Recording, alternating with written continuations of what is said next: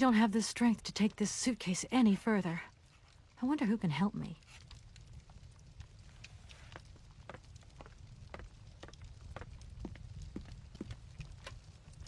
Hi there.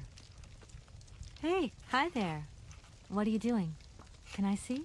No, too difficult. Momo's work very difficult. So, your name's Momo. I'm Kate. Momo do like Hans. He draw. Hans? Don't disturb Momo. Momo work difficult. Will you show me your drawing? No, not finished. Go away. I've just arrived. My case is a little heavy. Can you help me take it up to the room? Momo's strong. Very strong. But no time. Momo very busy. I guess I'll let you continue working.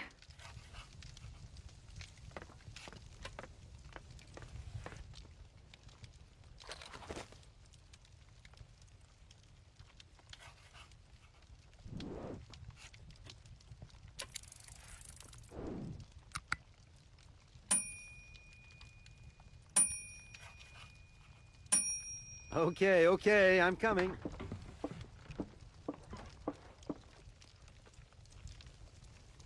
Hi there. Hello there, ma'am.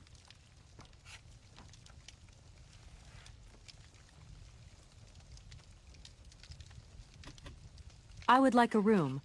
My company should have made a reservation in the name of Walker. The company is Marson and Lormont Associates. The name is Kate Walker. Of course, Miss Walker. You are in room 6 on the next floor up. Thank you. Could you possibly take my luggage up, please? Your luggage? Why, of course. Please do excuse me, Miss Walker. We have been neglecting our duties. Guests are so rare these days that we forget our manners. So you're the American woman? Is it true what people say, that you've come to buy the factory? Not factory. Anna's house. Hans' house. Excuse me? Would you quiet down, you mischievous little boy? I imagine our little town must disappoint you. You see, today is very sad for us. It's a day of mourning.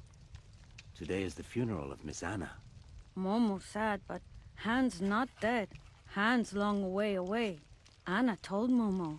Anna liked Momo very much. That's enough, Momo. Stop pestering the lady. Now go on, scram. Get out of here, you hear?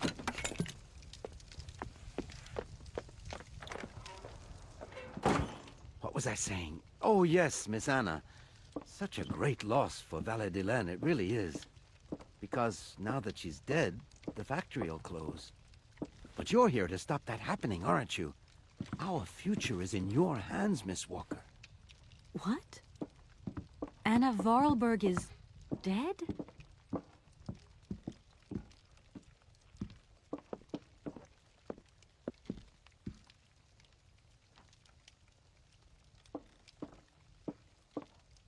Here's your room.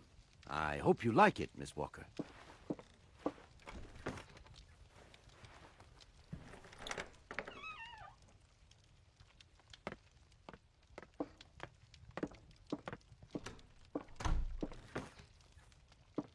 I'll leave you to rest for the time being. You must have a lot of work to do. You know, the takeover of the factory is very good news for us here. It would make us very happy to see life return to our valley. If only you had seen Valle-de-Len before. It was delightful. People came from all over the world to buy Vorarlberg automatons. Ah, somebody has left you some mail, I see. Remember, if you need anything at all, we're not far away, Miss Walker.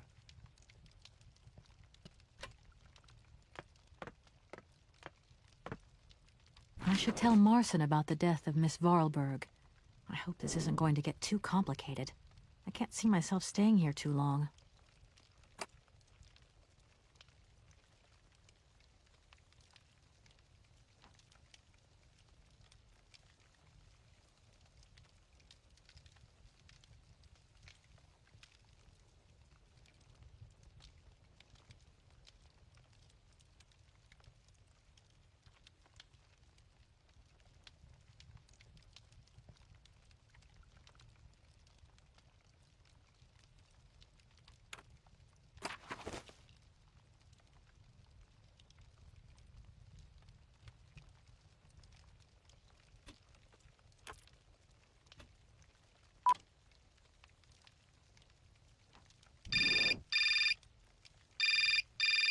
Marson and Lormont, how can I help you? Can you put me through to Mr. Marson, please? It's Kate Walker. Hold the line, please.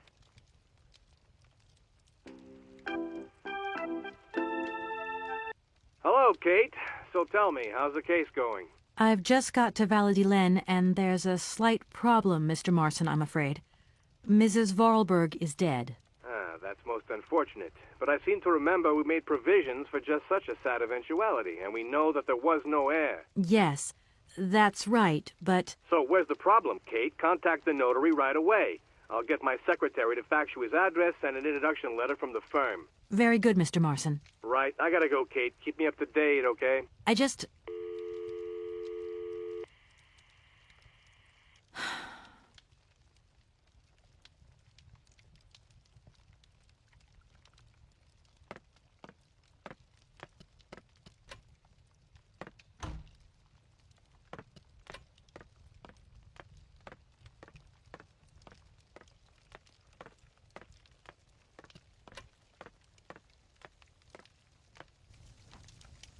I'm back again.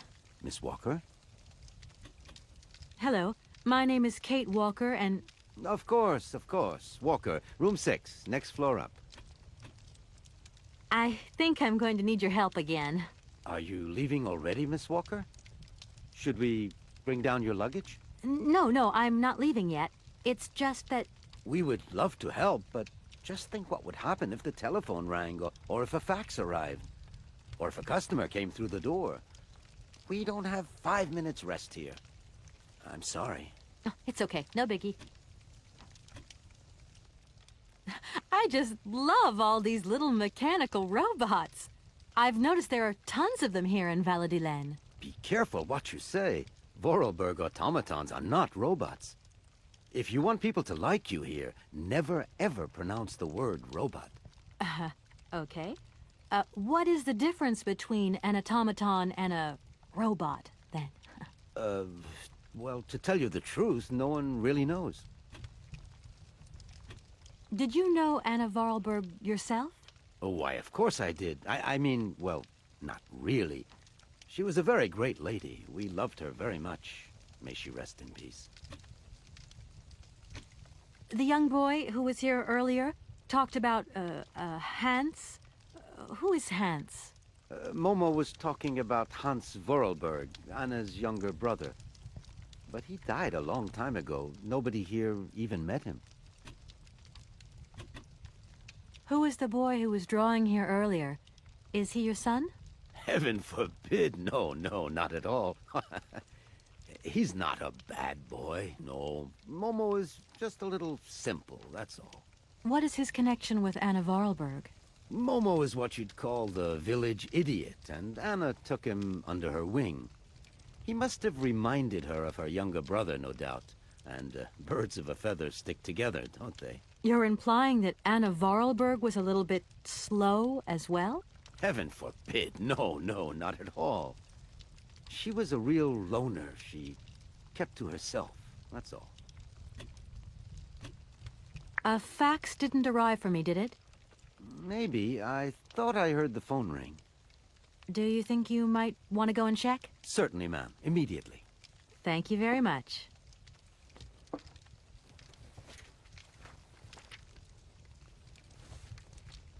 Thank you. At your service.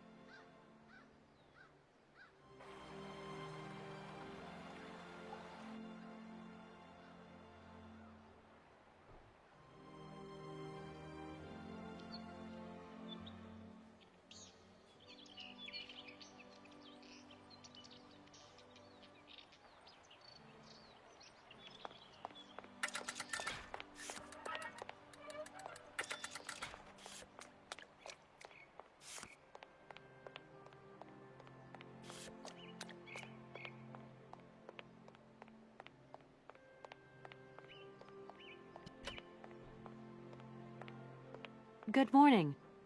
Are you open? Can I buy something from your bakery? No, afraid not. Not possible. We're closed. I can wait a while. You can wait, but we're closed all day. Day of mourning. I'm sorry. Please accept my condolences. Don't worry about it. Because of Madame Vorarlberg's death, all the shops are closed. Mayor's decision. Try tomorrow. Tomorrow I won't be here. That's a pity.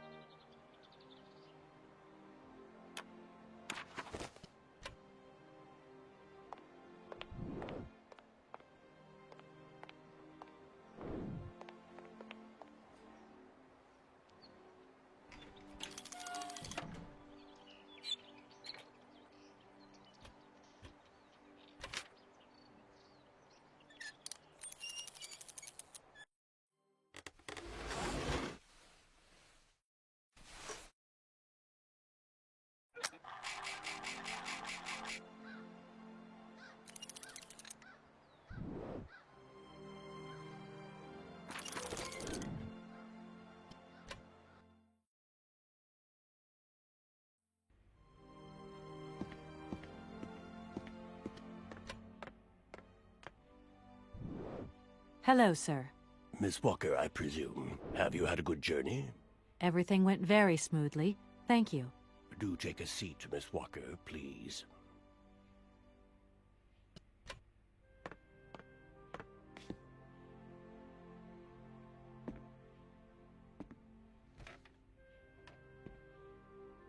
I imagine you are aware of the business that brings me here. Of course. I was waiting for you. You don't find it suspicious that Madame Vorarlberg left us so suddenly? I would have loved to have met her. Her death took us by surprise. She still seemed to have so much life left in her. Anna Vorarlberg was not only one of my most faithful clients, she was also a very dear friend. That is a magnificent automaton you have at your entrance. I'm very proud of it. And since my health problems, it has become absolutely indispensable for me. Yes, indispensable. It was Anna Vorarlberg who had the idea. She provided many houses with this kind of machinery. Have you ever met Hans Vorarlberg, Anna's brother? I have a few vague memories of him, that is all. I was very young at the time. Very young. If you don't mind, can we come back to that later?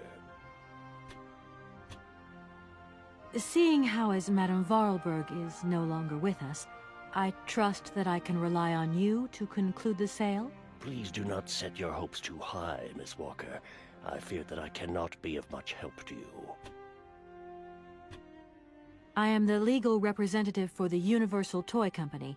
I'm responsible for... So I understood, Miss Walker. At the tavern, I met a young boy by the name of Momo. I was informed that he is mentally disabled. Whatever his condition, he told me about a man called Hans. He's apparently Madame Vorarlberg's brother. Moreover, it appears that Hans is not actually dead. What do you think of that? Let us take one thing at a time, Miss Walker. You will receive all the information you need in due course, you can be sure of that. Miss Walker, I am afraid that the sale of the Vorarlberg factory is not as straightforward as it first seemed. Whoa there. Everything was agreed. We'd obtained Anna Vorarlberg's consent, and her death does absolutely nothing to invalidate that. Now, I have to be back in New York the day after tomorrow, Maître Alfotaire. My client and I are impatient to seal this deal. I understand only too well, Miss Walker. There is an heir, Miss Walker. Excuse me? An heir? But Madame Vorarlberg never married, as far as I know. And in my last conversation with her, she absolutely never mentioned this detail. Miss Walker, believe me, I was more surprised than you are. Anna Vorarlberg sent me a letter 2 days before she died. Understand, Miss Walker, that had I known about this earlier, I would have informed you. I shall read you the document in my possession. I am so very old.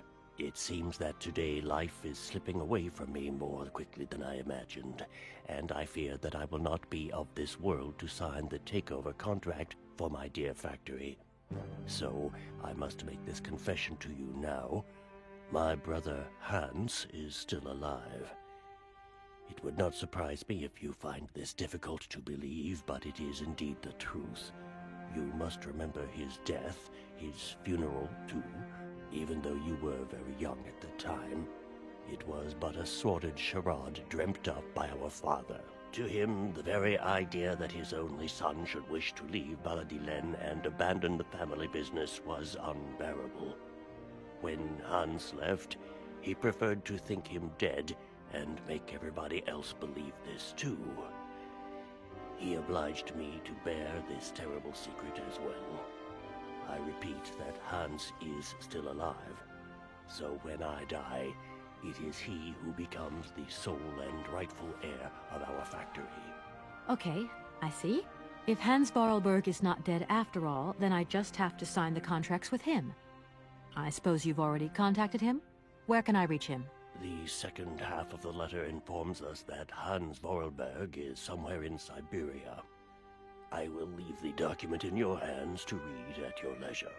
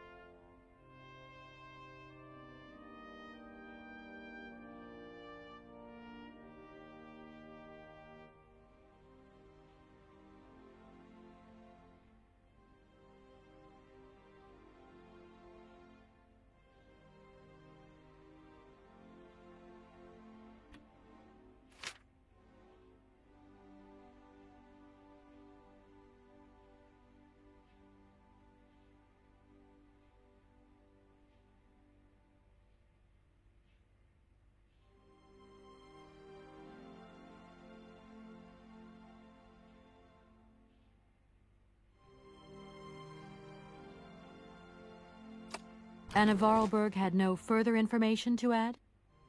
Unfortunately not, Miss Walker. I have told you as much as I know. The situation, in legal terms, is now clear. If you want to conclude this sale, you have to find Hans Vorarlberg. Apparently, there is a body lying in the town cemetery. There also seems to be some ghost wandering around Syberia. It seems you have your work cut out for you. Believe me, Miss Walker, when I say that I am most sorry for this regrettable setback. Most sorry. Great. What now, then? Perhaps you will find out more in the Vorarlberg factory archives. You will find the key in the waiting room. My role in this affair finishes here with the reading of this letter.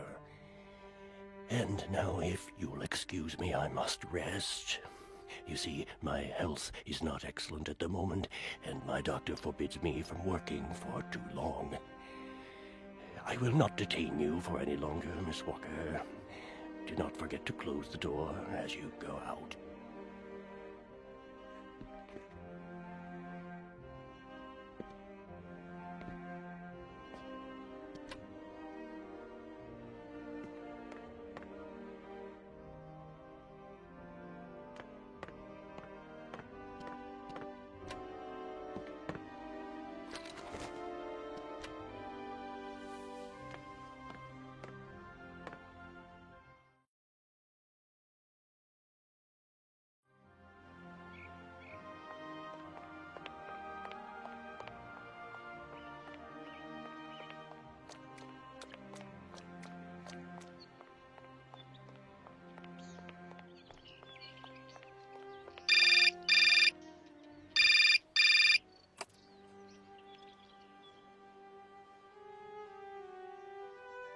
Hello? Kate? Dan, I'm so pleased to hear your voice. How are you, honey? Did you have a good journey? Have you settled in? It was long, tiring, damp especially, but I'm okay. Especially when you... Everything going as planned? Yeah, I mean, well, not really. It's not exactly what I thought it would be. You know, everything's so different here. Actually, while we're on the subject, I managed to free myself up tomorrow lunchtime. I'll come and meet you at the airport. I hope the flight from Paris won't be delayed. We're expected at the Goldbergs about 8 o'clock. I hope you have the time to take a shower and change, my poor honey bun. Dan, I don't think the Goldbergs tomorrow night is really on. Don't worry, Kate. You'll be as perfect as ever.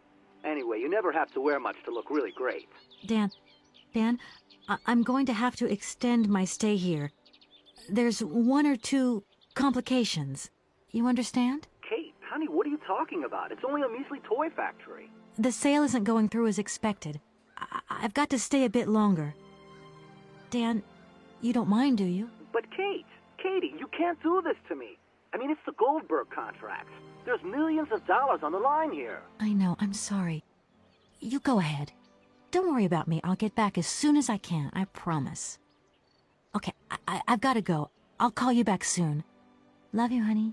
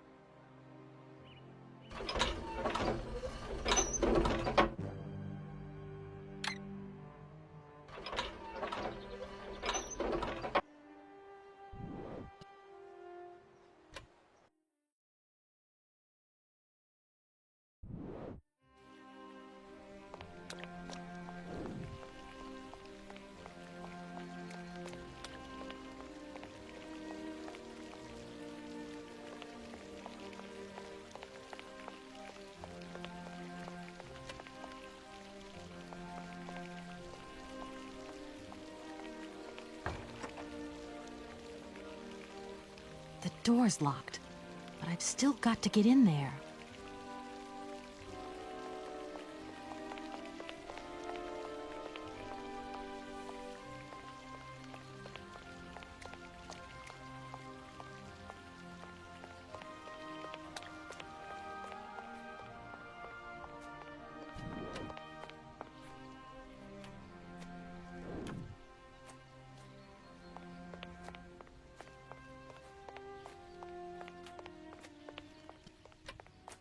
Good morning.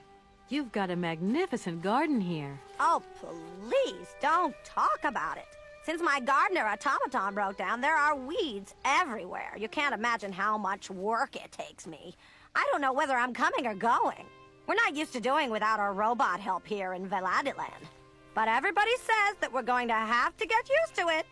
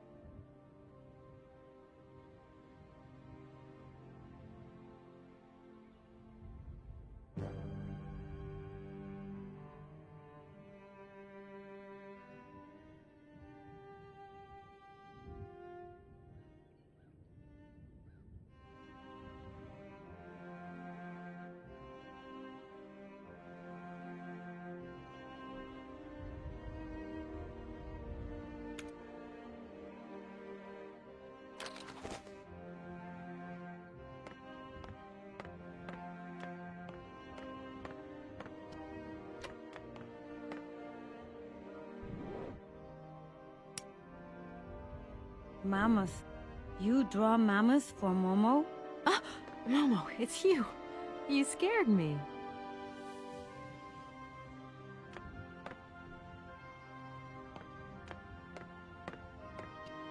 What are you doing in here? Momo want mammoth picture, like Hans' picture. Sorry, I haven't got a picture of a mammoth with me. Take paper and pencil and draw mammoth for Momo.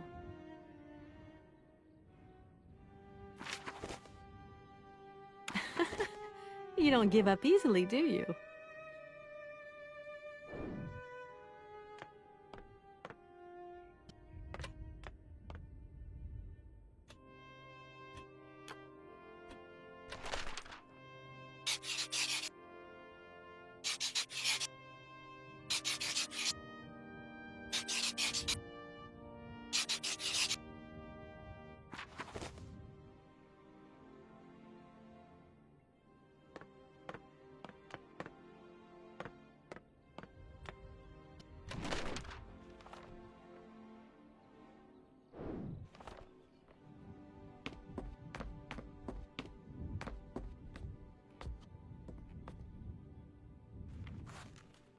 Thank you. Momo happy. Now follow Momo. Momo show his secret to Kate.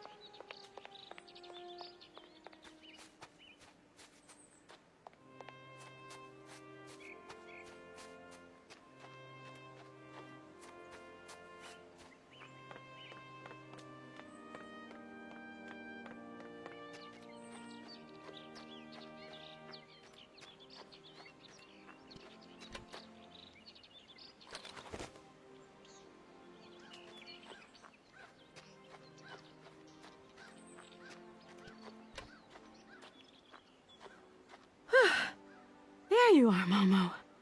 This is some walk you've taken me on. I've got to say, though, it sure is mighty pretty. Momo come here often. Momo like make splash in water. Tell me, Momo, do you really think that after all these years, Anna's brother is still alive? Anna always say Hans go away, but Hans come back maybe. You are a strange one, Momo. I'm beginning to see why Anna Vorarlberg liked you. Momo, Momo look like Hans. Momo very proud. It must be fascinating to live in a village full of automatons. Automatons made by hands. Difficult work. When Momo big, he do like Hans. Momo friend of automatons. Tell me, Momo, did you come here a lot with Anna? Mm-hmm. Anna like Momo. Anna like Hans. Anna on journey. Why have you brought me here? Mammoth doll in cave. Very important for Hans, Anna say. Cave? What cave? Where? Momo not liar. Momo, I've got to go now. But see you later, maybe.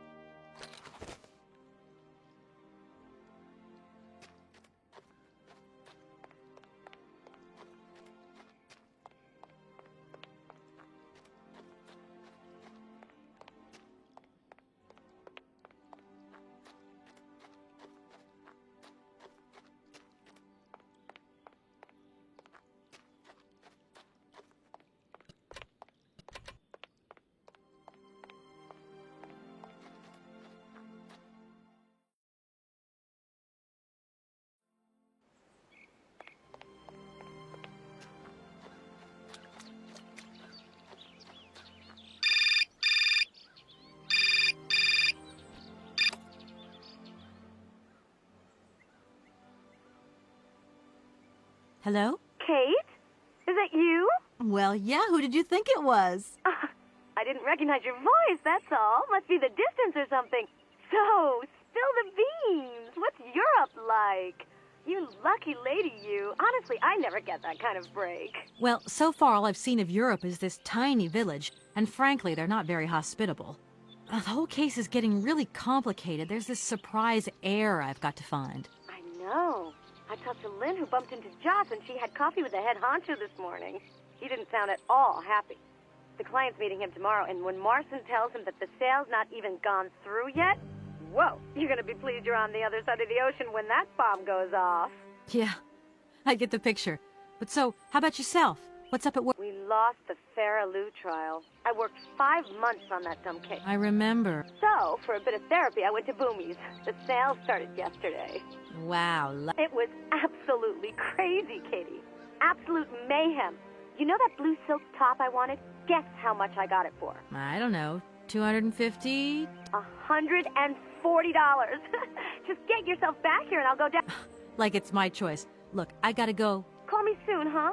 I want a blow-by-blow account of every moment of your great adventure. Get out of here.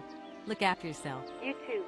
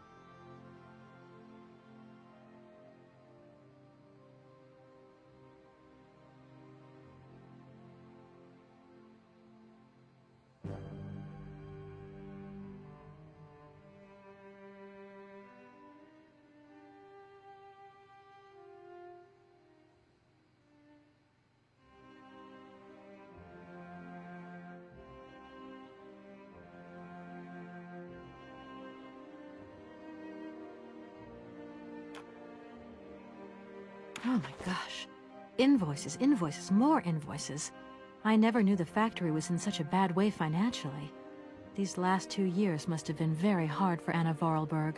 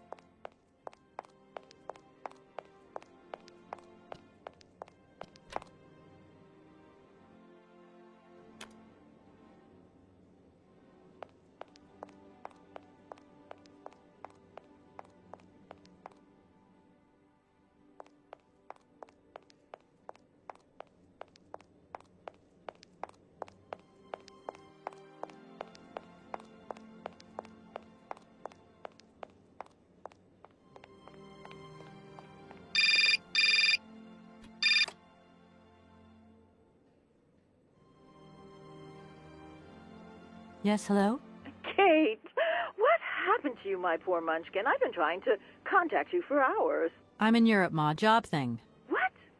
Europe? My God. Oh, I've got such happy memories of Europe. Some of them even involve your father, but that's enough of that. Tell me, where are you? Paris? London? Venice? Valladolid, yeah. I know, it's a bit out in the boonies. What in the world are you doing out there? You know, business. I've got to see through the takeover of some old family business that's got a few debts. It's a really charming place, but there's 1 or 2 weird things going on here. I can't go into it now. Oh, well, that's right. Your old mother's too dumb to understand it. You really do take after your father sometimes. Mother. Kate, you'll never guess who I saw yesterday? Ma, I haven't got a lot of time, you know. Frank! Ma, please. I've got to go. Frank Malkovich, the Russian opera singer. Well, maybe you don't remember him. He was quite a star in his day. Listen, Ma, I really don't have the time. I'll call you back. He is as charming as he always was. We spent the... Mom, I really have to go. I'll call you back, I promise. Lots of love. Kate!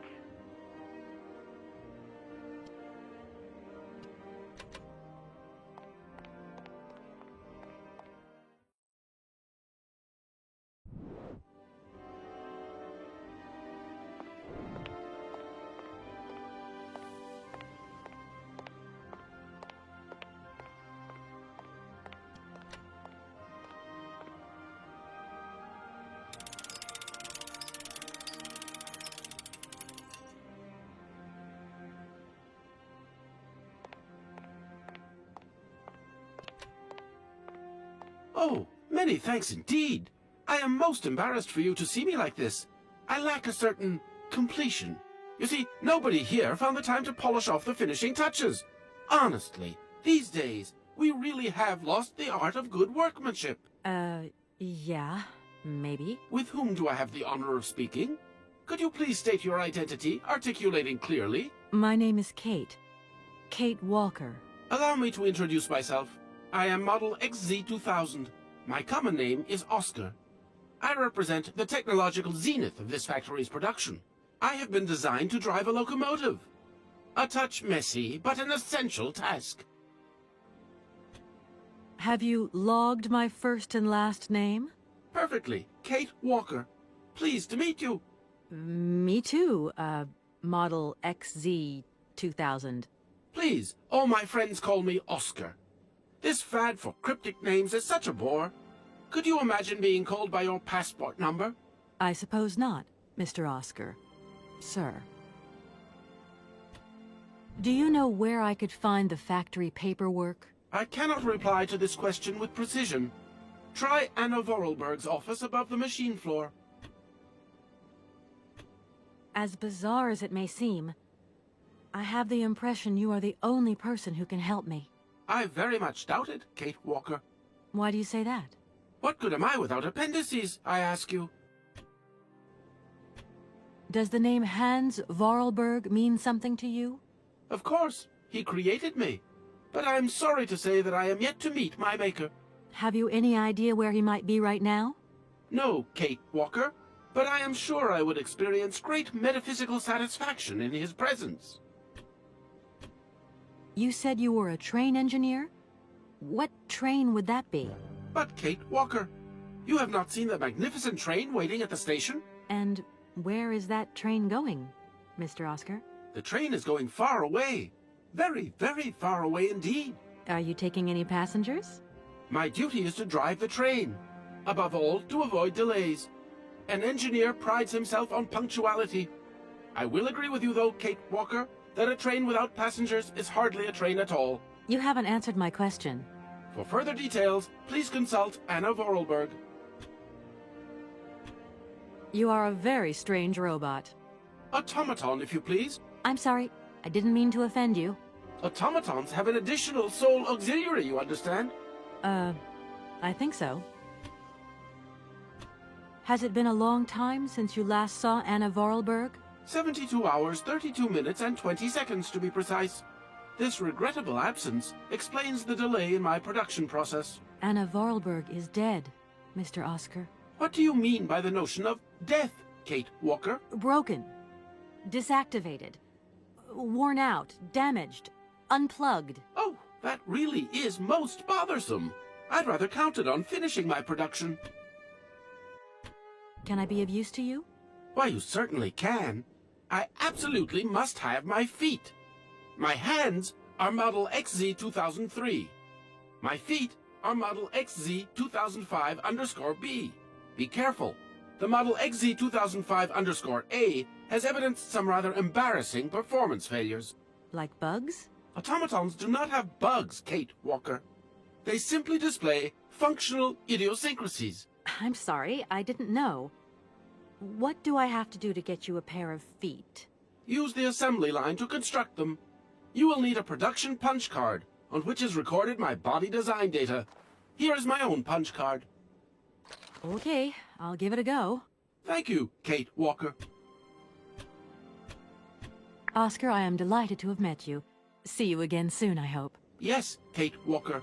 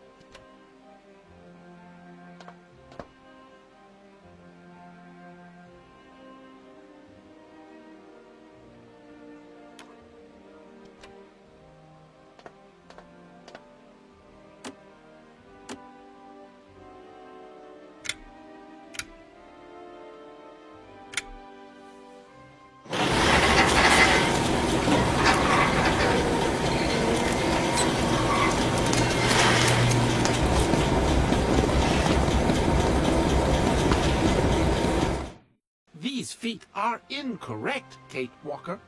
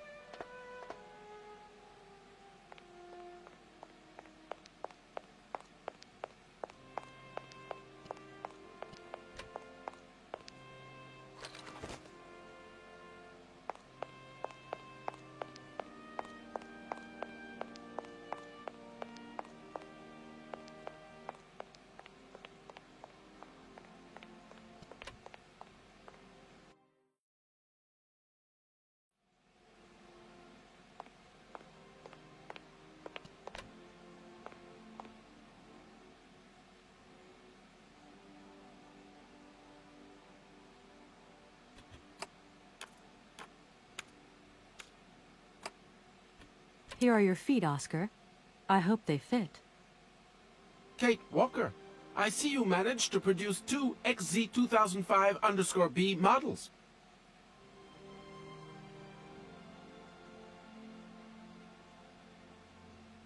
Allow me to express a real feeling of joy, Kate Walker. They really suit you. Comfy? Very. You are very kind, Kate Walker. I am sorry to have to leave you. Where are you going? I must find my train. Its departure is imminent.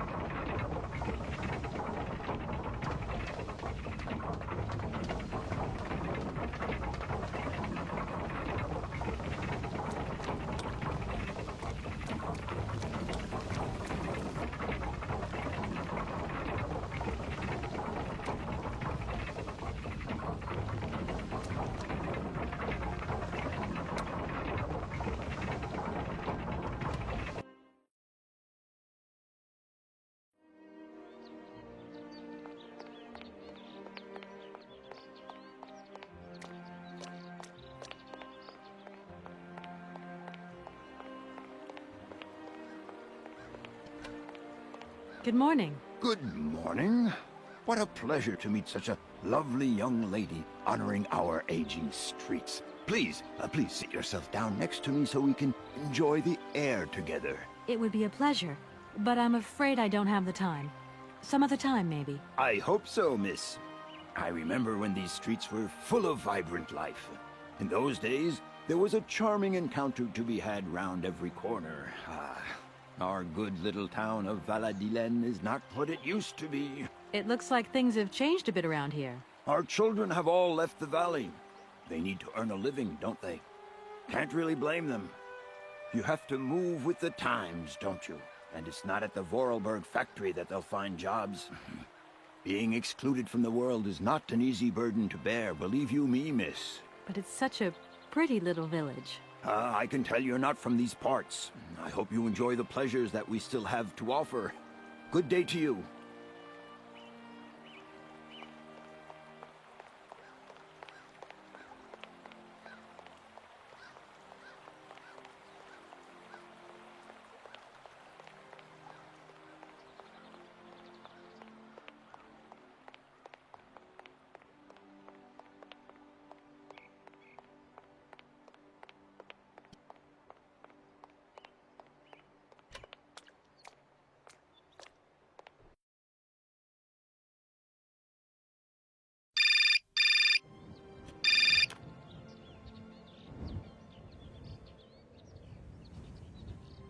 Hello. Kate, so what's new? We've got a problem, Mr. Marson. What problem? Come on, Kate, don't beat around the bush. There's maybe an heir. What? Hans, Anna Vorarlberg's brother. Looks like he's still alive. We can't buy the factory without his consent. What? What is this? Where's this mystery brother come from? And more to the point, where is he? What did the notary say? Nothing. I mean, nothing else. You know, sir, it's an odd town here. Everything's odd. The people, things. The situation's not straightforward. I have a small bit of research to do. Listen to me, Kate. Universal Toys is one of our biggest clients, and I don't care how weird that town is. All that matters is that you do not set foot back in New York before you've tied up the deal. Get the picture. Yes, Mr. Marson. You can count on me. Darn it!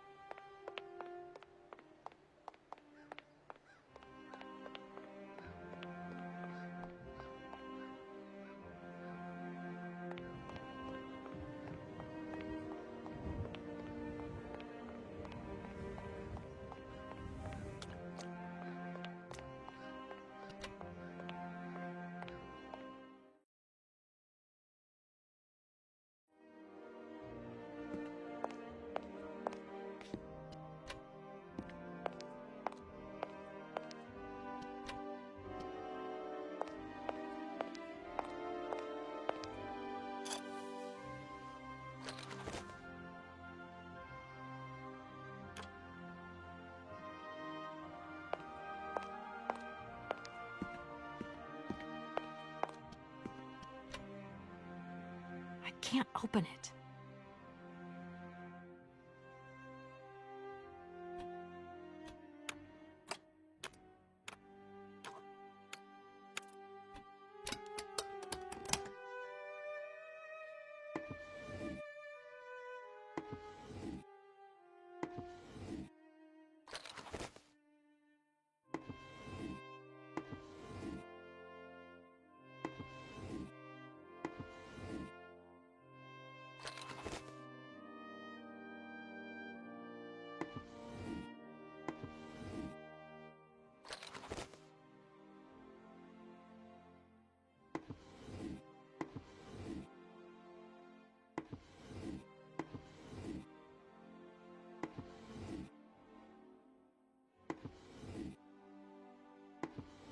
God, this thing's jammed.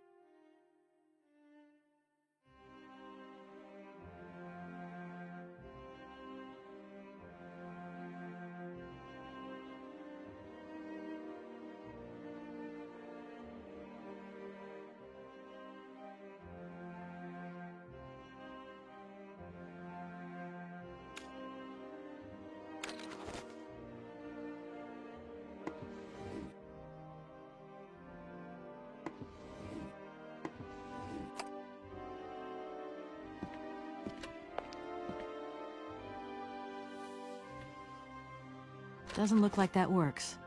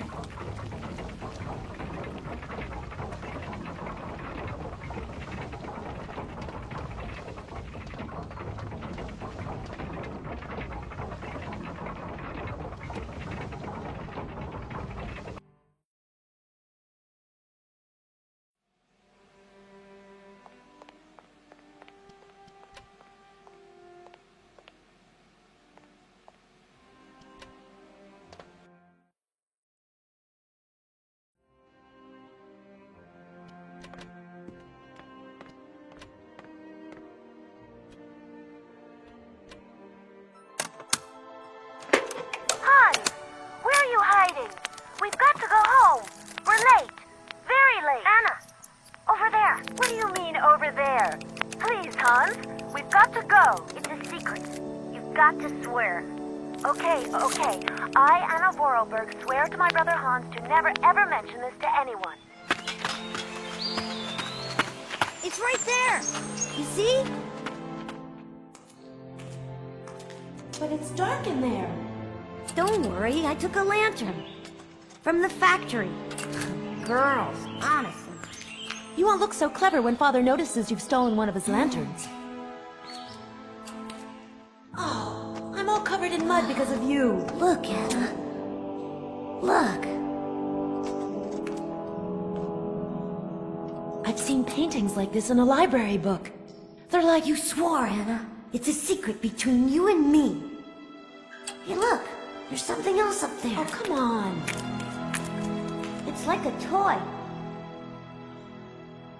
I have to have it. Give me some light. But Hans, it's much too high. Do be careful, Hans.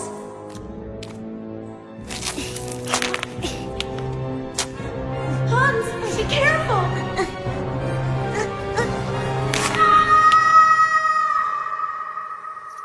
For weeks, my brother lay in a coma, hanging between life and death. And then one morning he opened his eyes, but I knew he would never be the same again. We never did return to the cave, and to this day, I have never ever betrayed our secret.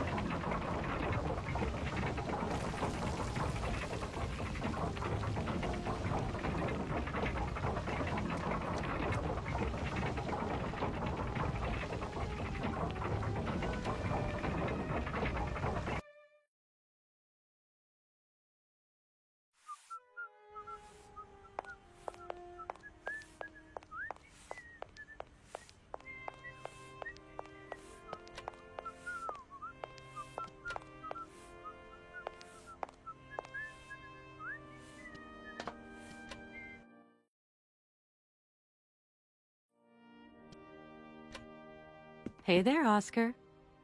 My functions do not permit me familiarity, Kate Walker. Even if you are my first and only passenger. Me? Your passenger?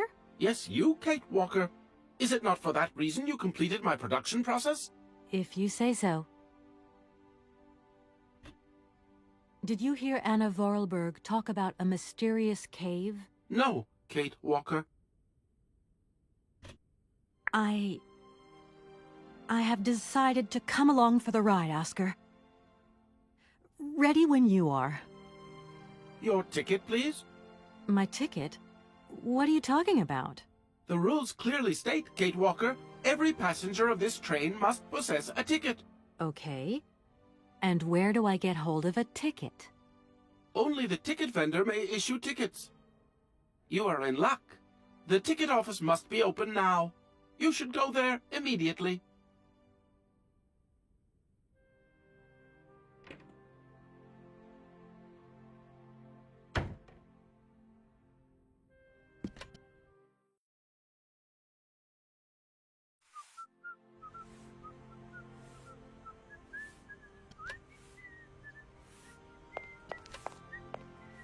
But it's you? What can I do for you, madam? But Oscar, it's me, Kate Walker. Correct. Your name is indeed Kate Walker. What can I do for you, Kate Walker? A train ticket, please. Why, do you sell anything else? The only function of this ticket office is to issue tickets. You are requested to accelerate operations. The office closes in exactly 3 minutes. What can I do for you? A ticket, please. One ticket? Yes. One ticket. What is your final destination? I don't know. It's you who told me I had to get a ticket. A ticket to travel, then.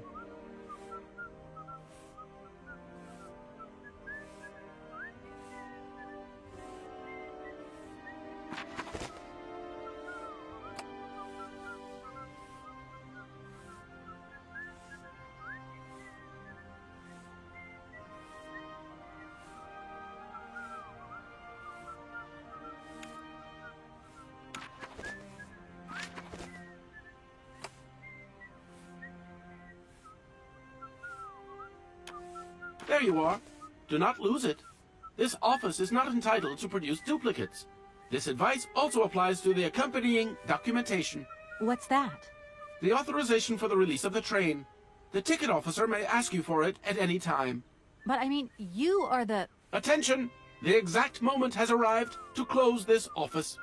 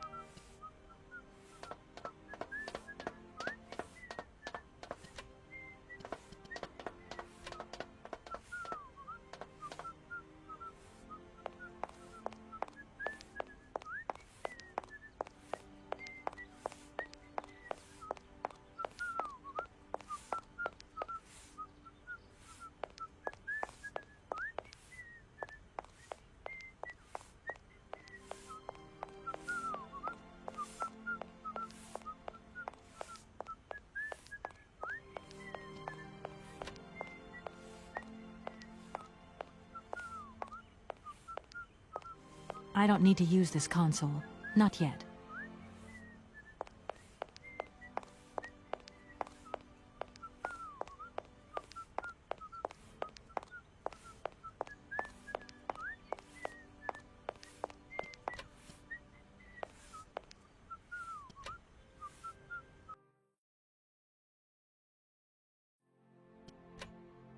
It's me again, Oscar. Hello, Kate Walker.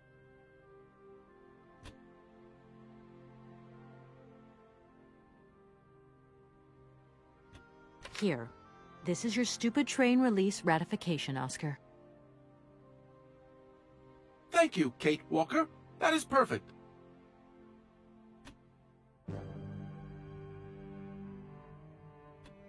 There you are, Oscar. Does this mean we can leave now? I cannot accept this ticket for the moment, Kate Walker. Keep it.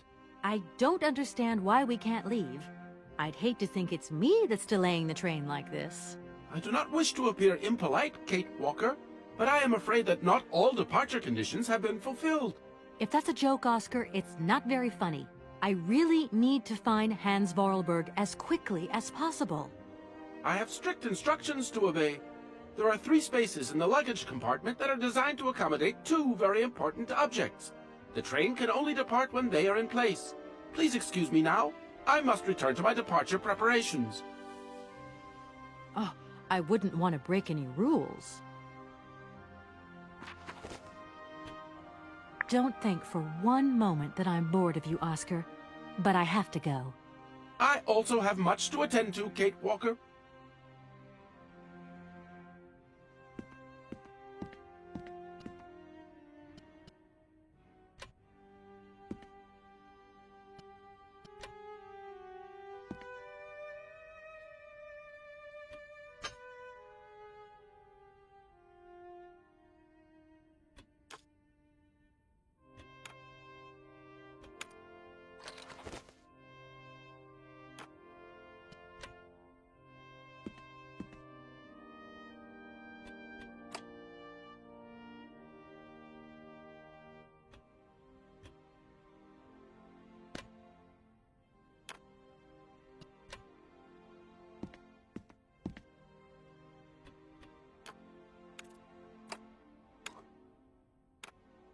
Doesn't look like that works.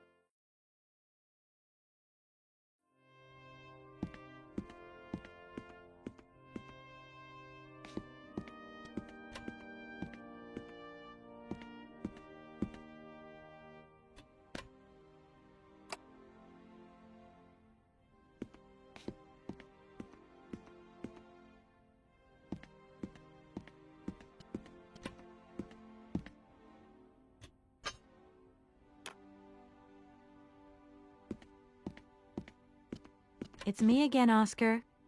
Hello, Kate Walker.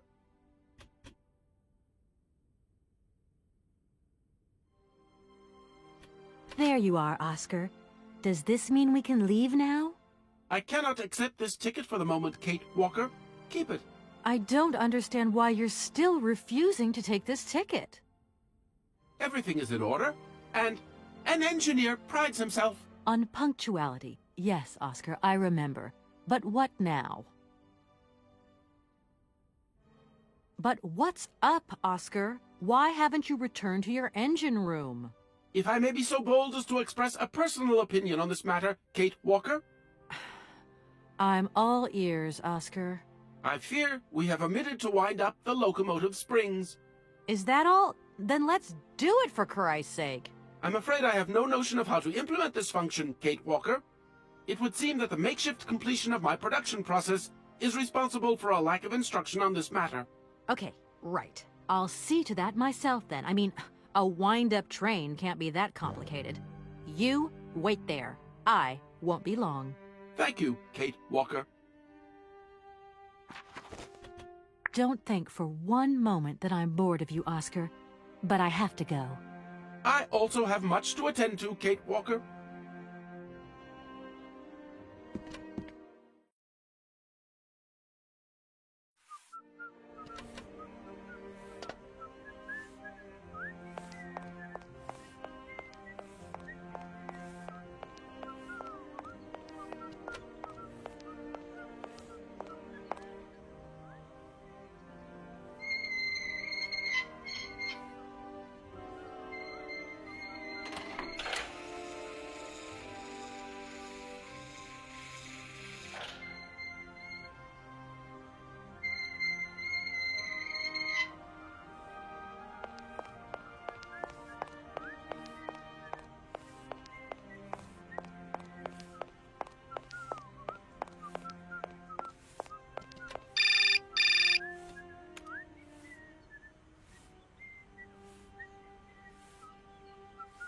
Kate, it's me again. Dan, I was gonna call you. Yeah. Are you mad at me? I've just called Marson and Lormont. They told me you weren't expected to return this week. Oh, yeah. So when are you coming home? I don't know. There's nothing I can do about it. The situation is kind of tricky, you know.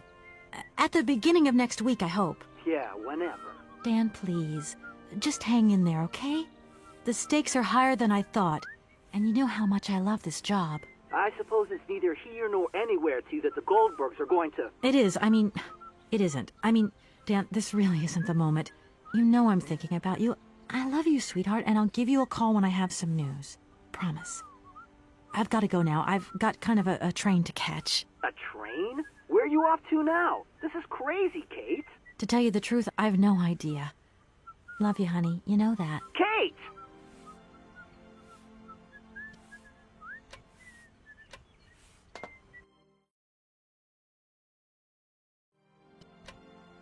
It's me again, Oscar. Hello, Kate Walker.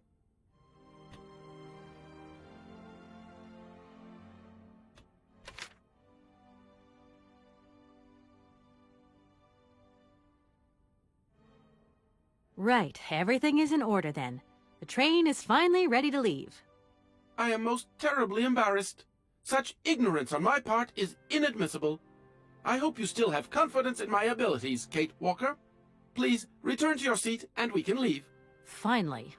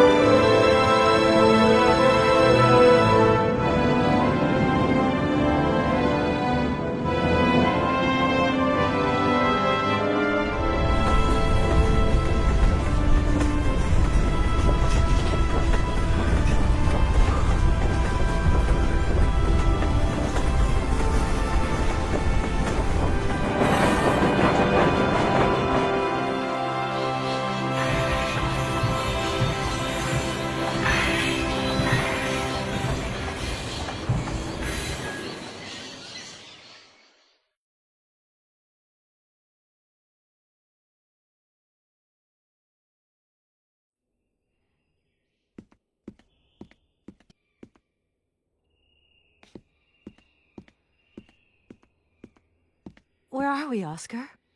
At the halls of residence of Barockstadt University. And do we really have to stop here? The situation is incompatible with the pursuit of our journey.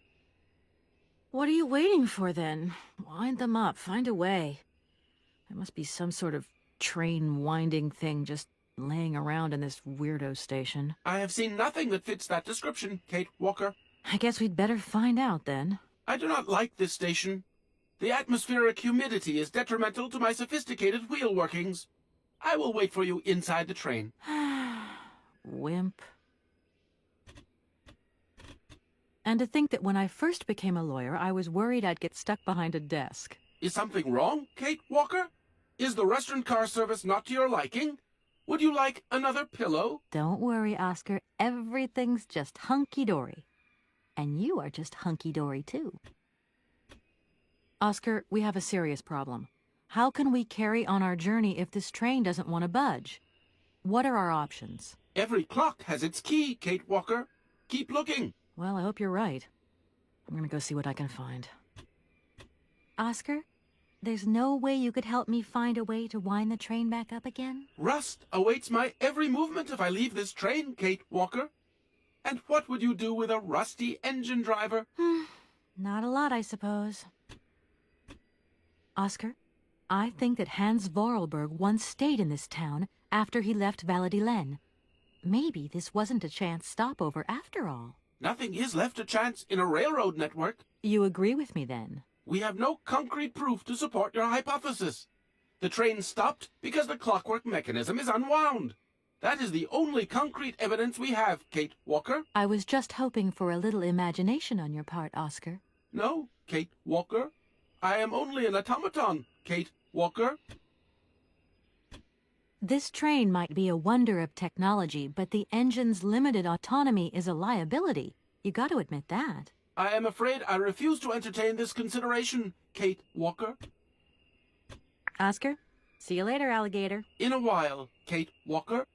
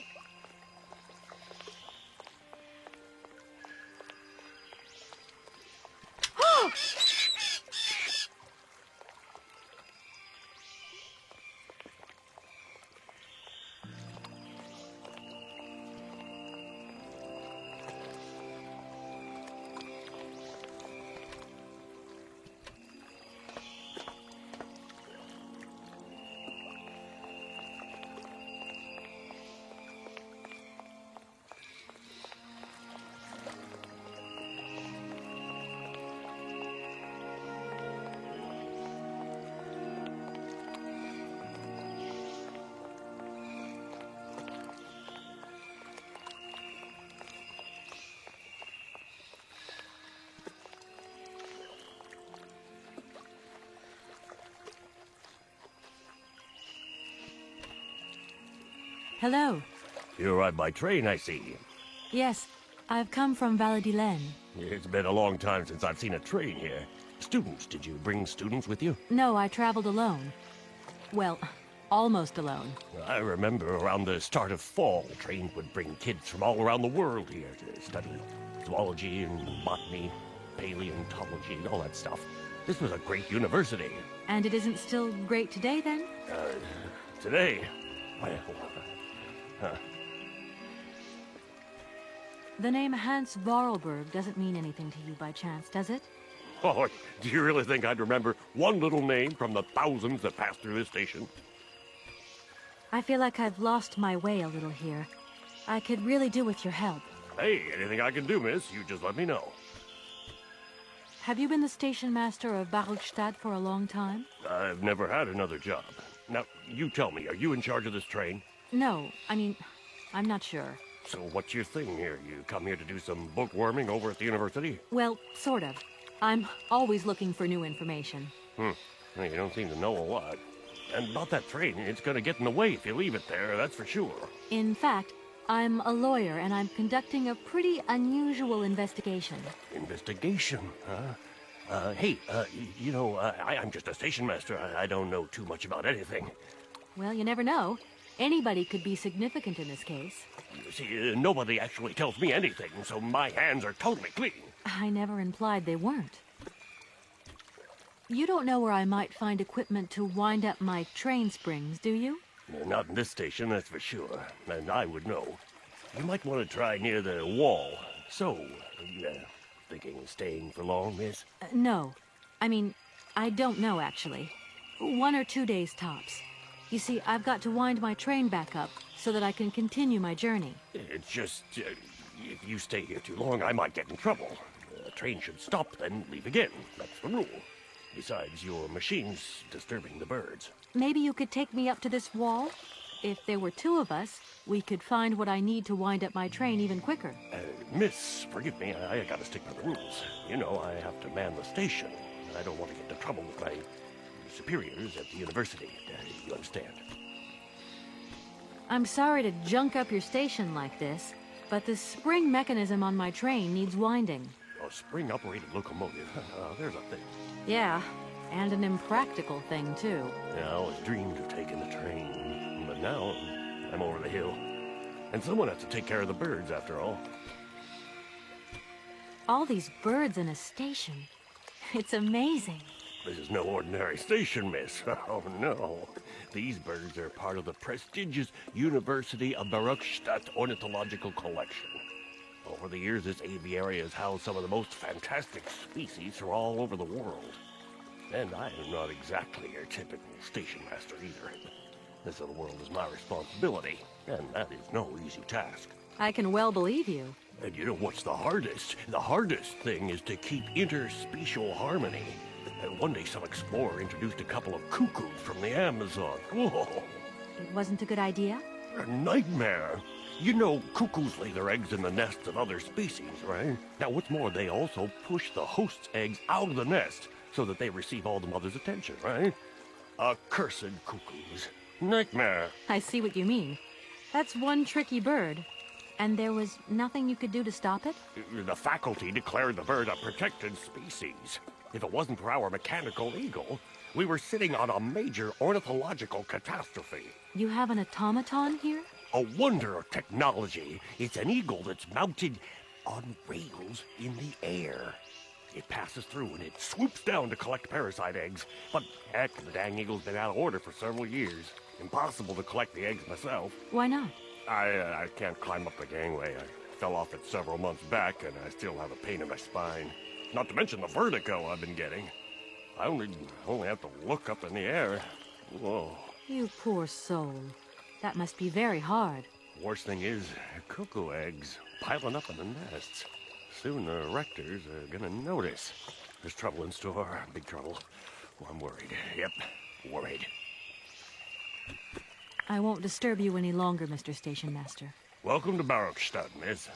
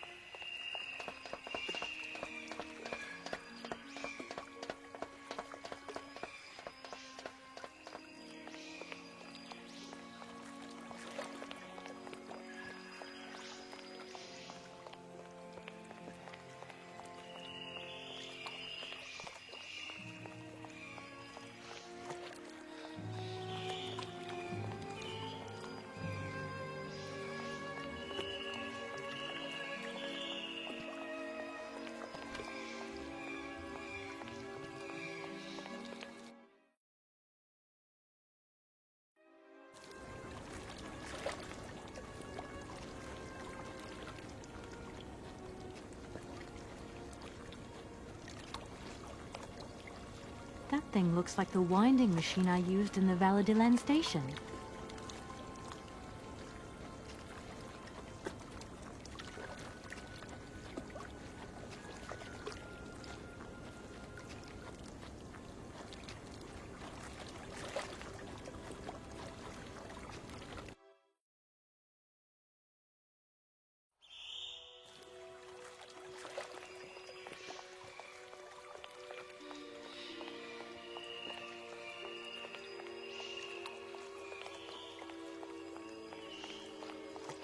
Kate Walker!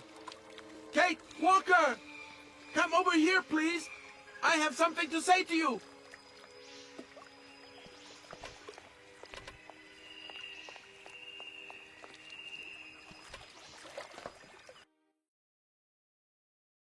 Yes, Oscar, what is it?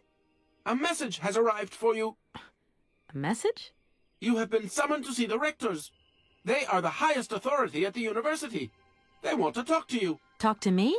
Yes, to the person responsible for the train. So, I'm in charge now, sure, okay. But why would these gentlemen want to see me at all? They do not say why, just that it's very important.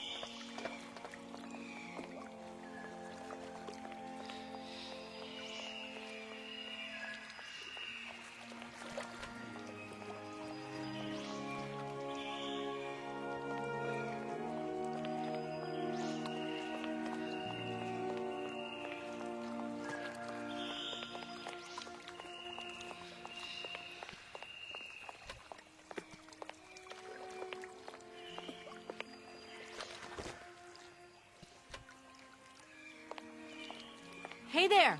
On the boat! Guten Tag, schöne Mademoiselle! My husband say, hello, young lady. You want to talk to us?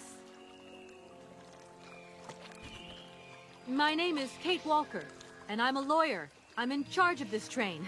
This situation is really very new to me. Lawyer, good job. Earn lot of money. A lot? A lot? No, I wouldn't go that far. But I can't really complain, I guess. There's worse. Lawyer always ask a lot of money. Can we change the subject, please? I really don't want to go down this road. Are you from Bergstadt? Yes. So you're like me. Birds just passing through. I'm stuck here because of my train. Kleine Puskereisen mit uns, no? What did he say? Train kaput. No luck for you. You must really get to see the countryside. Do you know New York at all? We not understand. I'm looking for a funny little man who was supposed to live in Syberia. Can you imagine that? Siberia. I expect you've already been there. Sie fragen, kommen to Syberia? Siberia? No. Too cold. Barge no break ice. It must be really neat to travel by river. Oh, schlechte Boot. Eine vergette das Grund. For me, locker ist fantastica. Eine kleine Rot mit Usted, okay. You guide. Excuse me? My husband say he like his barge and he not like your train. Too noisy. If you want to travel in tin can, you stay in tin can. Sure. Have you gone down to take a look around the station yet? It's amazing. You know, it's full of exotic birds. Me to my gear? Ja. Ja, mit pleasure. We no leave boat. Husband is land sick. I have a little problem with my train. It's kind of broken. I've absolutely got to get it out of the station. Do you think you could tow it over to the wall with your barge? Lock closed. Barge blocked. But if the locks were open, would it be okay to tow my train then? Porque no? More money for that werk. Da, it's possible. My husband say we help you if you give money. Right. And how much do you want? He wants $150. $150? I I don't have that much. No money, no barge. Let me offer you 75. Nay, $125. Out of the question. $100 and not a dime more. Correct. You have barge for $100. Great. Now, don't move. I'll be back as quick as possible with the money.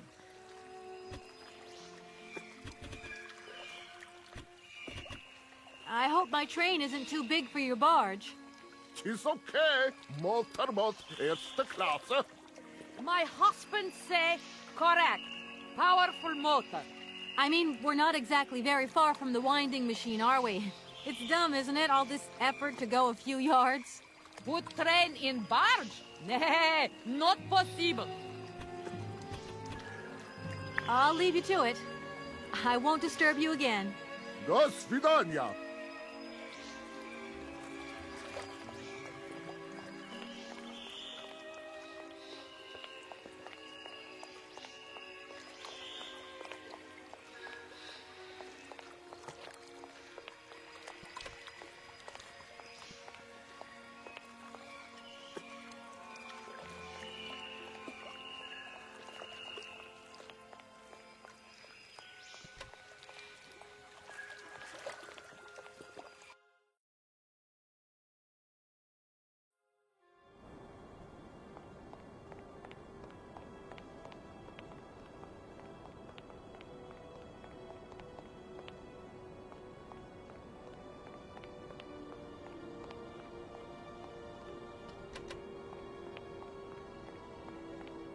Hello. Hey, baby, you party? You sure looking mighty fine. Love those big, round eyes. Just who do you think you are? Hey, spunky. I'd like that in a lady. Okay, I'm hooked. Come on, Zol. I'll let you buy me that coffee. I don't remember ever asking. Hey, don't play hard to get. I know you like it big time. Listen, kid. Go back home and play with your toy cars and forget you ever saw me.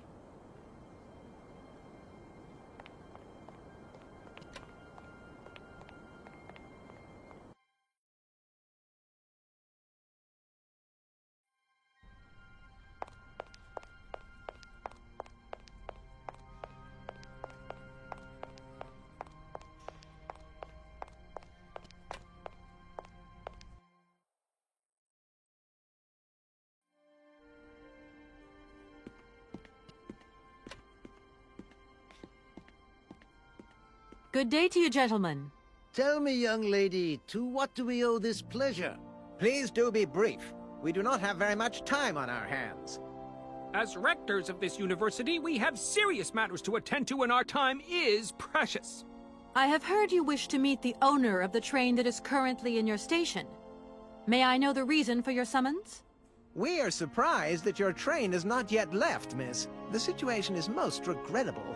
The rules do clearly state that trains are meant to come and go and not remain stationary at a platform.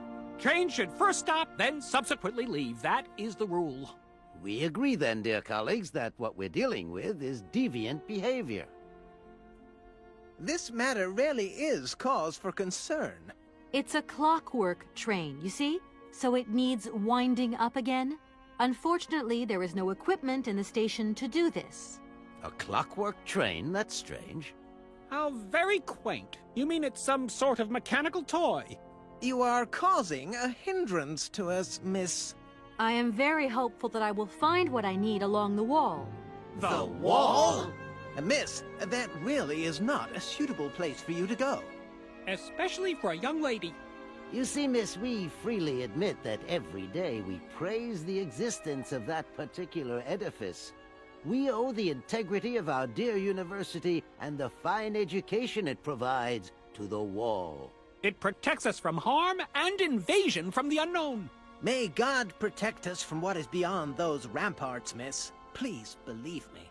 I don't have any choice. I must continue my journey. Such a decision is a correct one since it's in line with regulations. Thus, your train will indeed be able to leave. And consequently cease to obstruct our station. Does the name Hans Vorarlberg mean anything to you by chance? Ah, one of the brightest, most idealistic intellects to have graced our university. Hans Vorarlberg. I remember speaking to him once. I was still a student at the time. He just stared at me, lost in thought for a while. He scarcely ever said a word. But how can one forget him? Idealistic? I'll grant you that. But bright? Oh, don't go too far. He was completely incapable of passing any exams. All he ever did was to sit in on lessons, and not many of them either.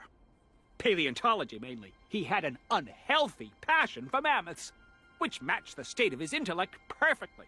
That is to say, prehistoric. Prehistoric? How dare you? A little far-fetched, maybe. But he did have flashes of intellectual brilliance, comprehensible only to high-minded scholars who hold no score by appearances. My dear colleague, your hasty conclusions are somewhat cavalier. My assessment is wholly accurate. The boy was a little odd. You must concur if my father, who was rector of the university at the time, had not shown great indulgence towards him. Hans Vorarlberg would have never attended this establishment. What about the bandstand, then? Is that the work of a deranged mind? Even after all these years, you are still jealous of it. My dear colleagues, I beseech you, let's show some decorum. We have a visitor. What do you want with Hans Vorarlberg, miss? Are you a member of his family? No, not at all. I'm looking for him to clear up an inheritance matter. Is he still here? What? Here? At the university? No, not at all. He left a long time ago. Yes, a very long time ago. The very year I was nominated to this position, in fact. Almost 50 years ago already. The poor soul moved on once he learned all he needed to know about mammoths. Ah, this establishment was never quite the same after his departure, it must be said. You mean to say it was never as bad? All that oddball brought to this university was his misplaced fantasies. Gentlemen, let's try to retain the calm and level-headedness that befits our position. Can you possibly help me out here? Miss, your insistence is almost verging on indecency. We cannot constantly be at your disposal. We have many other requests to attend to. If you don't mind, could you not disturb us all the time? Thank you. I haven't introduced myself. My name is Kate Walker. Walker, haven't we already had a Miss Walker? Ethnology Masters, September 1953, if my memory serves me correctly. Perfectly well, my dear colleague. But if I may be so bold, it was a Mr. Walker and not a Miss. It was Bill Walker, sat the June 68 exams. The impudent fool turned up for the oral assessment in jeans, flouting strict internal regulations which explicitly state the required uniform for the occasion. Pure incitement. It was scandalous. Sadly, we have seen worse since. Young people lack all respect of traditional values. Tradition, young lady. One must always uphold tradition. You see, I didn't actually intend to stop here, but the springs of my train gave up, you see? No, not really. You mean to say you're not a student? You have arrived a little late in the term, miss. Enrollment for this year has already terminated. But as rectors of this university, and therefore representatives of its highest authority, we could bend the rules a little, if you like. You don't understand. I'm a lawyer from New York. Or rather, Valladolid, more precisely. My client wants to buy out an old mechanical toy factory, but its heir isn't actually dead and is living somewhere in Syberia. I've got to get to him to sign the sales contract. You see? Not really. This is a most peculiar tale. A kerfuffle of the highest order.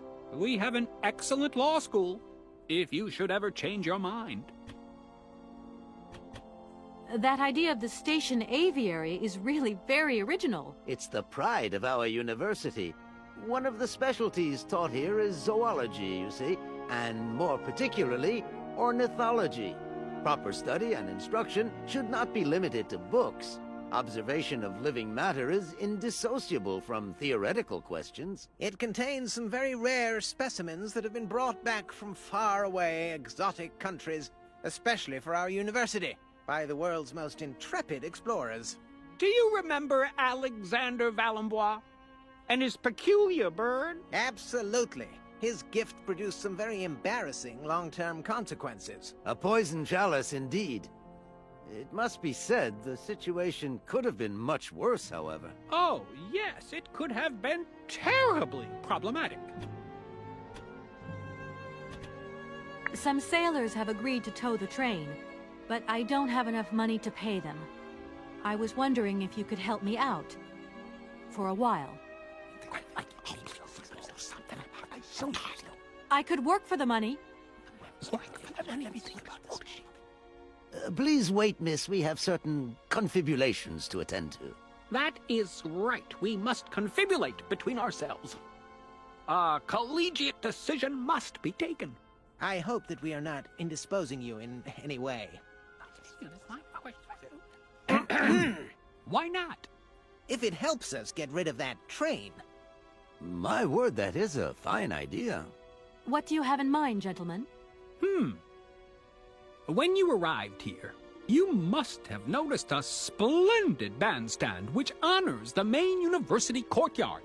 A unique piece of mechanical craftsmanship which no longer works, alas. Why, yes, we have very moving memories of its melodies. We're prepared to offer you a financial reward if you can set it working again. With pleasure. What do I have to do? Unfortunately, my dear, time and rust have taken their toll on this university, and our automatons no longer have a spring in their step. You are going to have to be resourceful. To tell you the truth, there are a number of complex mechanisms here in Barakstadt, and it would appear that we have unfortunately lost their operating instructions. Your train, however, is an extremely ingenious invention, so you should be no stranger to complex mechanisms, should you? We are therefore counting on your ingenuity, miss. I hope that I can show myself worthy of your faith in me, gentlemen. Well, my dear colleagues, one more university matter nicely tied up.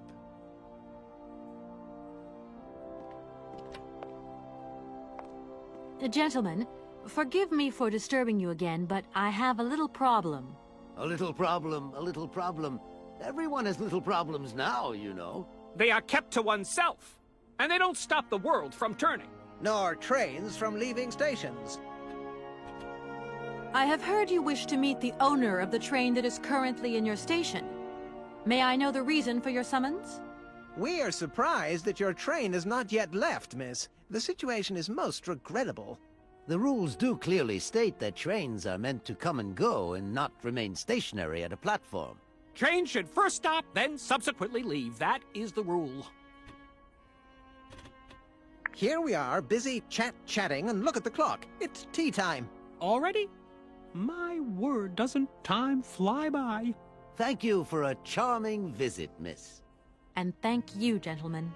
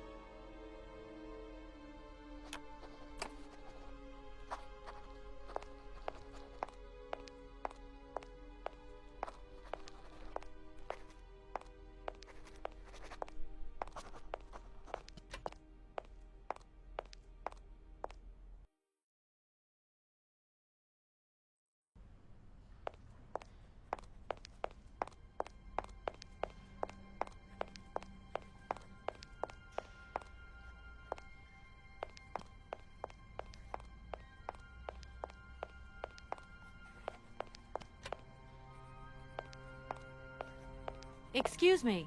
Sir, please, just a moment. Yes, what is it? I'm not deaf, you know. I am sorry to disturb you in your work, sir, but... This young Mammothus primigenius is barely 40,000 years old. Fantastic, wouldn't you say, miss? Yes. Probably. What do you mean, probably? I don't know. You don't know? Oh, you don't know, I see. What can I do for you, my dear child? To tell you the truth, I don't know very much about mammoths, and I'm not here as a student. In fact, I'm a lawyer. It's all right. Nobody is perfect. All the same, the study of the Pleistocene period is fascinating. I'm sure it is, but I'm sorry to say my current mission is totally monopolizing my time. Another time, maybe. Ah, that's what they all say. But anyway, let me present myself. I am Cornelius Ponce, Emeritus Professor and Lecturer at the University of Barhochstadt. I'm proud to say that I'm head of the Department of Paleozoology at our university. Kate Walker. Pleased to meet you. I would have loved to study at a university like this. No age is too old to start learning, my dear.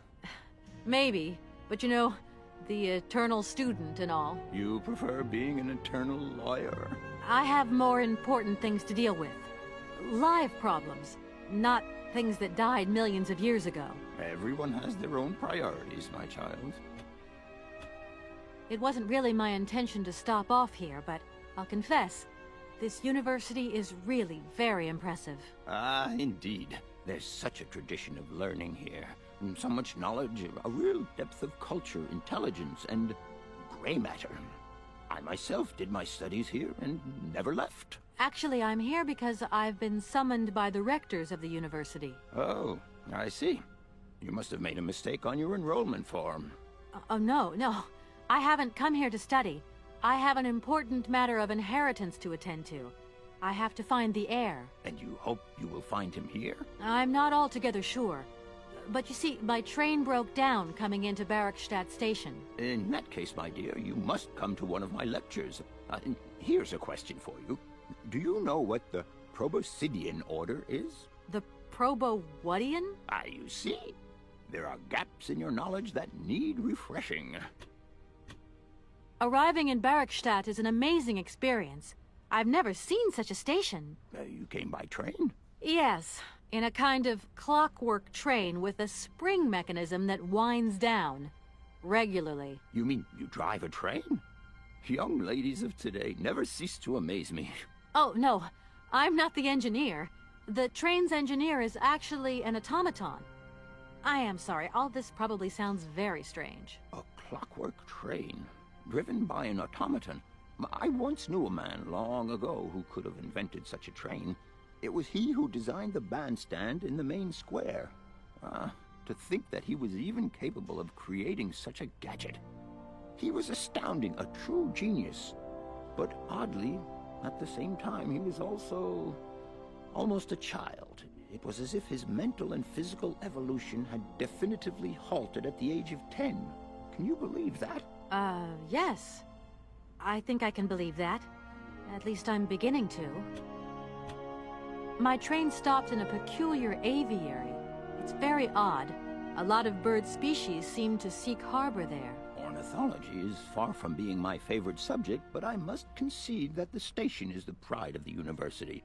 It was initially intended for teaching purposes, but then birds started arriving from all around the world. It seems that there are still rare species breeding there and flourishing. Are there? Can you give me an example? I have been told about a kind of bird with peculiar habits. Let's see now, the Amazon cuckoo, that's right. But, oh, I'm so foolish, I can't remember what was so special about it. Just that its behavior is very peculiar. The Amazon? Where's the Amazon? What is the Amazon? I'm sorry, my dear, but one cannot learn everything in a lifetime. Specialization is the key to real knowledge. Why don't you pay a visit to our library? Thank you very much. I feel I've lost my way a little here. I could really do with your help. Oh, my dear child, you've chosen your moment. I absolutely must finish off my lecture for this afternoon. It's a lecture about mammoths? Oh, yes and no. More specifically, it is about their migration. Do excuse me, I need to concentrate. To tell you the truth, I'm looking for Mr. Hans Vorarlberg. He's the sole heir of a very unusual factory. My company is in charge of negotiations for the takeover of this factory. At last word, he was living in Syberia. So, as soon as my train is ready, I'll be continuing my journey eastwards. Syberia. Ah, Syberia. But what was it you said again? Said what? You mentioned a name. The person you are looking for. Vorarlberg. Hans Vorarlberg. Do you know him? Hans Vorarlberg. How could I forget him? Such an extraordinary fellow. So inventive. We shared a passion for mammoths, you know, and we bonded over this passion. Without it, I confess, I would have had little to do with an odd, ageless retard like Hans. At the time, we were both students. Well, sort of. Put it this way. Hans had special permission to attend paleontology lectures. You see, he didn't really have the necessary qualifications. In exchange, Hans did a few odd jobs around the university. Your Hans Vorarlberg sounds uncannily like the one I'm looking for. I'm not sure, my dear. Hans was above all questions of money and business. Just to imagine him running a factory, perish the thought. Can you tell me a little bit more about him? He was always a mystery to me. He never said very much, and never quite seemed to grasp what you said to him. He expressed himself instead through his incredible mechanical contraptions. His inventions, I admit, have been much appreciated by the university. The few times we really did talk, it was about his strange interest for mammoths and a doll. Some sort of doll that obsessed him. A doll, you say? Yes. He kept talking about it. One day he described it to me. A sort of children's toy. A miniature mammoth mounted by a mount. It appears he found it in a cave not far from his home. The event all sounds very dramatic. His account was slightly confused, but it awoke a great interest in me. What do you mean? To my knowledge, there was only one tribe who made figurines featuring a mount, and that tribe is the Yukols. They live in the farthest reaches of Syberia, and for them, the dolls constituted a sacred object, illustrating one of their central legends. How such a doll made the journey from the frozen Siberian north to a cave in the French Alps is a mystery to me. Even today, it is beyond my comprehension. Have you considered that Hans Vorarlberg was maybe making it up? You said yourself he didn't seem to have all his mental facilities intact. No, that's impossible. Hans couldn't invent a story like that. The doll is a sacred part of the Syberia legend. He described it to me in exact detail. Syberia itself is a chimera that paleontologists of the world are very fond of pursuing. Please do excuse my persistence, Professor, but did Hans Vorarlberg ever talk about his childhood? About Valadilene and his sister, Anna? No, not that I recall. Pity. When I think of Hans, I'm always reminded of a mysterious mammoth doll he would talk about so often. A small effigy of a mammoth made of hide and mounted with its own miniature mount. How come he was so lucky? Why have I not seen this? If I were to say Forest Sauvignon to you, what would you say? Oh, let's see. Sauvignon. Sauvignon? I would say it's some kind of tropical shrub, don't you think? We are talking about the same plant, then. It is a very rare shrub with small, juicy fruits. I found a book about the Amazon, and it says that there are even Sauvignon plants growing right here in Barrackstadt. You wouldn't know where, would you? Amazon Sauvignon plants here? No. No, I don't think there are any. Highly implausible. But, you should ask the station master. He is keeper of the greenhouse at our university, so he could tell you more than me. Oh, thanks very much. I'll leave you in peace. I hope I haven't disturbed you too much. Sorry? No, not at all, my dear child.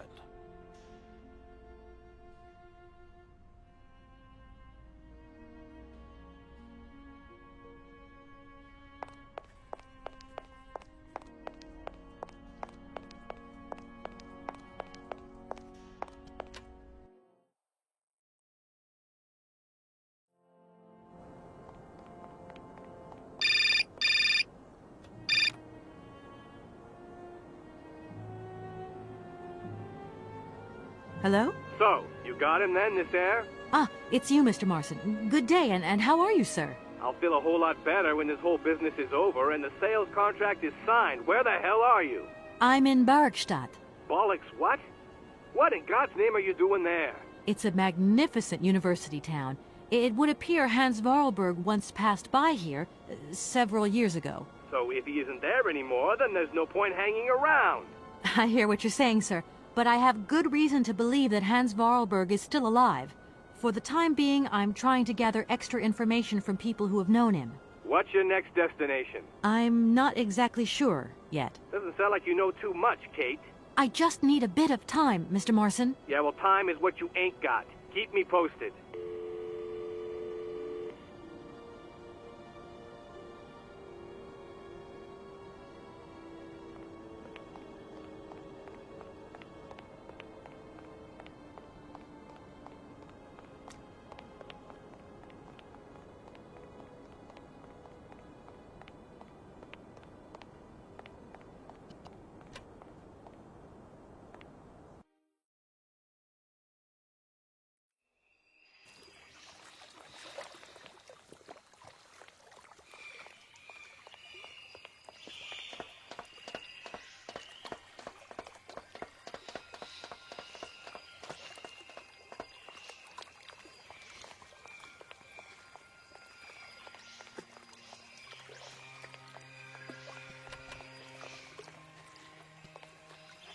I'm sorry to disturb you. What can I do for you, miss?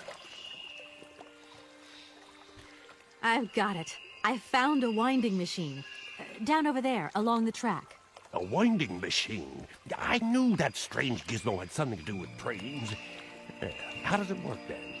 I was going to ask you the same question. Miss, I only feed the birds and water the plants.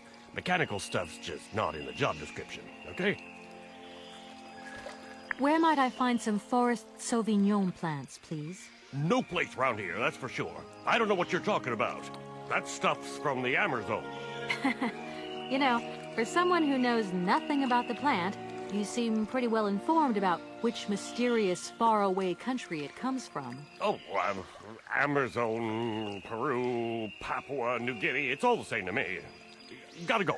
Gotta work. Wait, don't go. You know what? I don't think he was being totally straight with me.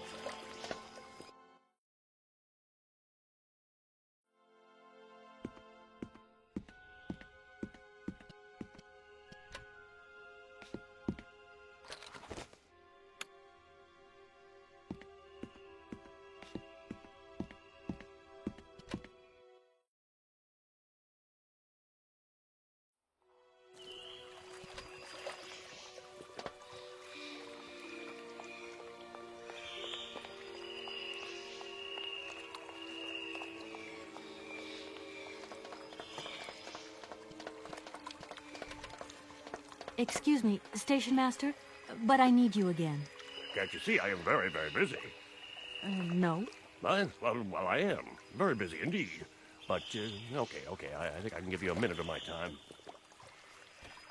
I want to know where the Barogstadt Sauvignon plants grow. But I already told you, I don't know what you're talking about.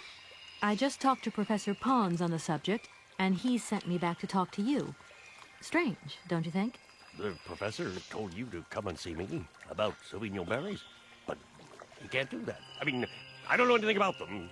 All your questions get on my nerves, and please leave me alone. As you wish, but I really do have the impression you're hiding something from me.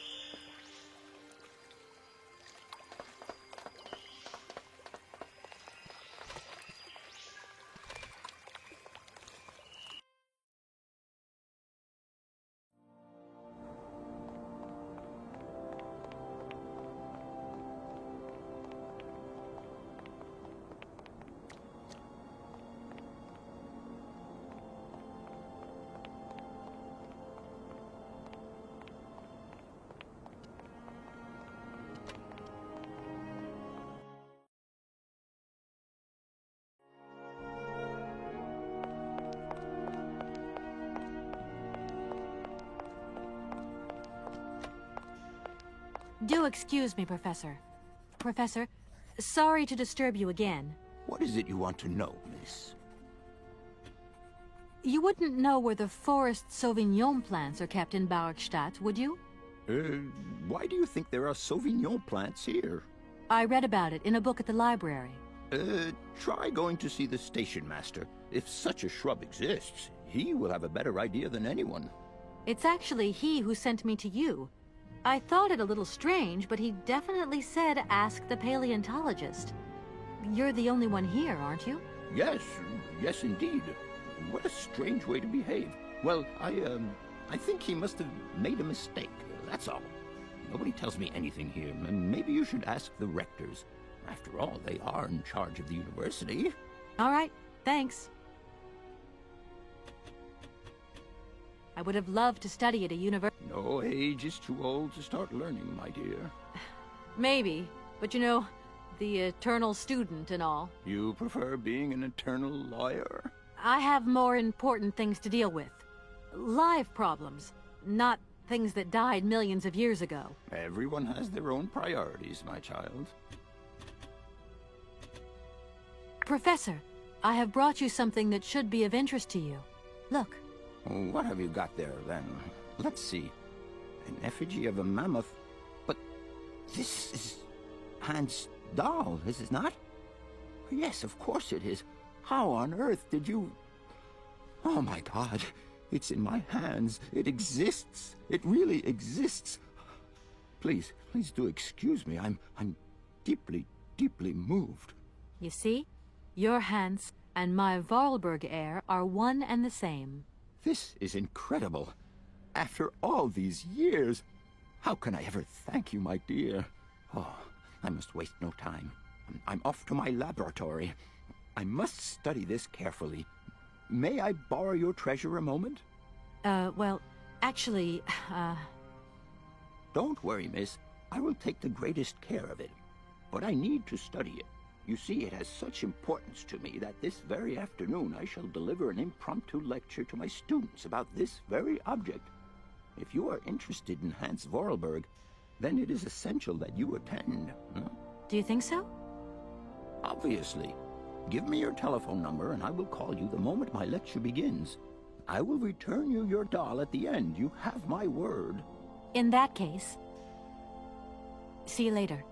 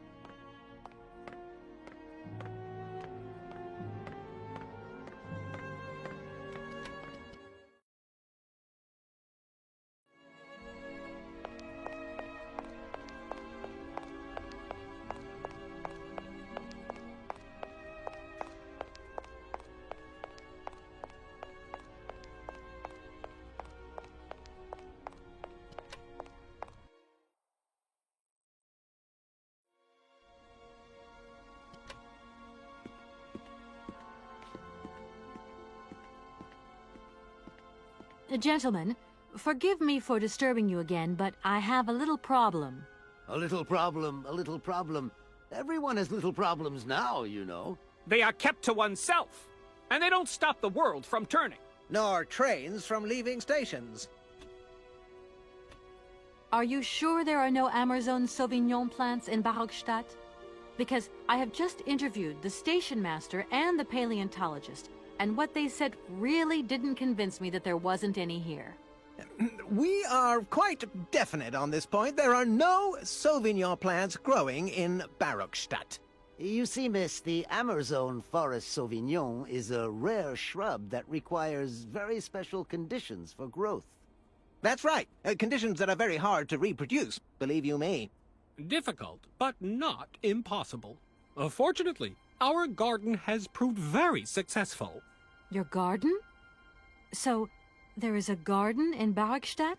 Oh, the garden. Well, if there was one, it would be only a little garden hidden behind the station.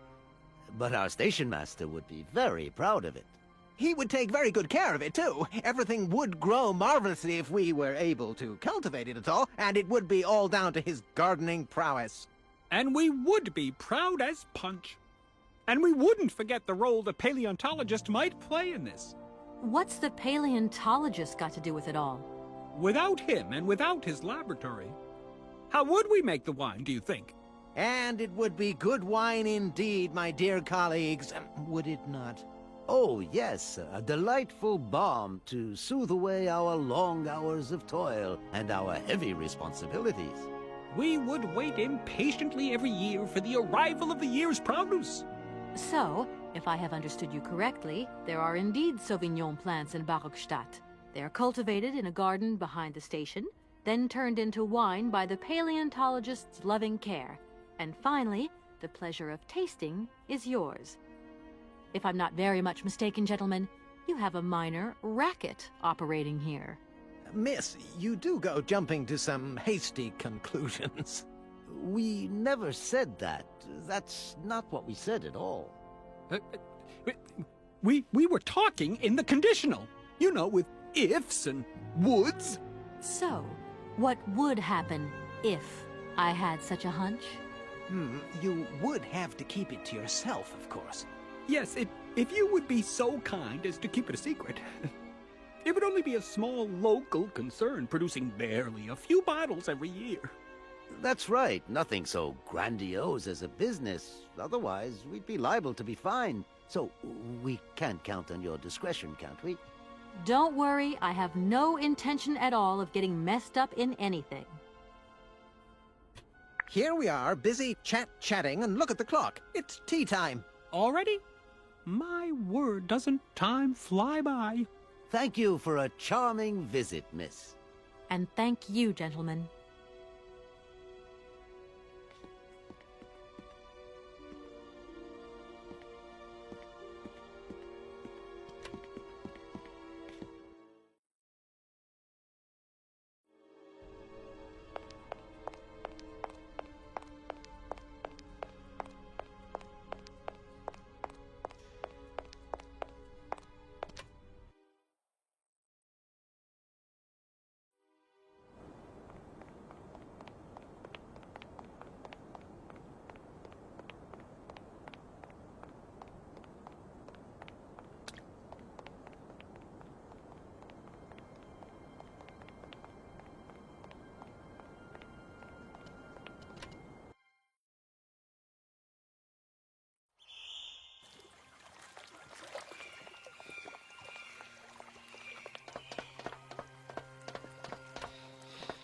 Excuse me, Station Master, but I need you again. Can't you see I am very, very busy? No. Well, I am. Very busy indeed. But, okay, I think I can give you a minute of my time. You have been playing with me, haven't you? You knew very well there were forest Sauvignon berries in the station garden. No, not at all. I've never seen your Sauvignon things. You don't have to lie to me. I know all about it. You and the rectors are in cahoots, and the professor's lab has been turned into a distillery. You've all got a nice little smuggling racket on the side. Smuggling racket? Hey, lady, you're going a bit far there. It's just a little On the side thing we got going, that's all. It's just for ourselves. Hey, honest. You should be ashamed of yourselves. Aren't you worried about the reputation of this fine university? The authorities should be informed of this. But we haven't done anything wrong. It's not a crime. Can you open the gate to the garden, please? Sure. No problemo. Right away, miss.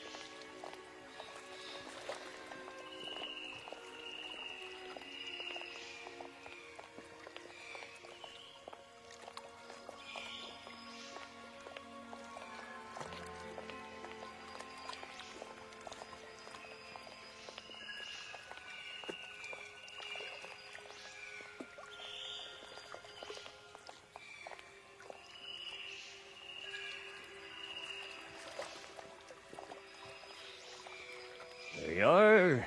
Please feel free to visit the garden at your leisure. And there was just one thing. I'm not a liar. Not really. Just mum's the word. There is the reputation of the university to think about. And I have superiors, and I have to do what I can. I understand.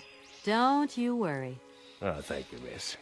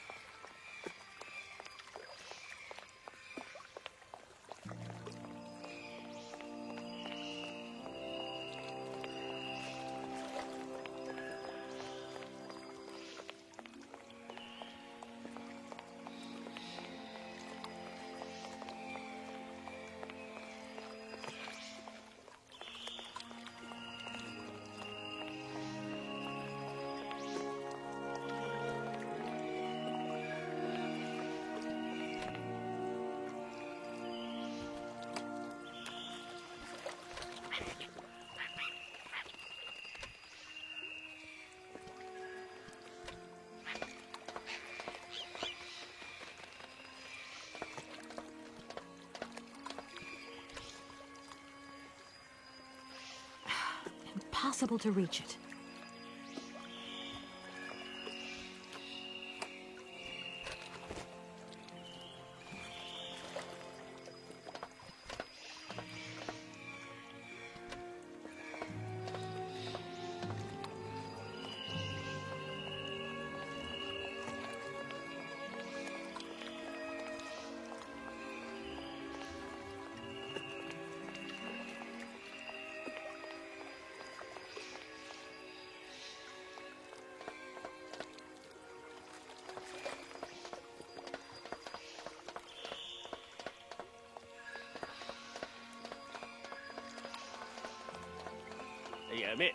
Miss, please, excuse me.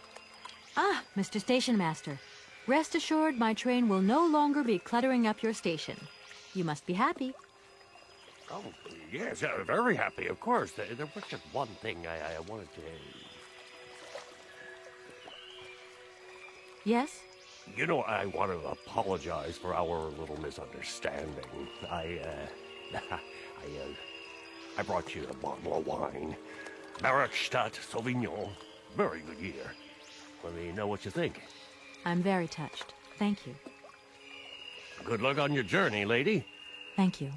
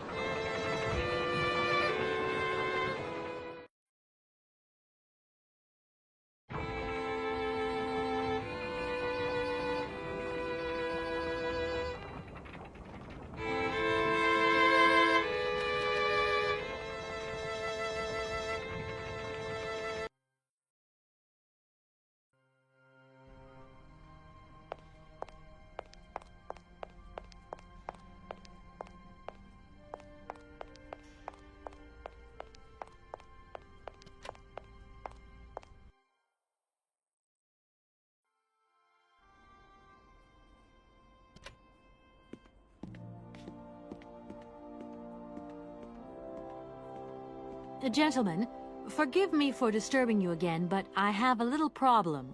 A little problem, a little problem. Everyone has little problems now, you know. They are kept to oneself, and they don't stop the world from turning. Nor trains from leaving stations. Gentlemen, I have managed to repair your university bandstand. The bandstand is playing again. This is marvelous news. We are really very grateful indeed. Yes, very grateful indeed. We will look back on your visit with much fondness in our hearts. And now let us in turn honor our word. How much is it you need, miss? $100, if it's not too much to ask. We agree to grant you the aforementioned sum, miss. You may now leave with your train. And while we're on the subject, when will you be leaving? Yes, because now you should relocate your train as quickly as possible.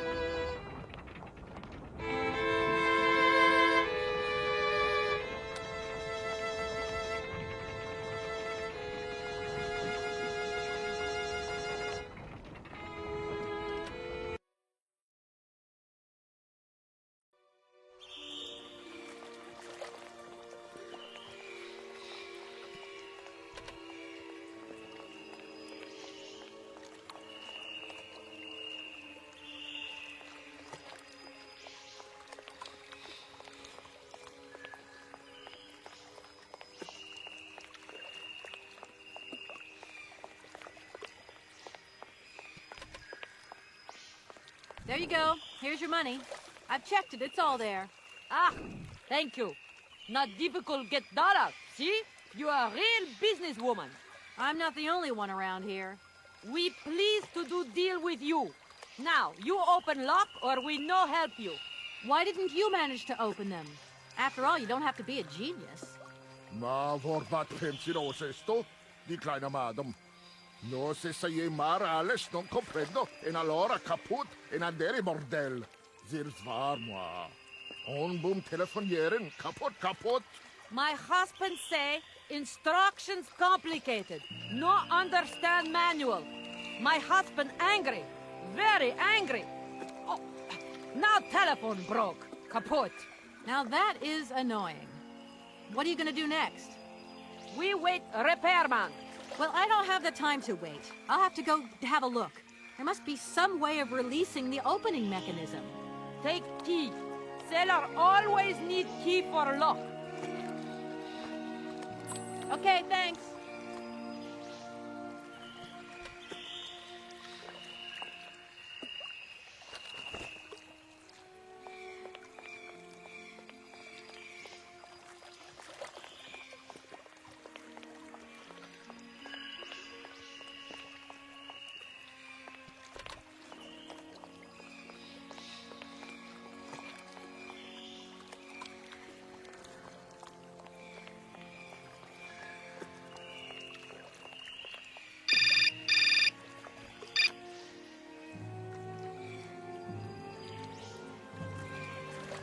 Hello? Kay, how's my little baby girl? I was thinking about you only yesterday because I saw this fantastic fur coat. You are wrapping up warm, aren't you? I mean, people in foreign countries never know how to dress properly for the weather. Mom, it's so sweet of you to worry, but I'm fine, really. The trip's a breeze, no worries. I mean, there's... Well, when are you coming back? Frank is dying to meet you. Frank? Oh, yeah, your singer. You two seeing each other then? Oh, you'll never guess the surprise he gave me yesterday. No, I suppose I won't.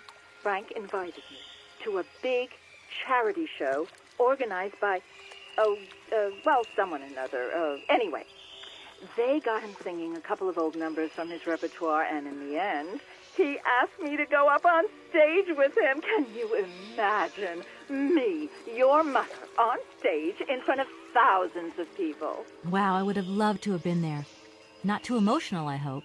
Oh, too emotional by far, especially as I hadn't even been to the hairdresser. Well, I didn't even have the proper dress on. But Frank promised me he'd see to that next time. Oh, he's such a cutie, and he's got the sweetest little...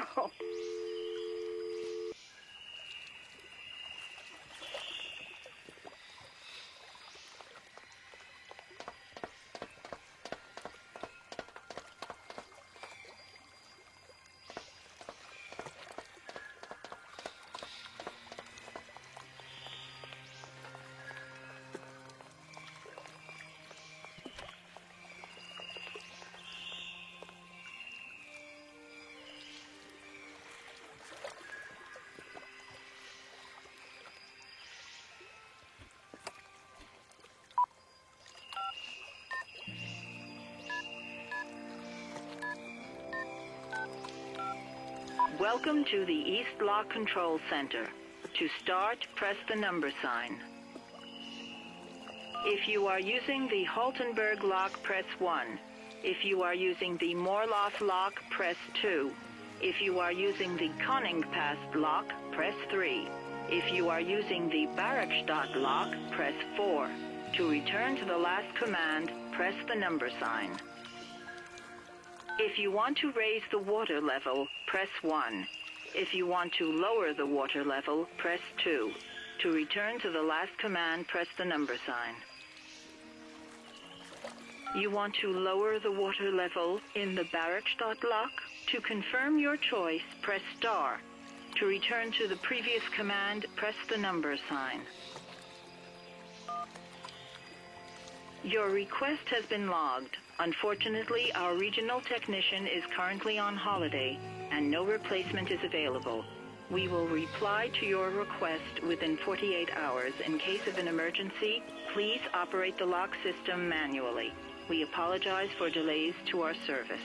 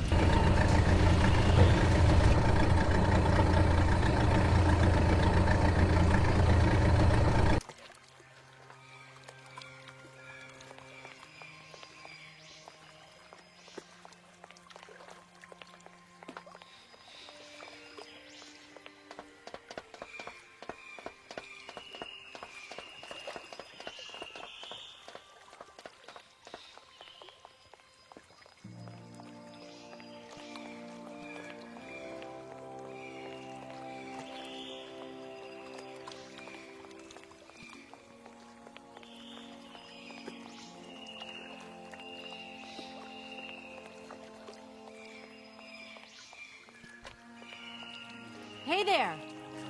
On the boat! Da, barge on other side. You still need us?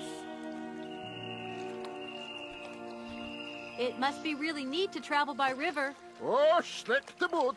Eine vergeten das Grund. For me, loca is fantastica. Eine kleine Rot mit Ustet, okay. You guide. Excuse me? My husband say he like his barge and he not like your train. Too noisy. If you want to travel in Tin Can, you stay in Tin Can. Sure. What do we do now to tie my train to the barge? Mademoiselle Tak-Tak, loco coco mitchen. What did your husband say? You attach chain to train and chain put train with barge. Oh, catch it up.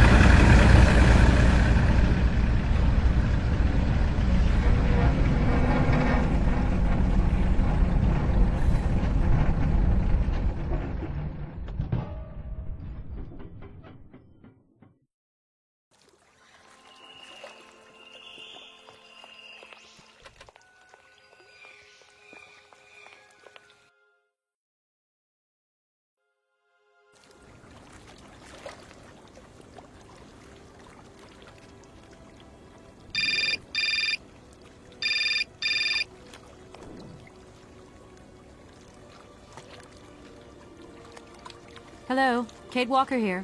Miss Walker, this is Professor Ponce. I'm about to start my lecture on the Yukols at any moment. Please make haste to come. Okay, I'll give it my best. Excellent. We'll be in the main lecture hall. See you soon.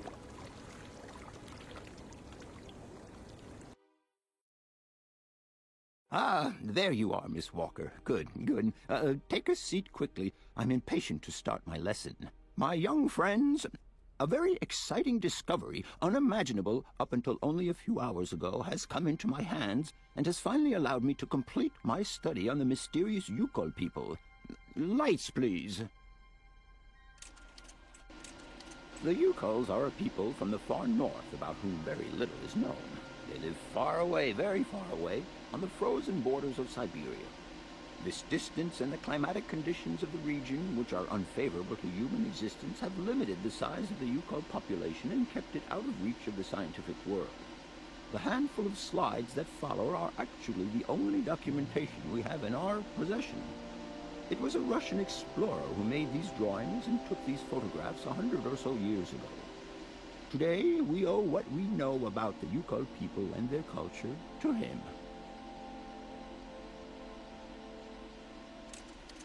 We know that the origins of the Yukols date back to the last Ice Age.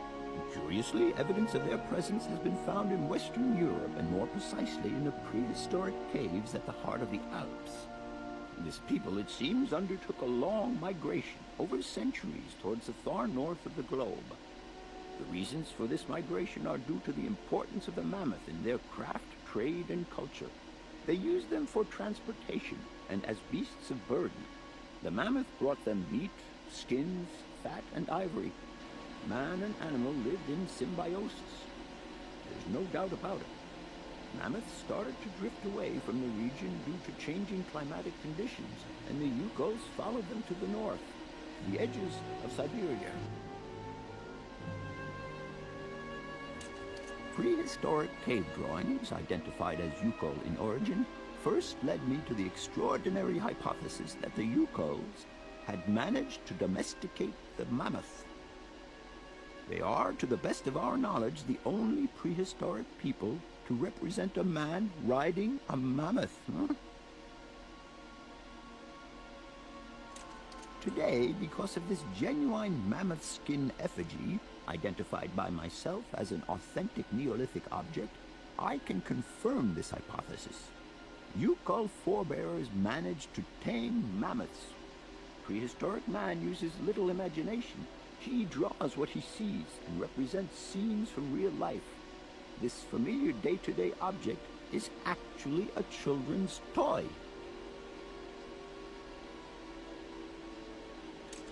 As we have seen, Yukol existence was inextricably linked to that of the mammoth. They used its skin for clothing and to make the roofs and walls of their houses. They used the tusks to build the frameworks of their homes, as well as weapons, tools, and jewelry. Curiously, the disappearance of the mammoth 12,000 years ago had no immediate effect on the Yukol's way of life. It seemed that for a long time after, the people maintained their strong bond with the mammoth through the centuries. As incredible as it may seem, the Yukol people have continued right up until the start of this century to feed themselves on mammoth meat and to use the skin for clothing and shelter. Their ivory craftwork industry is still flourishing. It would appear that to preserve ancestral customs, the Yukols learned how to exploit through the centuries the large number of frozen mammoth carcasses that were perfectly preserved in the ice of the Siberian tundra. They have been able to live mainly off this enormous freezer stock for almost 30 centuries. As plausible as this explanation may seem, it seems it is not enough for the scientific community who, I will confess, is greatly perplexed by the question. In the absence of acceptable scientific evidence, we have to make do with Yukol shaman artifacts. The research department that I have the honor to represent today lends no credence to the myths and legends that these tribal charlatans peddle. We have to take their stories at face value, mere tales to while away the long Siberian winter. The legend of the Siberian Ice Ark is a very good example. You are invited to find out for yourselves from the pamphlet that I had passed around to you. This legend would have us believe that today, somewhere on a lost island to the north of Siberia, there are living mammoths still in existence, a sort of hangover from the Ice Age. This small herd has been miraculously preserved for more than 120 centuries by the Yukol's tender care, and the island on which the pachyderms are said to live is called Syberia. My friends, I advise you to resist the temptation you may have to believe in this pish and tish. The island of Syberia is not charted on any map, and the idea that mammoths have survived to the 21st century is an idle scientist's pipe dream. The Yukols were sadly among the first victims of the colonization of continental Siberia led by the Russians in the 20th century. The Kolkhoz and Sovkhoz systems, as well as the exploitation, disdain, and humiliation the people had to suffer, marked a definitive break in the Yukol's traditional lifestyle. Since the collapse of the communist regime, the Yukol population finds itself confronted with the same political and social upheavals that other Siberian communities are experiencing. There are two consequences to arise from this. Some Yukols have lost their tribal identity and have integrated into the Russian population. Others, however, have sought long and hard to re-establish links with their ancestral culture that was lost under the Soviet regime. Now, at the start of the 21st century, the last true surviving Yukols have gone to live on the vast territories of their ancestors. Nobody knows today where they live or how they survive. Their very existence would be a matter for speculation if they did not turn up periodically at the tundra's most isolated fur trading posts to exchange mammoth tusks for essential items. There ends my lecture for today. Thank you for being among us today, Miss Walker. Please make your way to the laboratory where you will find your mammoth doll. There are also photocopies of my lectures should you so require them.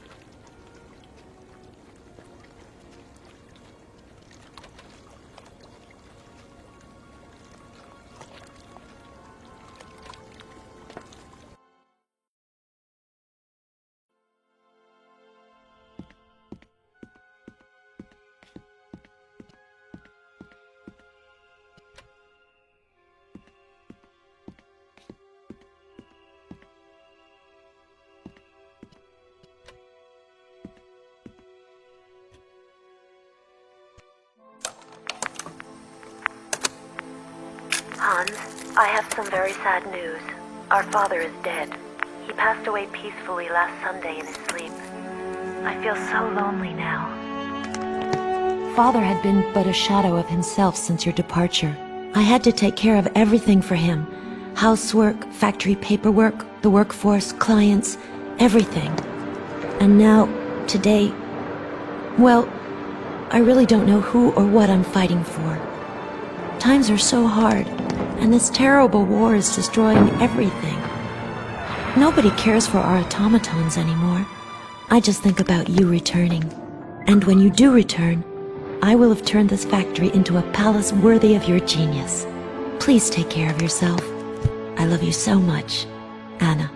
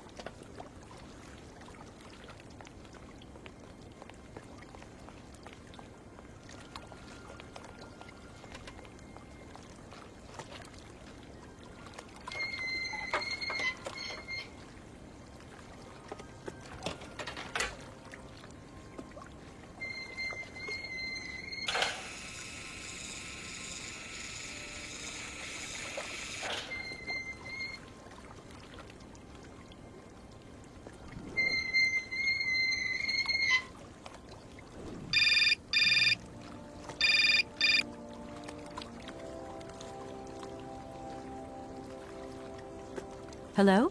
Where are you? Hi, Dan. I'm in Barrickstadt. Bollock, what? Is that a town?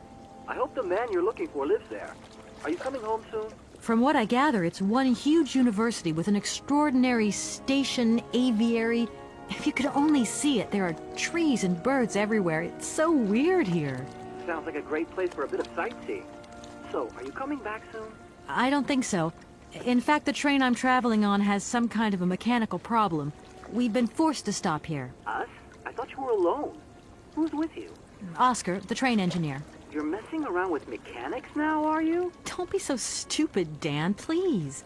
Oscar's an automaton created by Mr. Vorarlberg, the man I'm looking for. And he's not any old robot. He's a sophisticated butler type, if you see what I mean.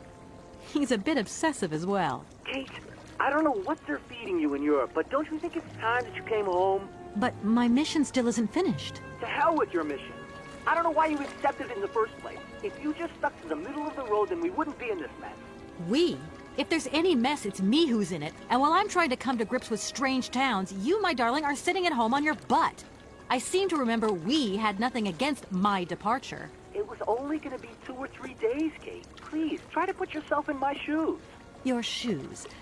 Not only do I have to fit myself into your diary, but I've got to get myself into your shoes as well? Is there anywhere else Sir would like me to put myself while we're on this subject? Look, I don't want to talk about it now. Call me back when you've calmed down. I was perfectly calm before I picked up your call. I only wanted a few words of encouragement, not your disdain. Was that too much to ask? You can be such a selfish... Takes one to know one, sweetheart.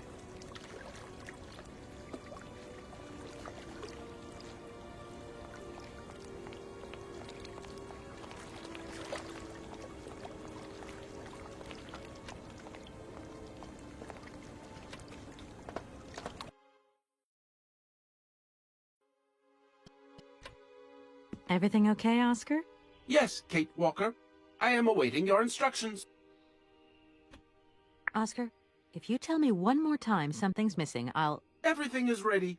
Take your seat, Kate Walker. We are leaving. I'll... Okay...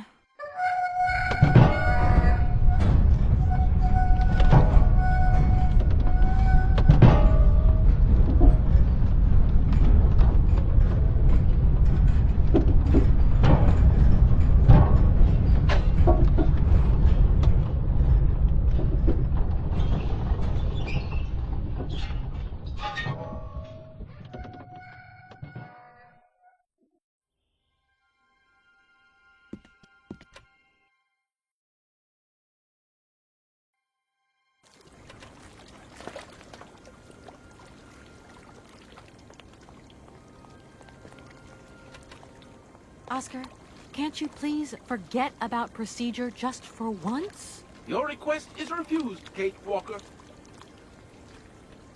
Oscar, don't you think we've wasted enough time already? You neglected to find the clockwork winding mechanism for the train with sufficient haste, Kate Walker. What nerve! And you refused to lend a helping hand. Help that could have been invaluable to me. I agree, Kate Walker. If you weren't so obsessed by procedure, we wouldn't have had a hitch. I am not entirely convinced, Kate Walker. Oscar, please, let's get in the train and leave, can we? Yes, Kate Walker. Give me the visa. Okay. See you later, Oscar. Yes, Kate Walker.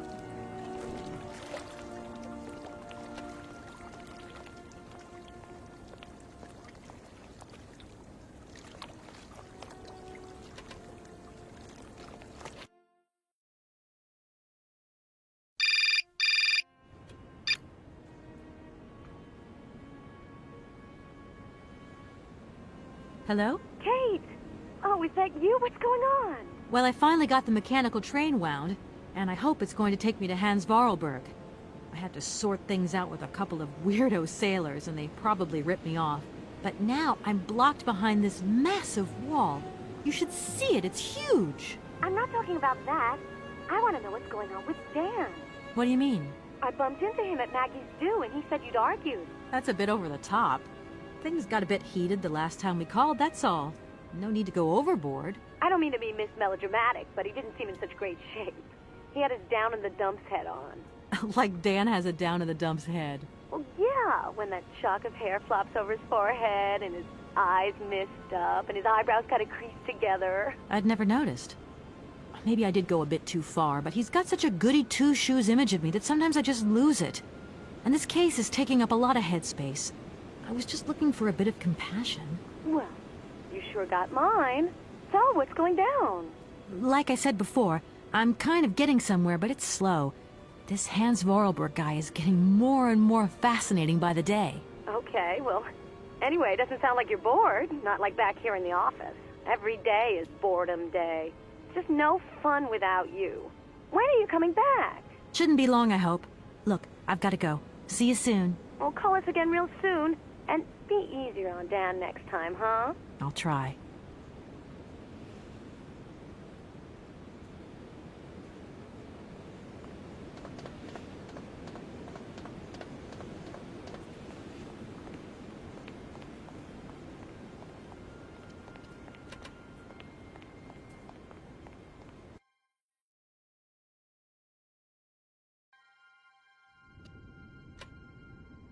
Good day to you, sir.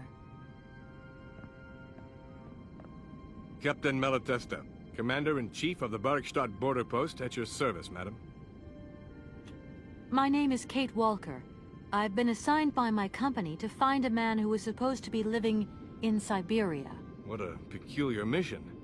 Taking so many risks for such a futile goal. Captain, to my mind, the military zeal with which you insist on guarding this meaningless wall strikes me as equally futile. I should be offended by your words, miss, but I forgive you, because you are young and unaware of the very real dangers lurking in store for us. You claim that Hans invented the gate mechanism? Affirmative, miss. He has such fine talent, don't you think? And from what I see of your train, his know-how hasn't diminished with time. The most remarkable thing has got to be his automaton engineer. A marvel of mechanical engineering, and a personality that is larger than life. If I had known the man, I would have asked him to create me a unit of automaton sentries. You claim that Hans invented the gate? Affirmative, miss. The most remarkable... If I had known... Between the station aviary and this bleak wall, the change in atmosphere is radical, don't you think? It's been a long time since I've been at liberty to judge, miss. My duties forbid me from abandoning my post. I need a visa to cross the wall and to continue my journey to the east. They told me that you are the only person in a position to issue such a visa. Indeed. This responsibility is part of my duties. However, I am not currently issuing visas because nobody must venture beyond the wall. And why not? It's far too dangerous, in particular for a lady of your standing who is traveling unescorted. Dangerous? What exactly do you mean, Captain? The enemy, miss. The enemy. I've been observing them for several years through my telescope. There's one particular horseman stationed yonder. He's a scout from the invading enemy army, and he's been spying on us. So I have to be extremely vigilant.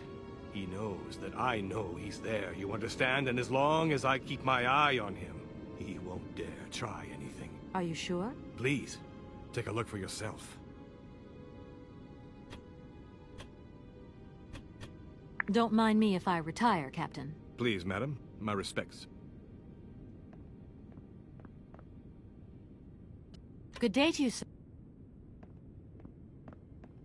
Captain Malatesta, Commander-in... Don't mind me if I... Please, madam.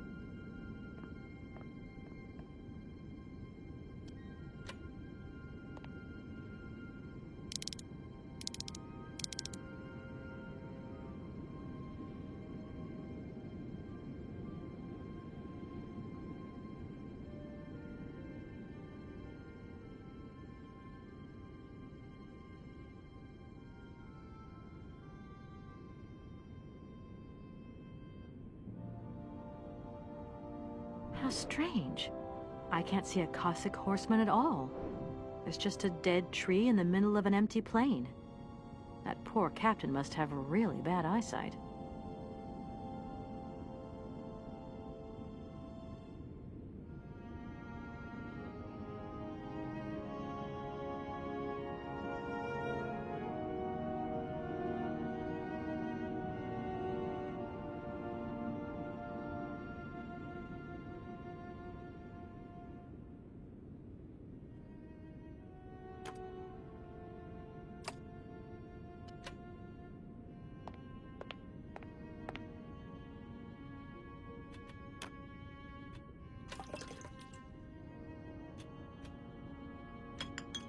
Colonel, sir.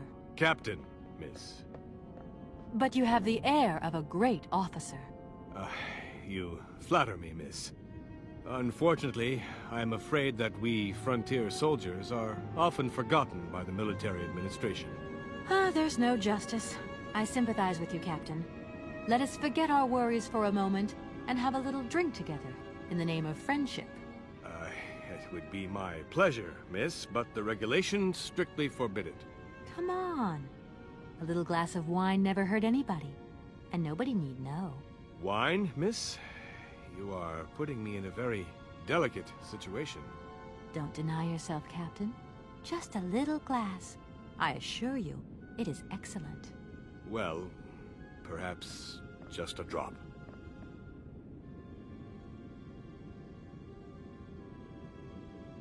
Here's your glass. To your good health, Captain. And to yours, miss.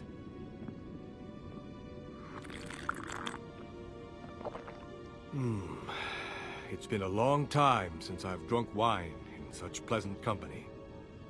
I admit, it is excellent. Isn't it? You wouldn't think it came from Barrickstadt. It is made from the Amazon forest Sauvignon grape that has been miraculously conserved and cultivated in the station garden. Well, well, well. The university authorities kept that one to themselves. You know, Captain, it is essential that I continue my journey eastwards. Please, don't even think about it. As I've said, it's extremely dangerous. The enemy is spying on us. Perhaps your Cossack horseman isn't quite what you thought. Perhaps it's just a dead tree twisted into a strange shape. You should take another look. You never know. Go on, Captain. Give it a try. So be it. I will make this concession to the fairer sex, miss. But it does seem to be quite ridiculous.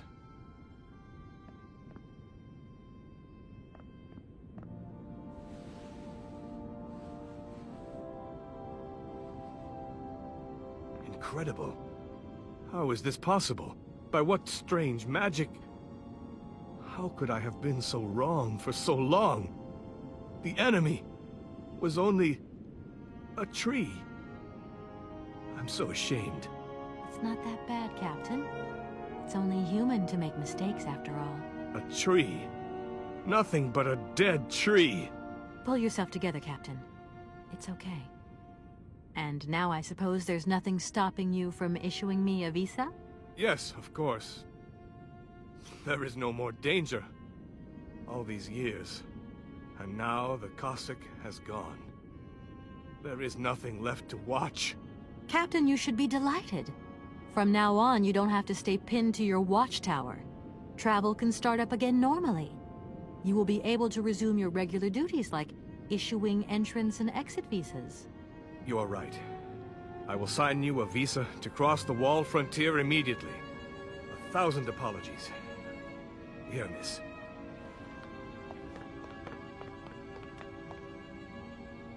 Thank you, Captain. And keep your eyes open. Miss, if we could keep this between ourselves, please. For the sake of my honor, you understand? You have my promise, Captain.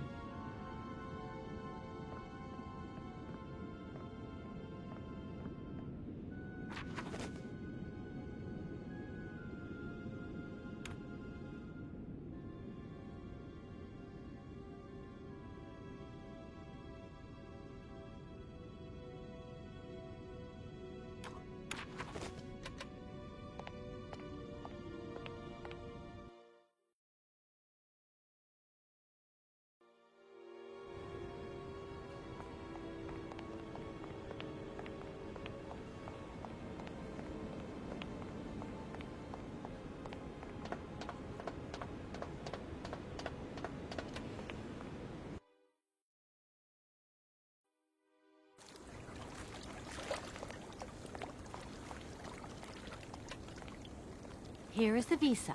I hope it's regulation, my dear Oscar. It is regulation. Here is your ticket.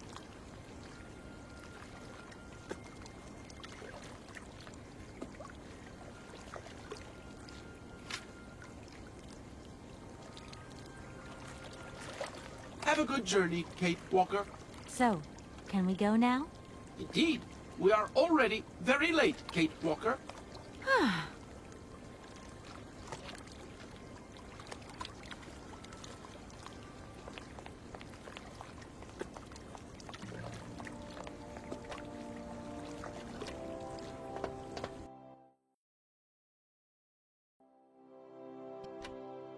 Here you go, Oscar. Now, please return to your seat, Kate Walker. Yes, Oscar. Immediately, Oscar.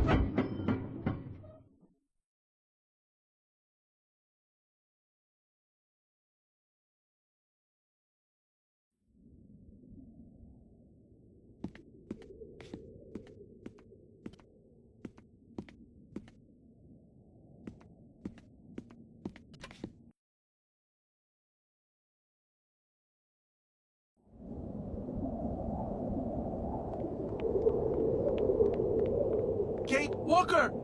Kate Walker! Oscar, what's going on? Why has the train stopped? Where are we? The springs of the train are unwound again, Kate Walker. As for the question pertaining to our geographical location, I really haven't the slightest idea. Well, we'd better get looking for a winding machine, my dear Oscar. I hope that this place actually has one. The air here is so polluted that I could not possibly risk leaving the locomotive. My joints might corrode irreparably. Right. Let's see. Okay, let's try looking on the bright side here. I need to stretch my legs. Is there something wrong, Kate Walker? Are you uncomfortable? Are the passenger facilities on this train substandard? I shall draw up a formal complaint form for you immediately. No, Oscar, everything's fine, I assure you. A little walk will do me good, that's all. Oscar, you couldn't make a little effort for just this once. If we both went looking for the winding machine, the two of us together might find it quicker. You are in all probability correct, Kate Walker. But the high level of heavy metal miasma that pollutes the atmosphere could cause havoc to my wheelwork. Let's hope Hans Vorarlberg once lived here as well. Maybe he planned for his locomotive's unplanned stop and installed a winding machine as well. Otherwise, it's not looking great for the rest of the journey. Do not forget that Hans Vorarlberg is a genius in the true sense of the word. But is he a genius with a sense of forward planning? We will find that out when we find the winding machine. My God, Oscar, what would I do without you? We just keep stopping. When will we ever get to the end of this journey? Simply wind up the spring and we can set off immediately. From your mouth to God's ears. Gosh, it's really gloomy here. I wonder where on earth I'm going to find a winding machine. I have total confidence in you, Kate Walker. You are, after all, a brave and resourceful woman. Yeah, right. See you soon, Oscar. I shall stay right here, Kate Walker.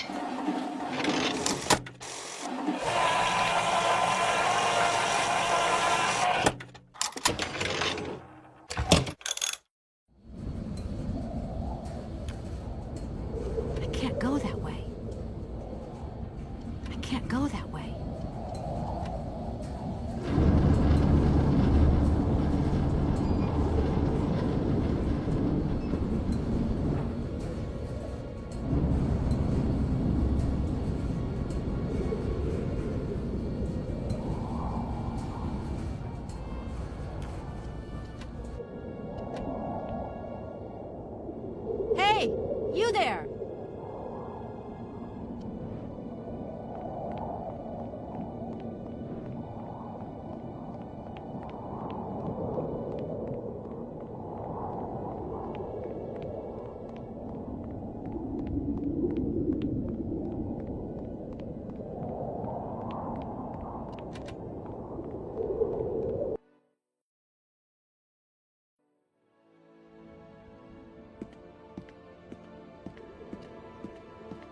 My God, Oscar! Oscar, talk to me!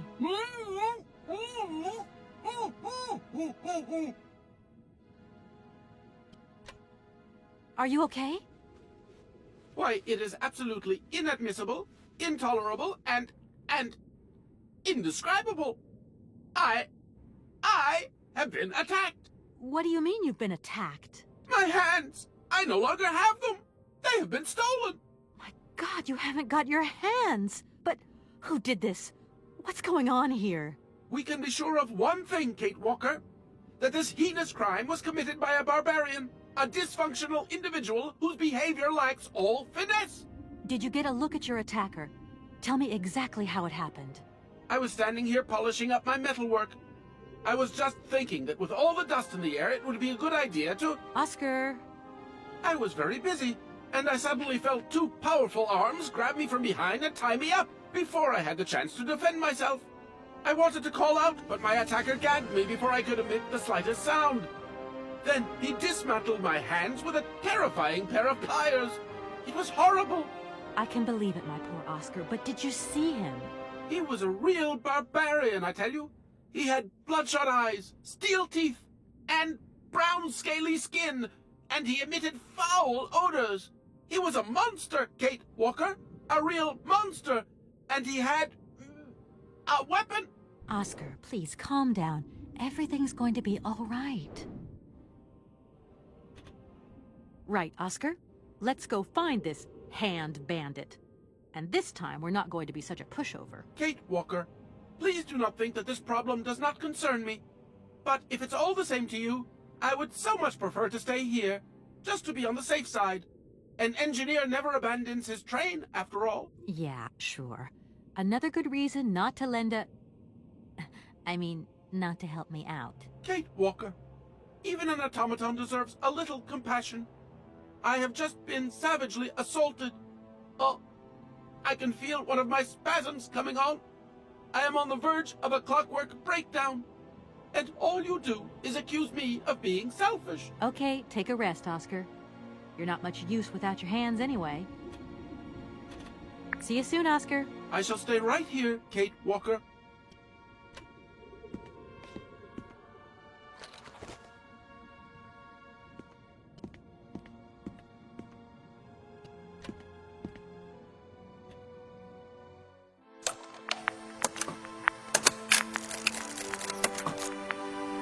My dear brother, what joy to have news of you after your long silence during the war years. So, you're working for the Russians now. I tell you, we've been hearing some worrying stories about them here. Just your description of that dingy factory makes me cough. But it's so good to hear that your talent is being recognized for its true value, and that your automaton creations are taking the place of workers for all those menial jobs. I'm so proud that Vorarlberg automatons are making such a contribution, even if it is small, to the improvement of people's lives. Meanwhile, back in Valladolid, we've been licking our wounds after the war years. Some people have returned, others not. Life is slowly coming back, but it's taking time. All my love, Anna.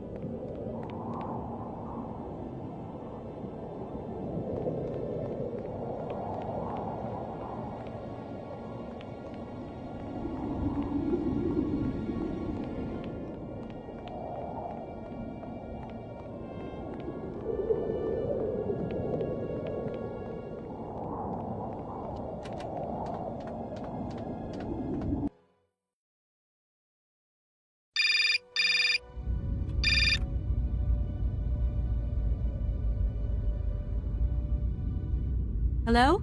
Hello? Kate? It's Dan. Can you hear me? Dan, is that you? I can't hear you so good. Dan? Kate?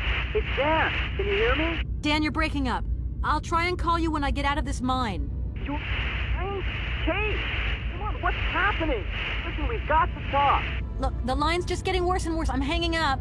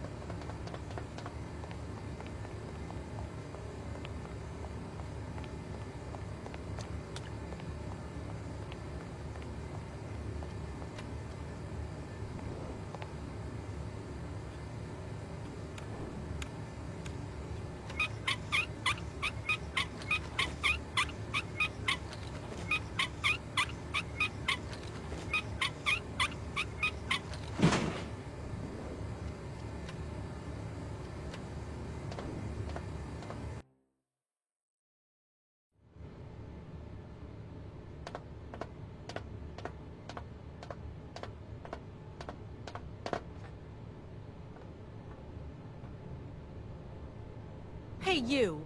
Who are you? Careful, I'm warning you. I'm not afraid of you, okay? What do you want? Why did you do that? There must be some misunderstanding. Because you reckon theft is all about misunderstanding, do you? Give me my hands back. Now!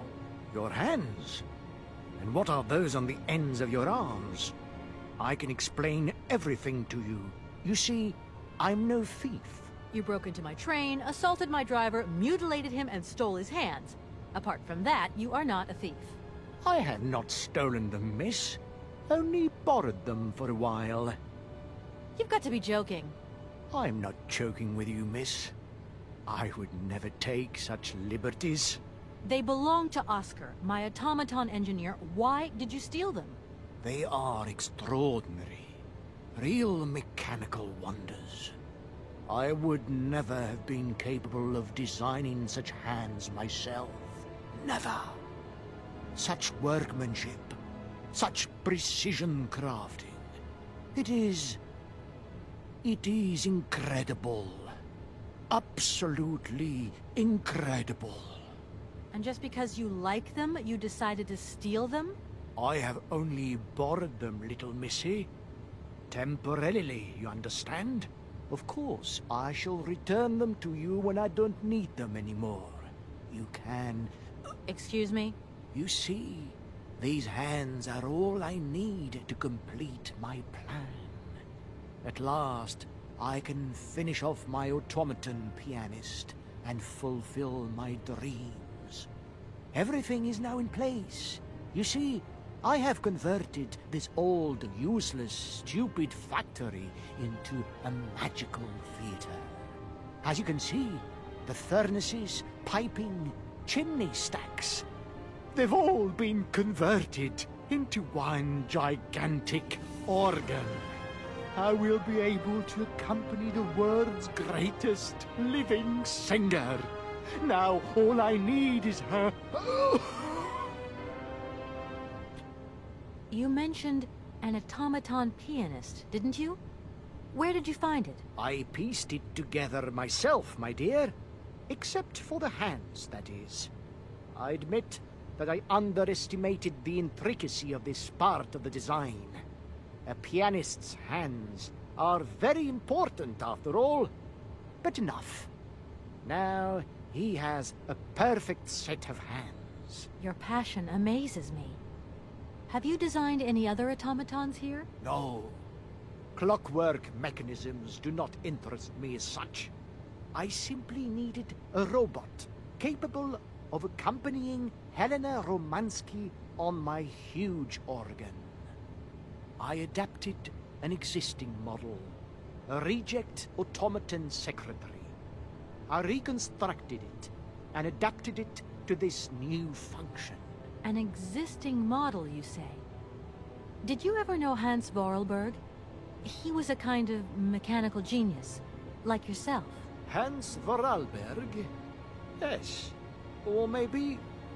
I don't know. No. Sure, I understand. The number of automatons still functioning in this abandoned complex is amazing, though. My dear, one thing is for sure. For many years, I have been totally alone here. If that man ever came to this city, he left long, long ago.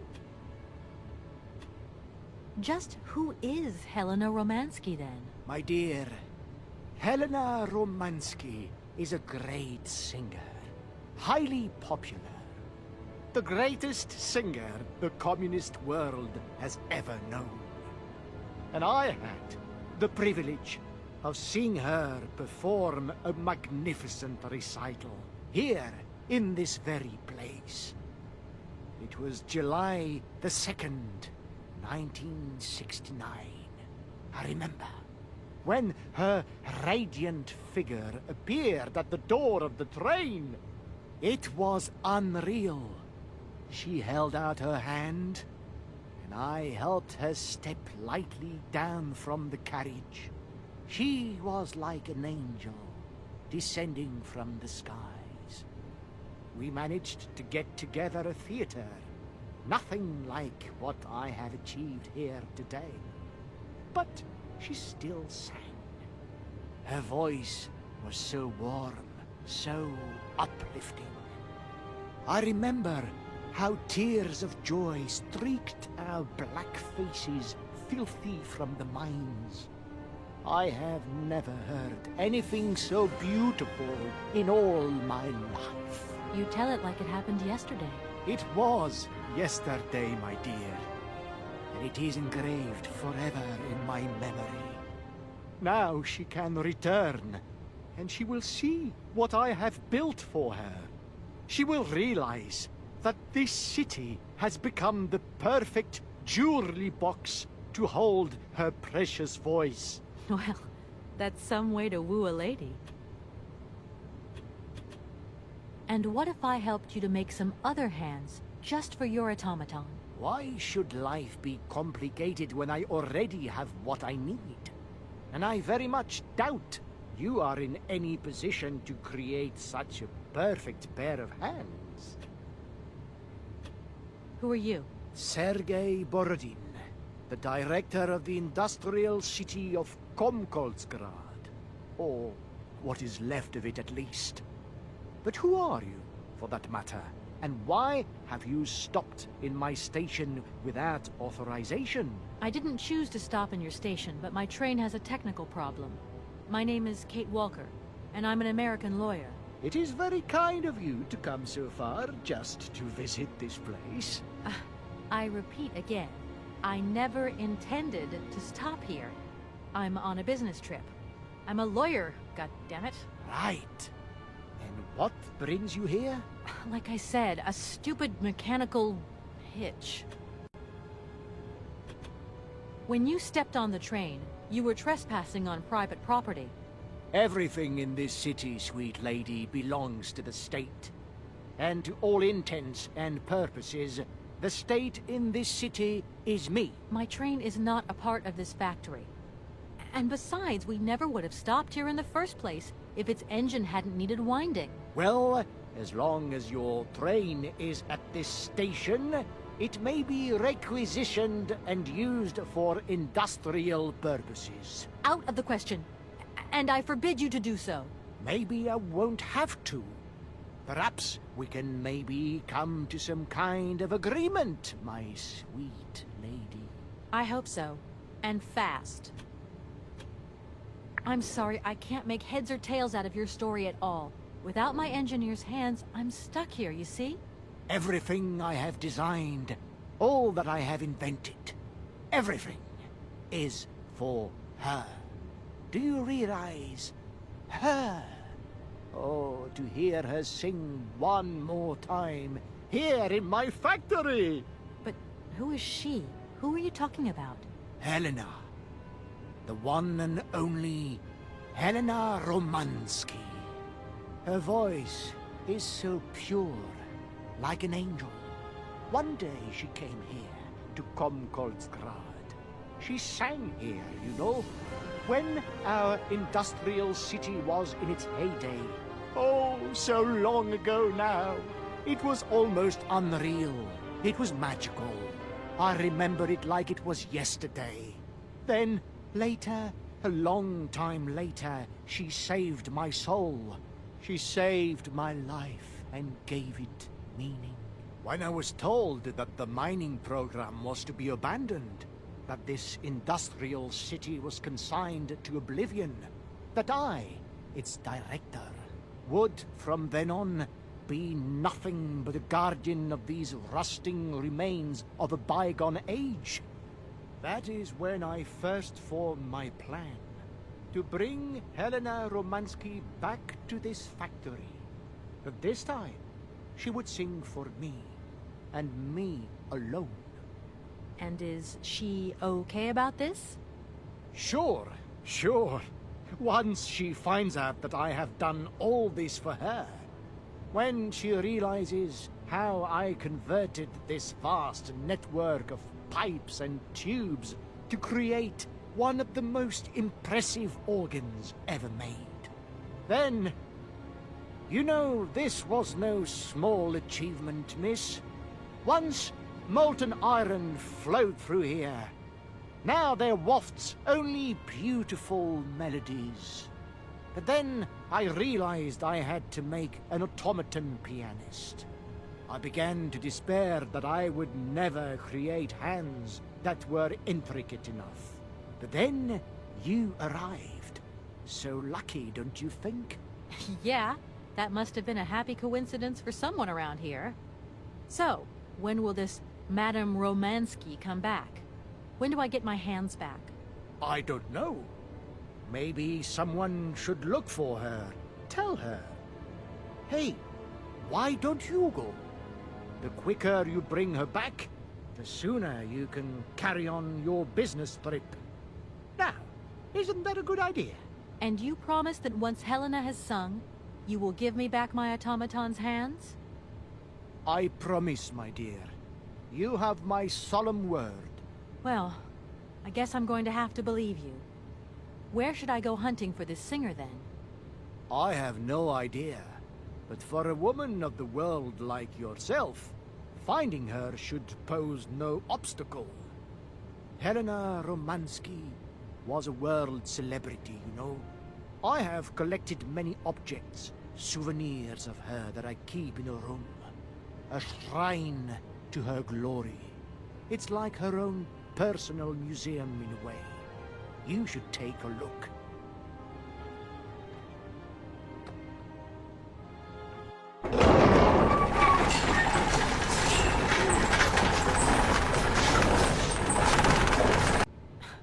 This whole story is completely nuts.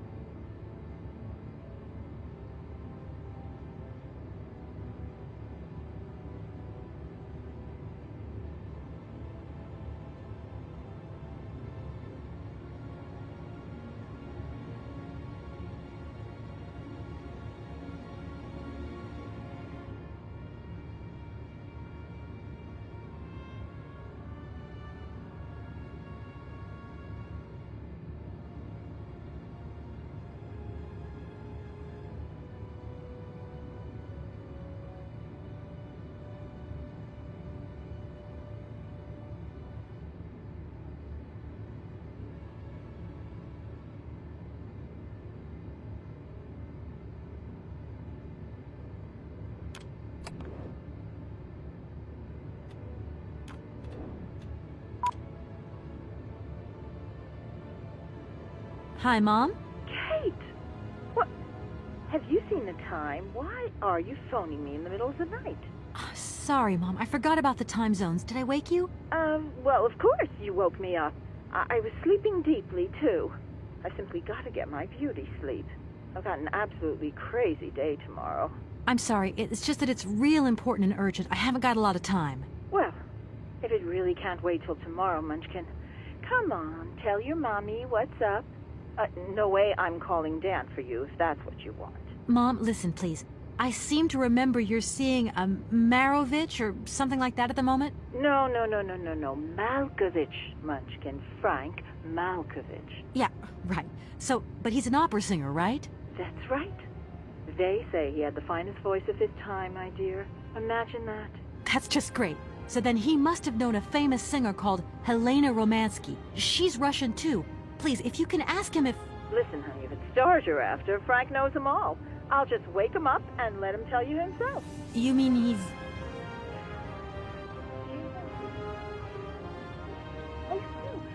Oh, Kate, listen, you're still there. Frank tells me he did hang out with the Romansky once, but it was platonic. You know those singers. She's a great soprano. Great. Does he know where she went? Does she still sing? Where does she live? 1 second, Munchkin. You know... Oh. Frank says she was very ill and she withdrew from circulation. Really? Oh, what is...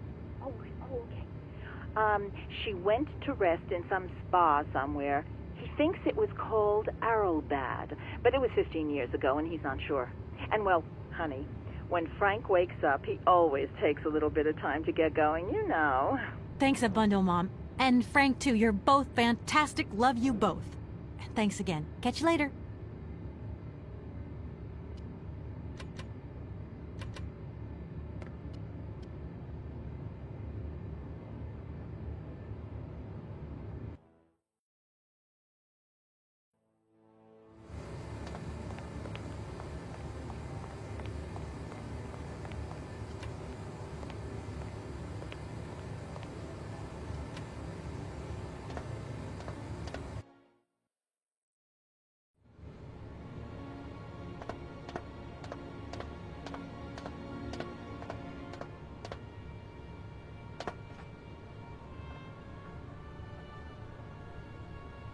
Director?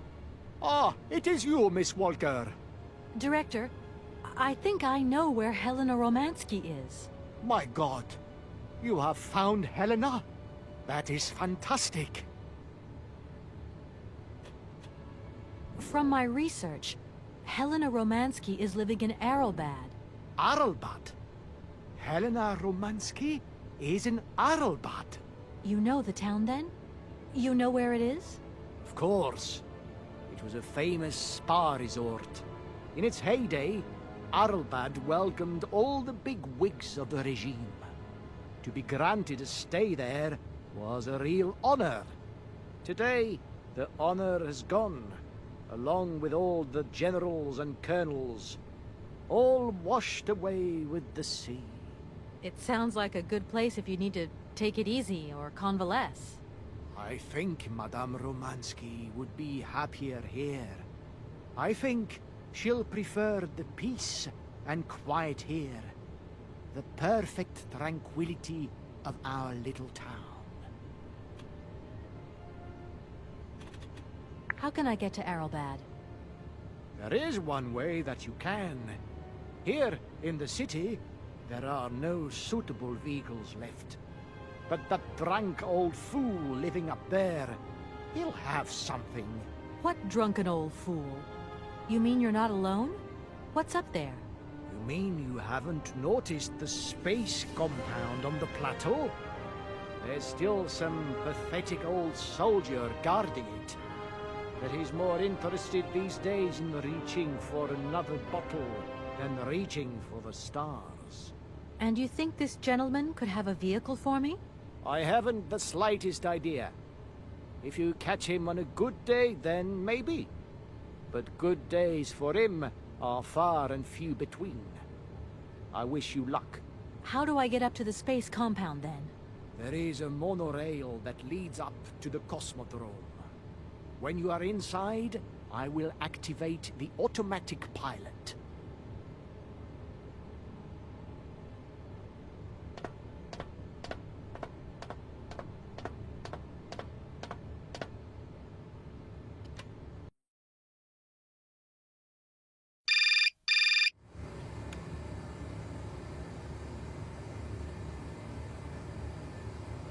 Yes? Kate, can you hear me this time? Yes, I can hear you just perfectly, Dan, but I can't talk to you now. I'm in a real hurry. I wanted to say sorry.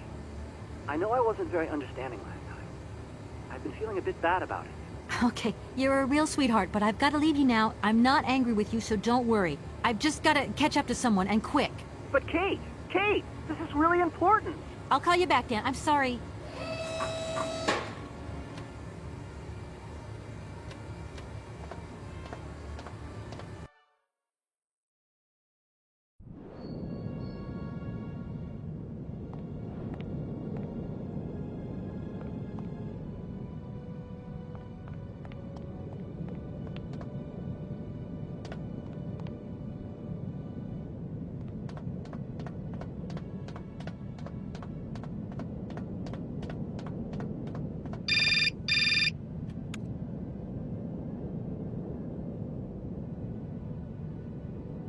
Hello? Kate! Oh, that you? How are you? Olivia. Great, just the right person. Look, have you heard of Helena Romansky? No. Is she some Russian fashion designer? No, she's a singer. I'm going to be meeting her soon. I've just got to find a way of reaching Arlbad. Can you imagine how lucky I am? Not really. Well, what relation's this singer got with the toy case? You sure you know what you're up to, Kate? You sound really different, like you're changing or something. Look, it's like this. If I'm going to get to the end of my journey, I've got to link up this singer and the director of the Komkausgrad Industrial City. Don't worry, I know exactly what I'm doing. Why did you say that I've changed? I don't know, just an impression. You sound more sure of yourself, like stronger, more confident. And that's a problem? There you go. Just takes one word and you're up on your high horse. I'm beginning to see Dan's point of view. It's getting harder and harder to back you up all the time. What does that mean? Well, it means that I had a drink or two with Dan, because he wants to talk. He feels a bit lonely, you see? And what's he been telling you? Nothing. He just has the impression you're slipping away from him. He can't see where you're coming from anymore. Like, we went to the movies the other day, and he said that you would have loved the film, but I told him that... You mean you're dating my fiancé? No! No, not dating, Kate. Just propping him up while you're away. All in a good cause. I can keep an eye on him for you at the same time. What would I do without you? Oh, you're jealous. Well, that's a good sign. That means you want him. Now, that he'll be pleased to hear. You seeing each other again soon? Tomorrow night. He invited me to dinner at the Goldbergs. You don't mind, do you, Kate? No worries. Look, I've got to go, Olivia. Take care.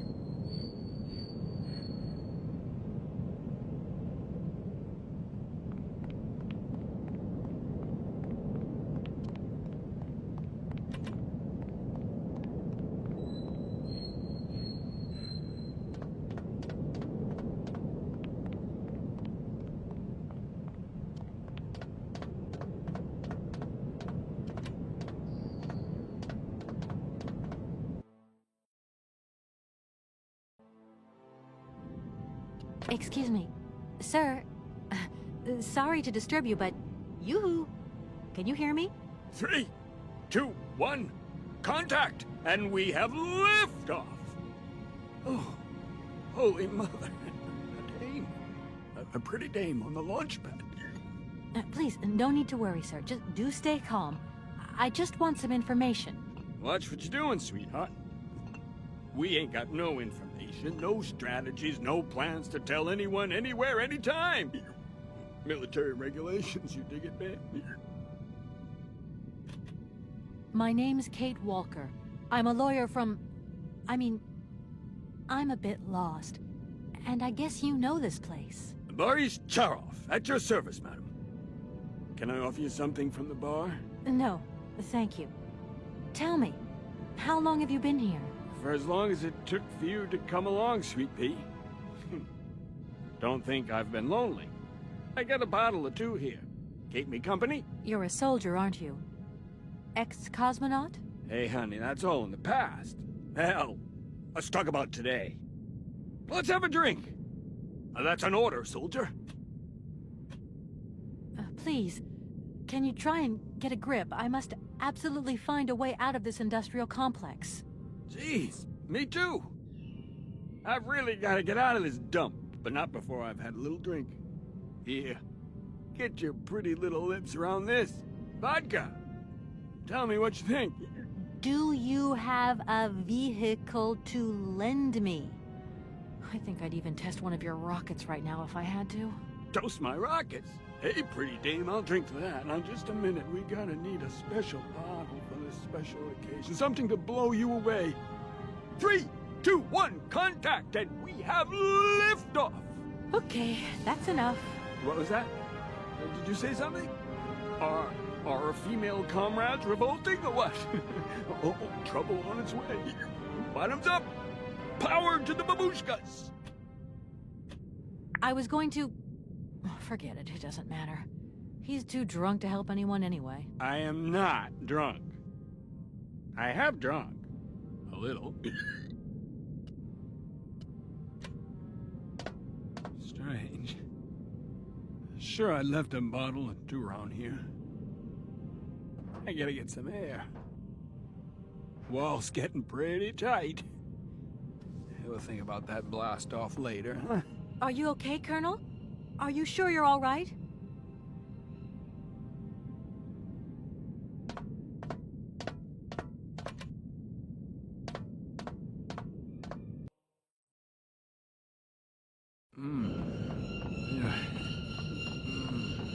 Be careful! Don't lean out too far or you'll...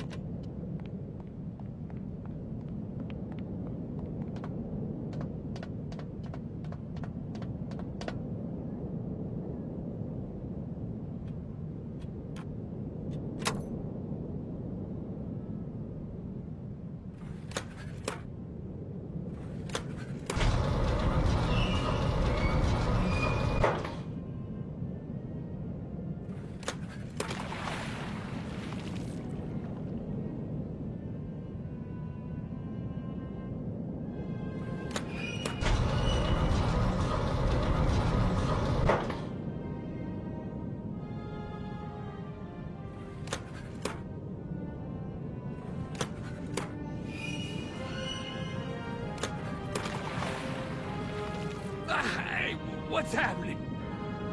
That's water you got there. Stop it! Now! You want me to drown?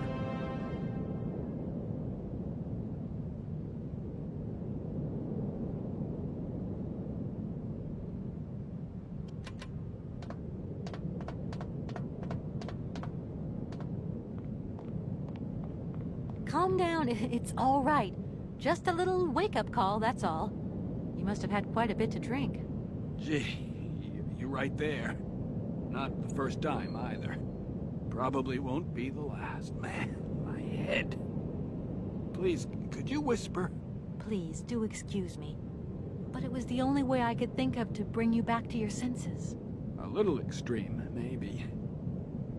But I get the impression you're a lady who likes to see results. Sir? Sir? My head. Oh, my poor head. I need some quiet. Please, can I have some quiet? There aren't many vehicles on this base. When they decided to close the Cosmodrome, they towed all the useful equipment away. It doesn't matter. I'll find some other way. If I can help you, please, just ask. I'm looking for someone. Hans Vorarlberg. And I think he came by here about 20 years ago. Hans? You want to know if I know Hans? But of course. He invented one of the most incredible flying machines of the Cosmodrome. Christmas, good old Hans. Even after that dumb and dirty trick he played on me. But I wouldn't give to see him again. What do you mean? What did he do to you? Hans Vorarlberg and his famous flying wing. See, he invented this kind of spring-loaded launcher, capable of projecting a weird rocket into the stratosphere. It was red revolutionary hot, and I was going to be its first test pilot. Holy cow, what a job. And then several days before the launch, Hans disappears into thin air like that. Poof! The test program? Well, it's abandoned. Just disappeared like that? Without saying where he was going? You see, he wanted to hit the stars, but not with bombs, if you get my drift. One day, Hans finally worked out what his launcher was really for. The generals have always called the shots here, you realize, and when they asked Hans to screw a nuclear warhead onto his flying wing, well, he wasn't a happy man. So he left.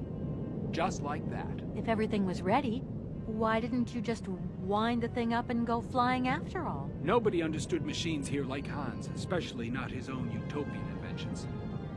You see, such inventions only live and breathe with their creator in the saddle. Without him, space travel became damn near impossible.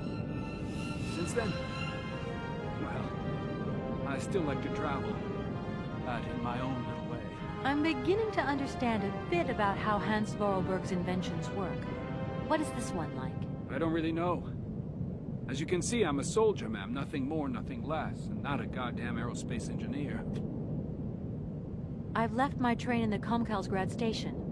Do you think it'll get in the way? If I were you, I'd get out of there as quick as possible. That's exactly what I intend to do, as soon as the director gives me back my automaton's hands. That's why I want to go to Arelbad. So go. Go quickly. And get back what belongs to you. With a man like that, you never know what might happen. You don't like him very much, then? I'll confess that since his accident, he's gone a little doolally. These days, I stay clear of him, and you should do the same. I don't really have the choice. Don't you find it strange to see so many birds in the Cosmodrome? It's the iron rafters. They love them. And nowadays, they can enjoy a bit of good old peace and quiet here. So, of course, they turn up in flockloads. Sometimes I set Soyuz onto them. Just like the good old days. Soyuz? Soyuz is the last Golden Eagle left in active service. We had to get the dumb canaries out of the way before takeoff, so what did we do? Set the Eagle on them. And you should see them fly. Soyuz, he's like a cat among the pigeons. Magnificent. Does Arelbad mean anything to you? Arelbad. It's been a long time since I heard that name. It's a spa resort, man. Top brass of the regime would go there. As well as convalescing soldiers, tired politicians, profiteers and racketers, the whole caboodle. They'd go live it up, all expenses paid. One privilege I never got. Just 2 steps away from becoming the nation's hero, and no free holiday for me. And where exactly is this place? Further east. We never had to know where exactly. The airship was programmed to take vacationers there. From here. Thank you so much for helping me. I'm sorry to have woken you up like that. It's been great talking to you, ma'am. I think I'll take 40 wings right now.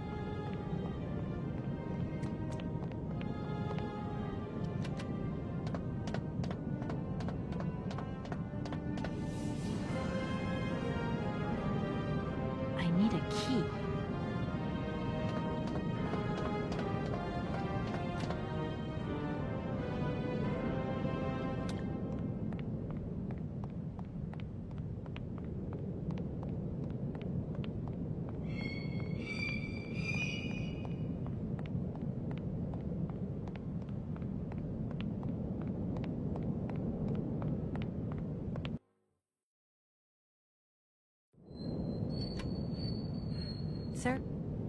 Sir? My head. Oh, my poor head. I need some quiet.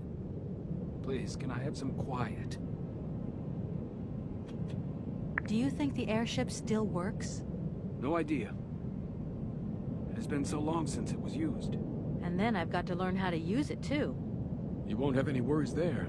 It has an automatic pilot. Go visit if you want. Here's the key.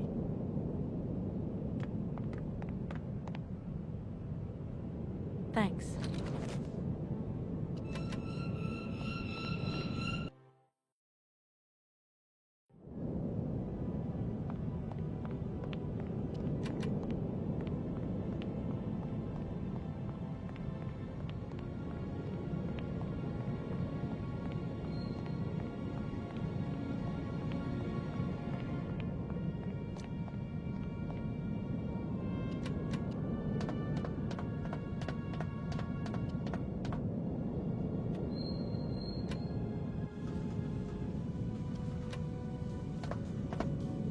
Doesn't look like that works.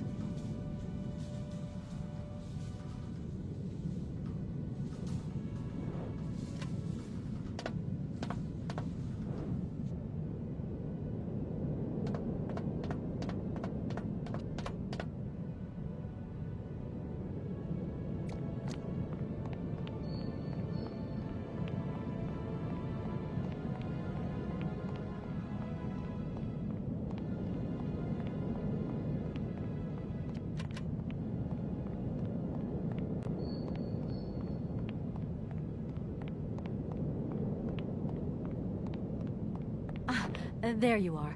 I was looking for you. I've managed to trigger the autopilot mechanism, but the airship still won't take off. Do you know why? Maybe. I've got some idea. But you look like you're a pretty good mechanic. Let's just say that since the start of the journey, I've managed to get by and get to know Hans Vorarlberg's strange contraptions. Okay. I have a deal to make with you. I've been living in this dumb launcher site for years. And I've always said that one of these days I'm going to the stars on that flying wing. And I better make that trip before vodka stews my brain. But I gotta know how it works. And you look like you might have some clue at least. If you could help me get to the stars, I'll tell you how the airship works. What do you say? Got a deal? Why not? I'll see what I can do for you.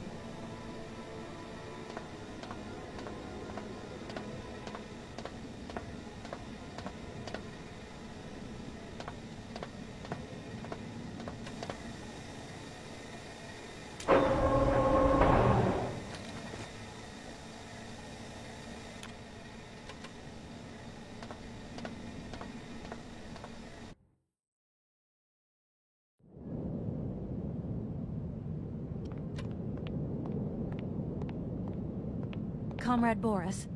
I need a few drops of your blood. Excuse me? To get the centrifuge going, we'll need to analyze the pilot's blood. If you're going to the stars, you've got to be in good health, you see? That's why I need a blood sample. It won't hurt. There's two things a good soldier is always ready to do. Drop his pants and spill his blood. Go ahead. I'll only be needing your blood. My pleasure, ma'am. Ow!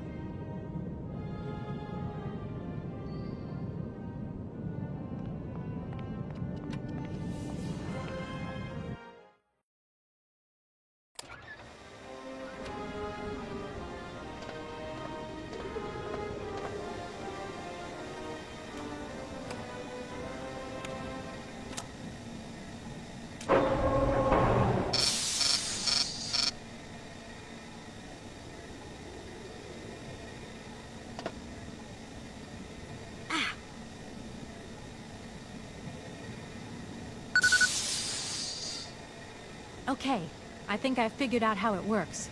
Get settled in and let's go.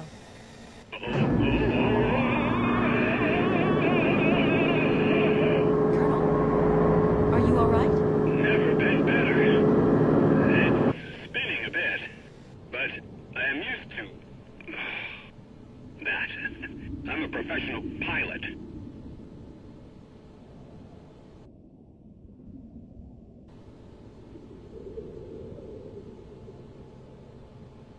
Miss Walker!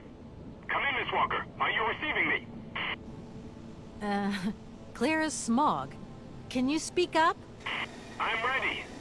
Press the launch button. Okay, here we go. Good luck.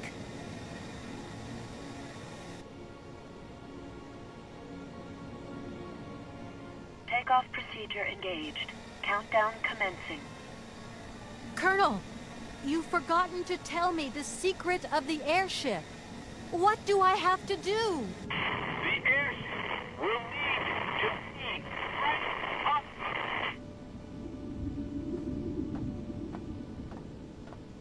10, 9, 8, 7, 6, 5, 4, 3, 2, 1, 0. We have liftoff.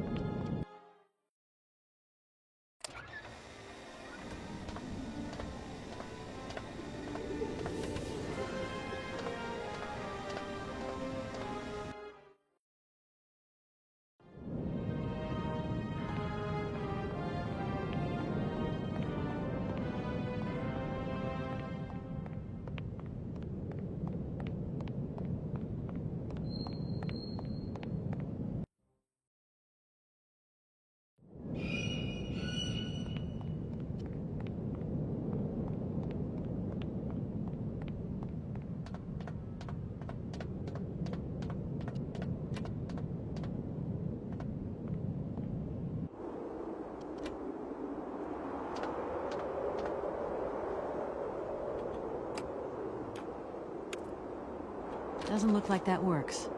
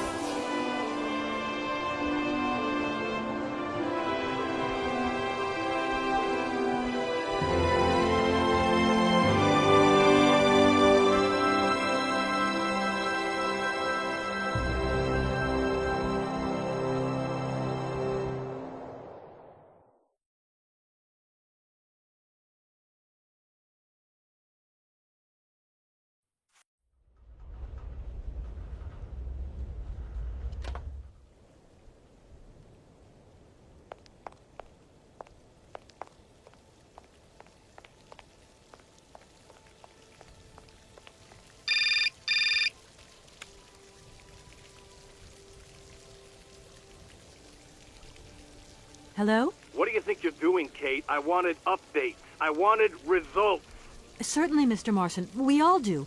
Down on the ground, we're doing all we can, but there's no new developments. Kate, I don't think you understand the urgency of this situation. Universal Toys are on my back and digging in. I can't hold them off much longer. You're putting the firm in a very tricky situation. I am very sorry, but a slight mishap or two has meant that I've had to modify my mission temporarily. Miss Walker, you're walking on a minefield here. I don't have to underline that this affair is Class A priority numero uno. Hot! I am only too aware of that, Mr. Marson, and believe me, I am doing all I possibly can. But this mission is really no piece of cake. You can have all the cake you want and eat it too, when you get home. Next time I call you, I want something concrete, something solid. I want results. You understand? Results! Yes, Mr. Marson.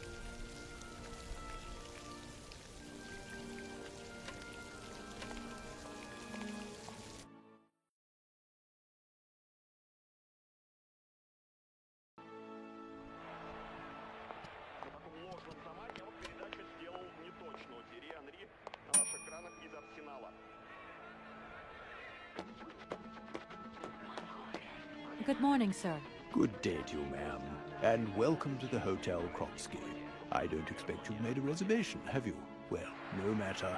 We've got a few rooms left with a sea view. By far the best on offer. Well, actually, I wasn't counting on staying in Arrowbad. I see. It's like that then. So, what can I do for you? From what I've been told, the famous singer Helena Romansky is living in this hotel. And? If you could possibly tell her I'm here, I must speak with her. It's urgent. Are you a member of the family? What is your relationship to that lady? None. I don't even know her. But please, can you inform her that I must see her? Did you not hear me right? Madame Romansky is a privileged member of our clientele, and I very much doubt if she wants to talk to a total stranger who's just washed up off the beach. I just need to speak with her for just a moment. Then I'll leave. I promise. I'm sorry. I can't let anybody just come and go here. Guests only. An establishment like our own has to think of the well-being of its guests. We like to think of ourselves as a stronghold, resisting enemy invasion and unwanted callers. The world is a strange and changing place, ma'am, and its roads are full of undesirables and indespicables just waiting to abuse generous hospitality. Could you tell me if a certain Hans Vorarlberg has ever been here? On a spa holiday? Yes, that's it. I'm sorry, but our hotel register is strictly confidential. Come on, please. It's not like it's a state secret you're telling me here. And if I just let you consult our register, what am I going to get out of it? My eternal gratitude? That's just what I was expecting. Adieu, as the French say, madame.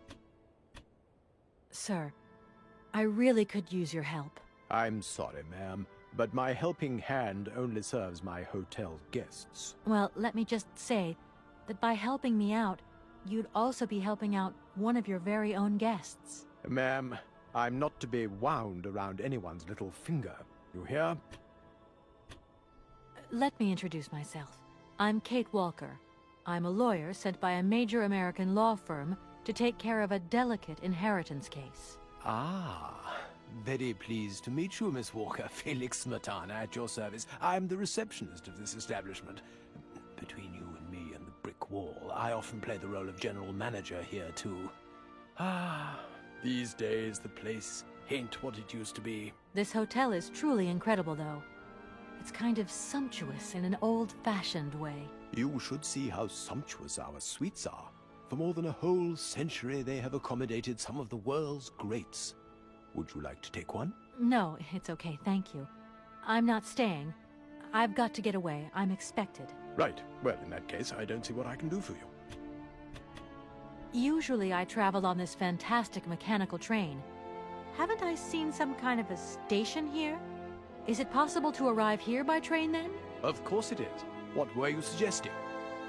If I'm not very much mistaken, that's your air balloon I see getting blown to shreds in the hotel garden. Oh, yeah, the airship. That's a bit different. I just borrowed that to make the round-trip journey to Arrowbad. Whatever. You better think about getting it off there, and quick. With that contraption on my lawn, some of my clientele might have a relapse. I want to meet someone who lives here. That's very inconvenient. None of my customers said they were expecting someone. You can't just turn up like that. We've got a very strict policy. In this day and age, the hotel ain't too open to, impromptu visits from any Tom, Dick, or Harry. Please, I absolutely must speak with her. It's very important. If it was that important, all you had to do was ring the hotel. People come here to rest, you see, to get away from the world, which ain't turning so good these days. Don't let me keep you. Good day to you, ma'am. Honestly, if I could have called, I would have called, but I couldn't. So please, can you bend the rules just a little, sir? Ma'am, in this hotel, we don't bend nothing for no one. With respect. Well, thanks anyway. At your service, ma'am.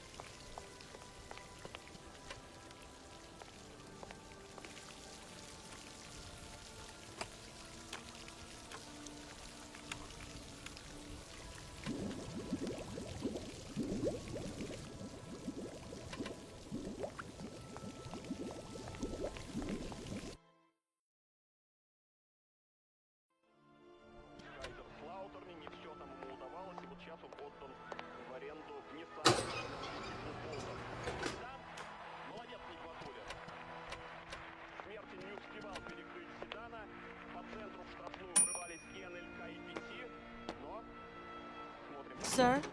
You again? You're beginning to really overstep the mark. I warn you, one more and I'm going to... But what the hell's going on over there? Why is it me gets hell to pay when there's already too much work to do?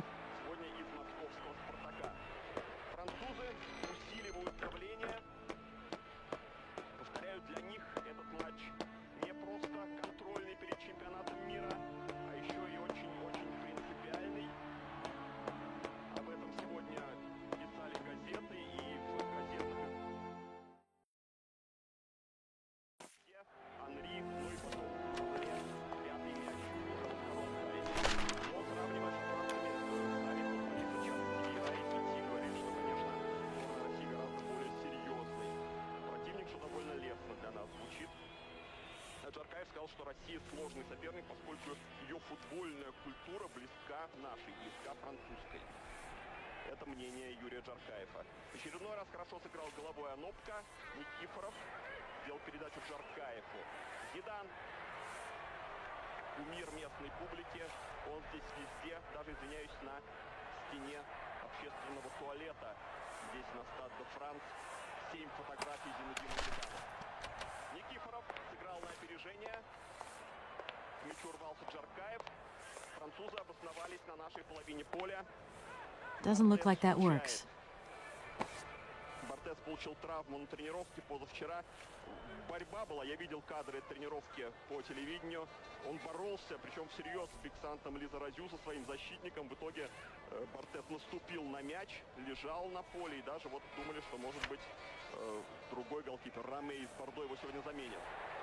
Вера. Пас налево. Анри. Анри обыгрывает Даева. На таком ложном замахе, а вот передачу сделал неточно. Тири Анри на ваших экранах из Арсенала.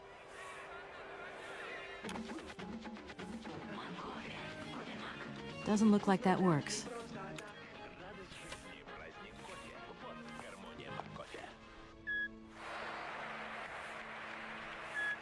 Мяч вышел из игры.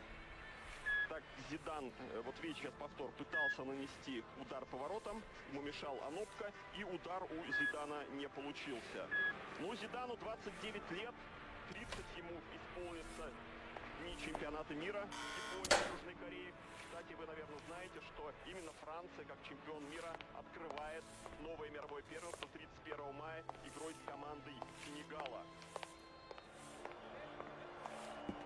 Ну а для нас первый матч с командой Тунис.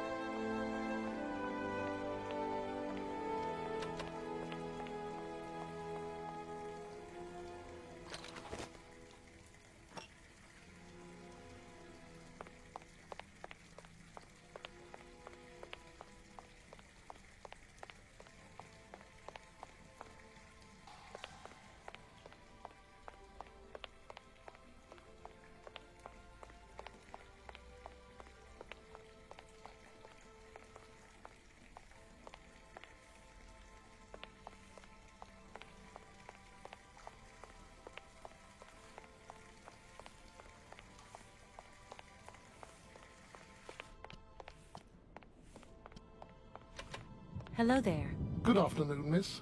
Are you the hotel barman? My name is James, miss. James, the automaton nurse. I am not a barman. I'm sorry. I didn't want to upset you. If you don't mind, miss, I would appreciate it if you would just be a little more rigorous in the terms you employ in the future. Have you ever heard of a Mr. Vorarlberg? The name is not entirely foreign to me. Really? You know Hans Vorarlberg? That I cannot say, miss. Madam has forbidden me from talking about him and even mentioning his name. Why? Nostalgia, sadness, medication. Call it what you humans will. We never had this conversation, did we, miss? Madam would be very angry to learn that I know, and now you know as well. Don't worry. Mum's the word. Do you know Madame Romansky well? I have been in Madam's service since my inception. So you must have seen a thing or two.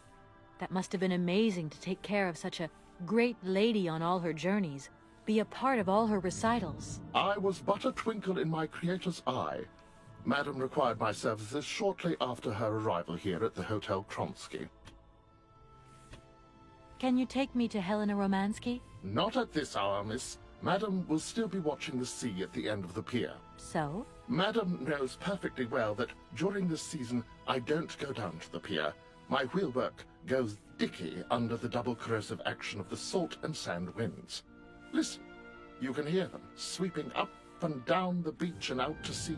We call it the salt wind here. It'll drive us all crazy one of these days. Come on. Just make a little effort. No, I'll stay here and make ready for Madame in case she needs me.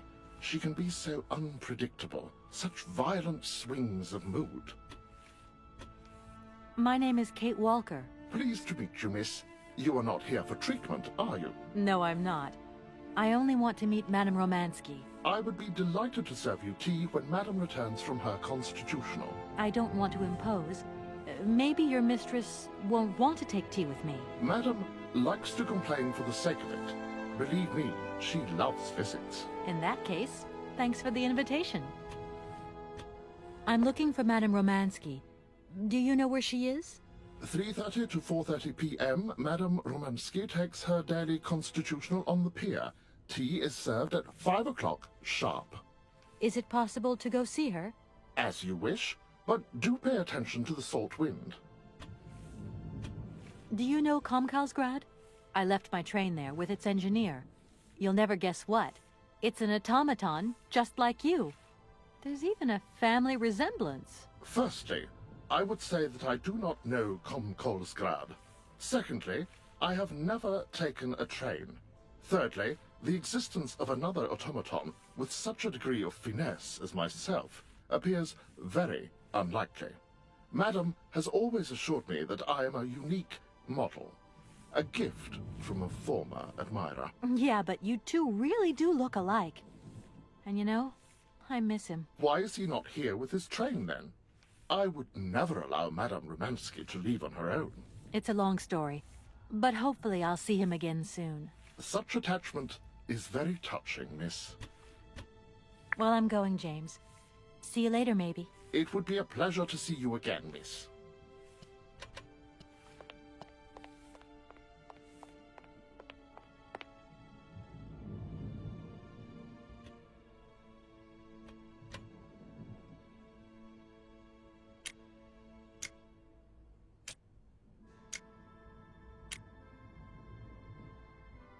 Doesn't look like that works. Darn it! I've got to find another way around.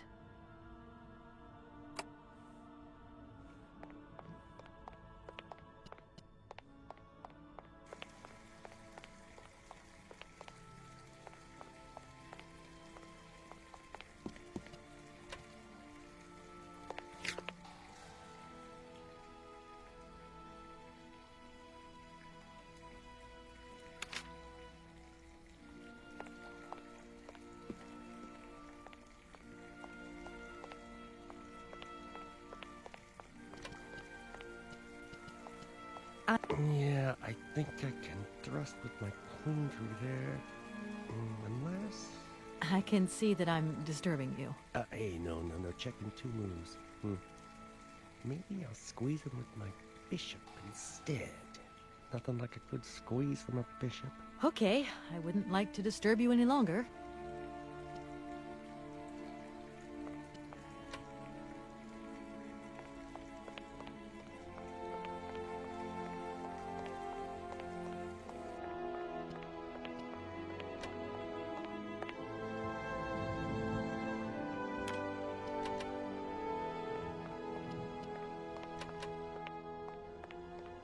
Hello there. Good afternoon, miss.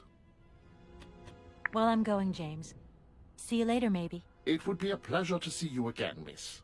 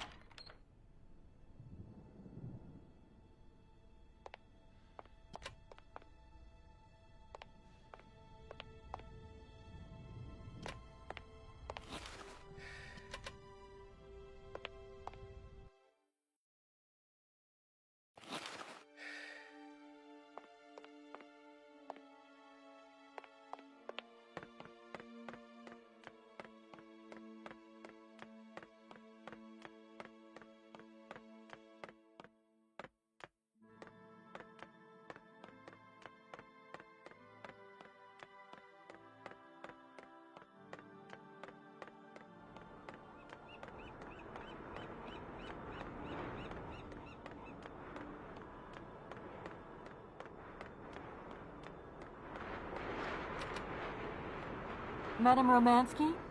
Madame Helena Romansky? Who are you? What do you want? I'm sorry to disturb you, ma'am. My name's Kate Walker. I've come on behalf of Frank Malkovich. Ah, Malkovich, the old son of a gun. Are you one of his relatives? Not exactly. He's a good friend of my mother's. He told me you might be here in Arrowbad. I'm American, a lawyer. To what do I owe your visit? You have come so far. It must be important. Indeed it is. I have very delicate and pressing business to attend to. I have just left... Later, my dear, later. I have a slight headache. This hotel mask, they pinch so. I have to go in. Please, could you be so kind as to call my valet? Your valet? Of course. You back here again? How dare you show your damn face round here? Get out of here immediately. Please. I absolutely must find... Miss Romansky! Oh, yes. I'm sorry. She managed to lie her way in here. Don't matter how vigilant you are, there's always one. But it won't happen again. She'll be out on her ear before you can say, I hope she hasn't upset you too much. Oh, Felix. Stop being such a grizzly bear. This woman is my guest. She's your guest? But that ain't possible. This vandal didn't even know you 3 hours ago. Be quiet, Felix, before you offend someone. Miss Romansky, please. This maniac turned up earlier and tried to wreck the fountain. If it wasn't for the... I said enough, Felix. Please treat Miss Walker with the respect befitting one of my friends. Don't touch and don't swear. Have I made myself clear, Mr. Smetana? Yes, yes, crystal clear, Madam Romansky. Please do accept my humble apologies. Very good, Felix. You may go now.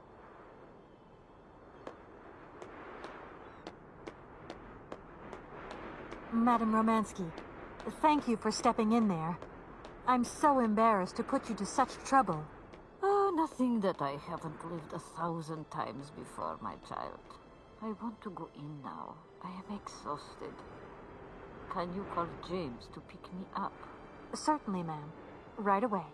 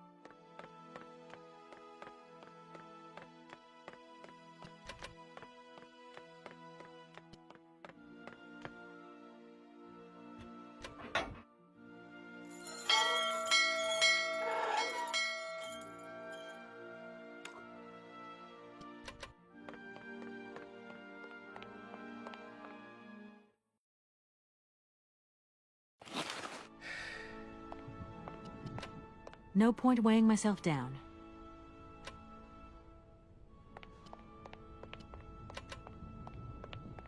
James, what are you waiting for? Don't tell me you didn't hear the bell this time. The bell did indeed ring, but it is very windy outside, isn't it? Yeah, it is a bit gusty. But what's that got to do with it? Madam doesn't understand. She says an automaton doesn't need protection, but my insides don't like the salty wind. I'm afraid to go out, you know. And if you wore my mask to protect you against the salt, would that help? Oh, most certainly.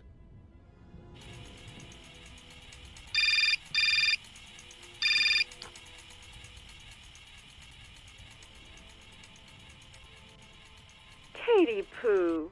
So, have you met her yet? This Helena person? What's she like? Does she remember Frank? Hi, Mom. Yeah, sure. I met her, and yeah, she's living in Arlbad. You can thank Frank for me again. I'll remember too, honey. So, what's Arlbad like? Maybe Frank can take me there one day. It's this seaside resort, Ma, but it isn't what it used to be. You'd be real disappointed. Maybe you're right.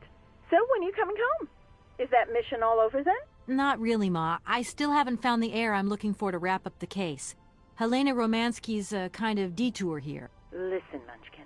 I get the distinct impression that you're being led up the garden path.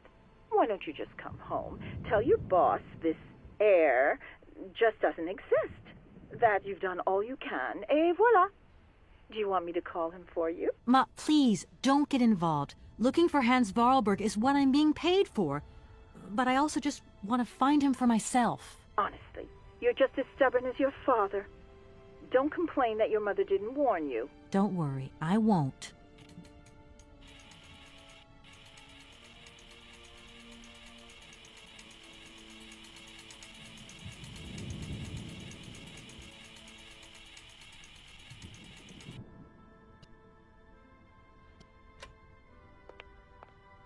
It's a real honor to meet you, Madame Romansky. People have told me so much about you. People still talk about me? Oh dear. Of course. Everyone tells me how wonderful you were. How you were one of the greatest singers of the century. Ah, so I was, my dear. But surely you didn't come here just to dig up the past. Like I said, I'm a lawyer, and to tell you the truth, I don't know much about classical music. But after talking to Mr. Borodin and Mr. Malkovich, they really made me want to hear you. Oh, you are too late, my child. 10 years too late. And how is dear Frank? Do tell me. Oh, I am still angry with him for leaving like that to America. Don't be offended, but I never suspected those cowboys actually have an ear for real music. I don't think he sings much anymore. The odd gala, the odd charity event. Anyway, he sends his love. Oh, his love? Do you hear that, James? There is someone who still loves me on the other side of the Atlantic. I never said they didn't, madam. What about this other gentleman? What is his name? Borodin? Do I know him? Yes. You once sang in Komkalsgrad. An incredible recital, if the director's account is anything to go by. If you only knew how moved he still is. He's another one who still adores you. I must confess that seeing one of my greatest admirers once more would do wonders for me, but... my voice. It is so... I couldn't. I'm wrapped up in a case at the moment, and because of it I met a certain Mr. Sergei Borodin, director of the Komkalsgrad Industrial Complex, situated to the northeast of here. I remember that factory. Oh, a sad city indeed. What am I saying? They all were. Madame Romansky, this Borodin is one of your biggest fans. If you could come and sing for him there, it would make one of his biggest dreams come true. Sing? Oh, my poor girl. I have not sung for years. Time has taken its toll. My voice is like the rest of me. Faded and wan, like my heart. Oh, aren't you going a bit far there? I bet you've still got a great voice. Oh, you are the sweetest cherry, my dear. I am not senile yet, but I look reality in the face every time I look in the mirror, and I can tell you, singing is something I did in the past. Madame Romansky, please understand I would never have come so far to disturb you if I didn't really need your help. I understand, my dear, but my health is failing me, as does my voice. Believe me, no one is sadder than I. Look, please, you absolutely have to come with me to Komkalsgrad. It's the only way I'm going to get my train back and be able to carry on my journey. Your train? That's right. I've been traveling on this amazing locomotive with this automaton engineer. He isn't a million light years away from your James. Do you hear that, James? And automaton? You have a twin brother? How delightful. And I thought I was the only person alive able to put up with such a peculiar butler. Permit me to express my surprise, madam. Surely the fact that I remain in your service guarantees my uniqueness. Oscar isn't my butler, though. He has a great independence of thought. Sometimes he does whatever suits him. Just like you, James. Isn't that funny? Madam will not be surprised to hear that she is strongly advised not to undertake a journey that, unless I am very much mistaken, will tire her needlessly. James, only one of us will make that decision, and that person is me. I'm very curious to meet your automaton, my dear. Where is it? He had to stay with the train in Komkalsgrad. The director used his hands for the final touches on his pianist. It's the same pianist that will accompany you when you sing. How quaint. Another automaton. And this one can even play along with me? Play for me? Ah, why does my voice abandon me so now? You must have had a fantastic life. So exhilarating. Ah, much more than you could ever imagine. I used to sing the finest melodies of the moment in the most fantastic theaters around the world. I have been hailed by kings and courted by princes. Grown men would sink to their knees when they heard the first notes of my recital. My voice could break crystal glass and hearts, many hearts. I'm not surprised. Then one day sickness steals away the gift life has given you. My voice started to betray me. I started to get migraines. My health failed. They sent me here to let the spa town weave its healing spell. I was only going to rest for a month, but then the month became a year and the years get longer. But you look so healthy to me. Oh, thank you, my dear. Strange. I get the impression that Hans Vorarlberg turned up here, too. You know Hans Vorarlberg? Not exactly. I'm looking for him to sort out this inheritance case. But I've had to snoop around in his past a bit to get on his trail, and I guess he's kind of a close friend now. You knew him, didn't you? Oh, yes. I knew Hans Vorarlberg. Do you hear, James? Ah, if you had the chance to meet Hans. My Hans. Oh my God. What has become of him? Where is he? As questions go, madam, that one is not without certain complications. I'm sorry, but I have no idea. That's the goal of my mission, to find Hans Vorarlberg. That's why I have to get back to my train as quickly as possible and to get out of Komkalsgrad. And you cannot find him without the train? The train is one of his last inventions. So is Oscar, the automaton engineer.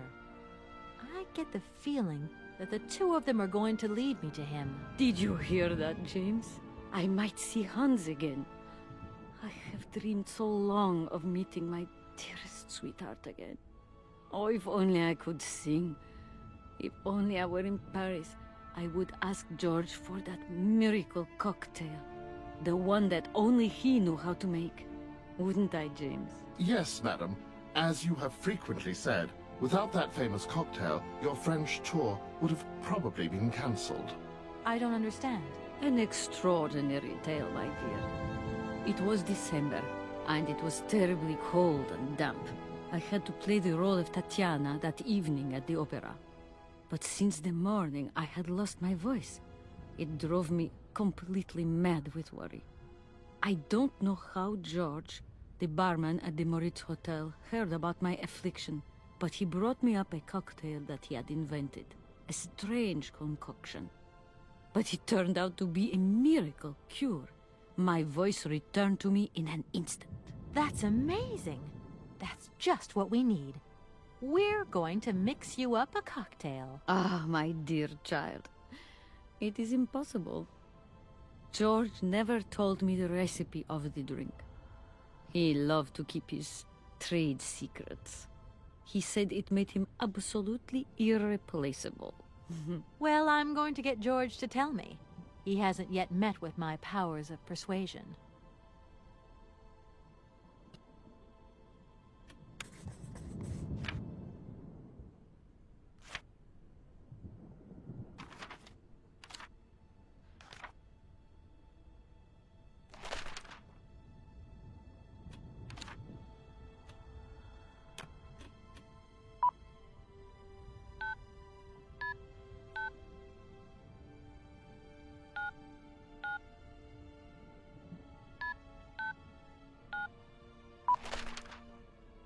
Hello, Hotel Moritz? Reception here. Can I help you? I'd like to talk to Mr. George. He's a barman at your hotel. I'll connect you with the bar. Just a moment. Hello, Hotel Bar? Hi. I'd like to talk to George, please. George? You mean Mr. George? Yeah, probably. He must have been a barman at the Maritz in the 50s? Well, don't want to disappoint you, but Mr. George stopped working here quite a while ago. What was it about? I've been told that Mr. George had a recipe for a fantastic cocktail, and only he knew the ingredients. I absolutely must know what was in it. It's a matter of life and death. I'd love to help you, ma'am, but you see, old George, now he knew a lot of cocktails. One hell of a barman and one hell of a reputation. He did write down his recipes before he left. But if you can tell me which one you were looking for exactly? I don't know. There are a lot of them, you say? Yeah. The Paris Peking Shuffle, the Deep Green Secret, Boko Poco, Blue Helena, Red Mambo. Helena! Yeah, that's the one. The Blue Helena. Right, I'll take a look. Blue Helena, you say? Let's see. 1 measure of vodka, 1 measure of blue curacao, 1 measure of honey, a dash of lime and ice cubes. Shake it all together, and Bob's your uncle. Perfect. Thank you very much, sir. You have been most helpful to me.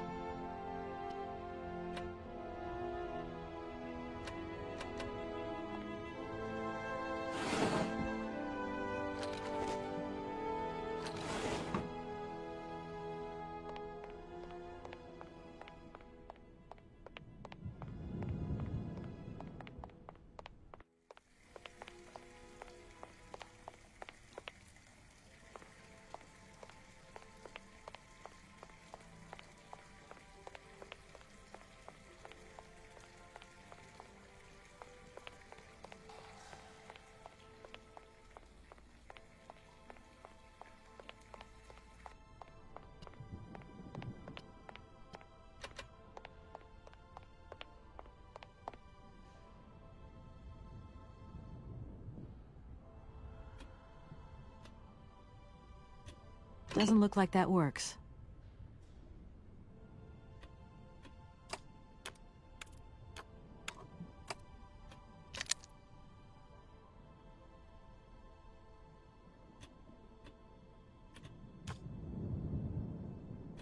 Doesn't look like that works.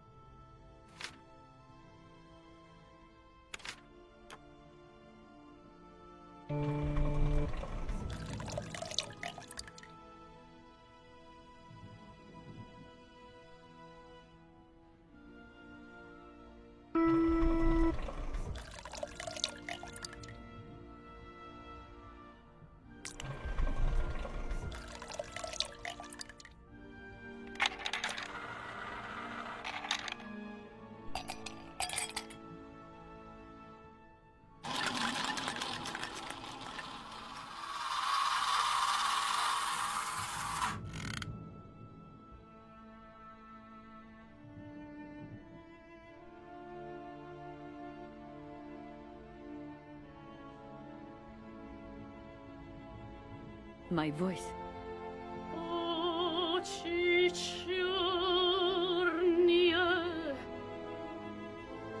My God, that is atrocious, horrific.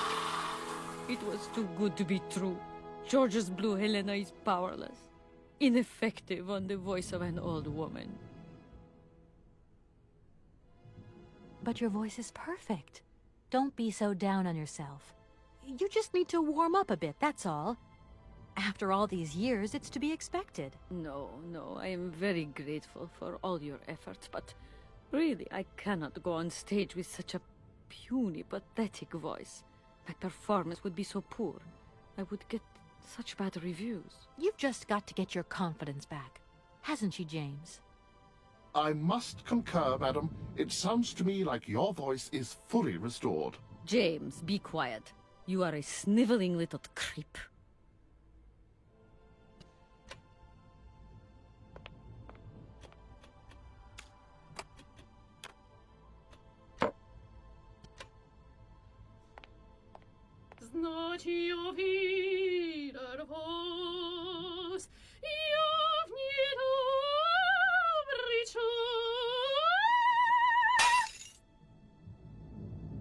My God, what have I done? My voice has returned.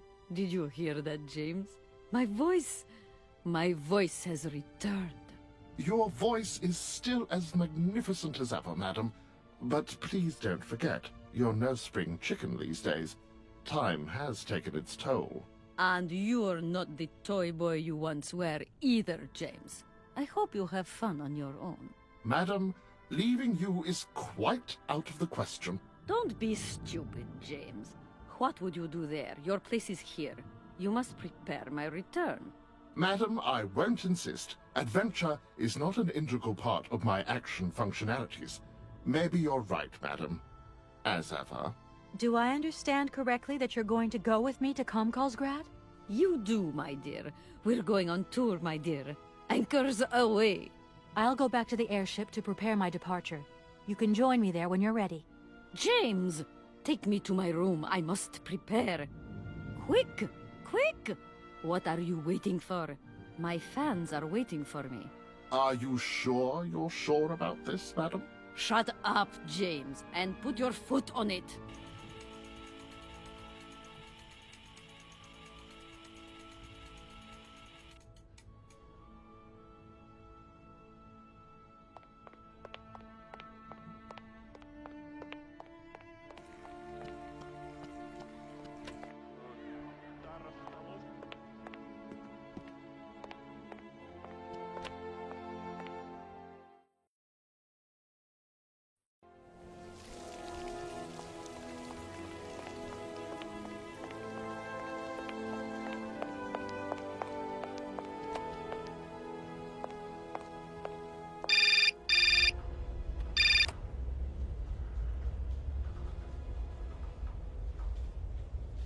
Hello? Hi, it's me, Olivia. Hey, sweetie, what's new?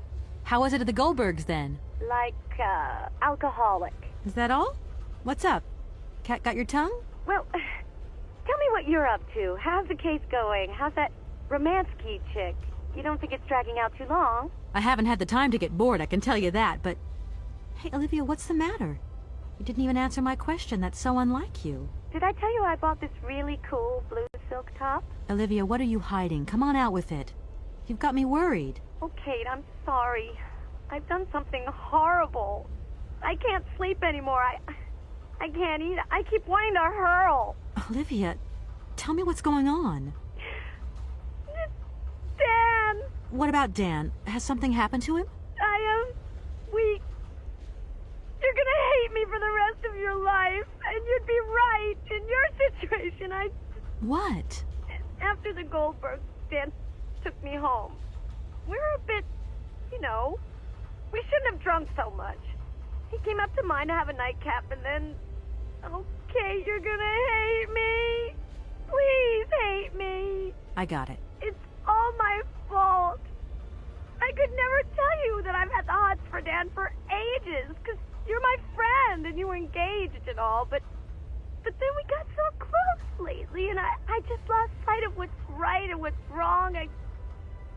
Kate, the guilt is killing me. I want to die. Look, don't bust a gut over it.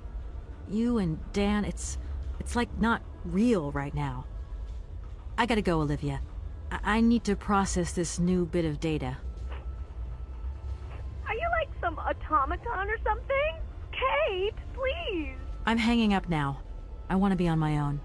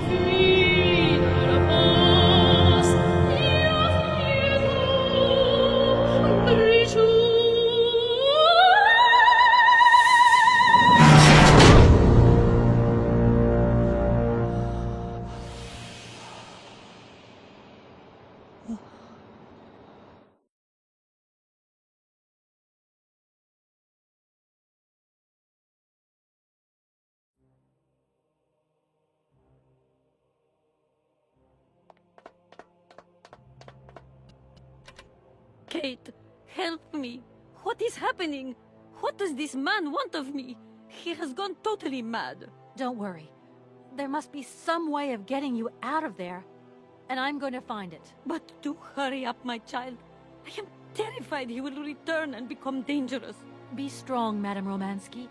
You can trust me.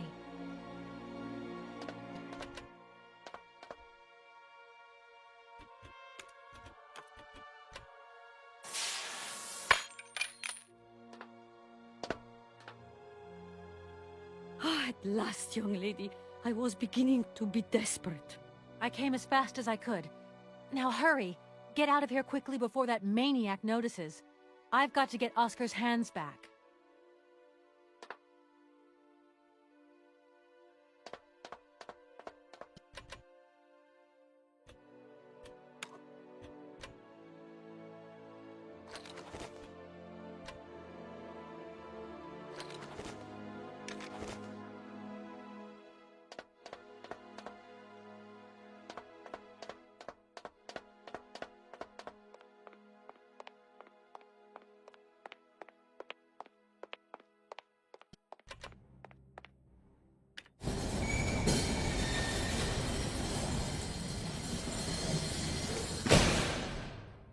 Are you all right, madam? My heart has been put to the test here, but it just might hold out. Let's go. Let's not hang around here. Yes, let's leave this dreadful place.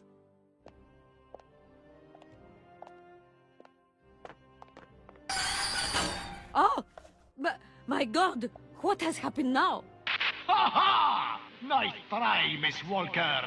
But you are not strong enough. Not for me. So you can stop playing games now. Return the hands to me, and bring Madame Romansky back, or I shall not be responsible for my actions. You don't scare me, you old lunatic. Helena, grab the hands and get back to the train. Tell Oscar to get ready to leave. I'm gonna find a way out of this lousy factory. No chance. You will never succeed. Ha! We'll just see about that. I warned you, Kate Walker! I warned you! Be careful, my child. You too. And don't worry.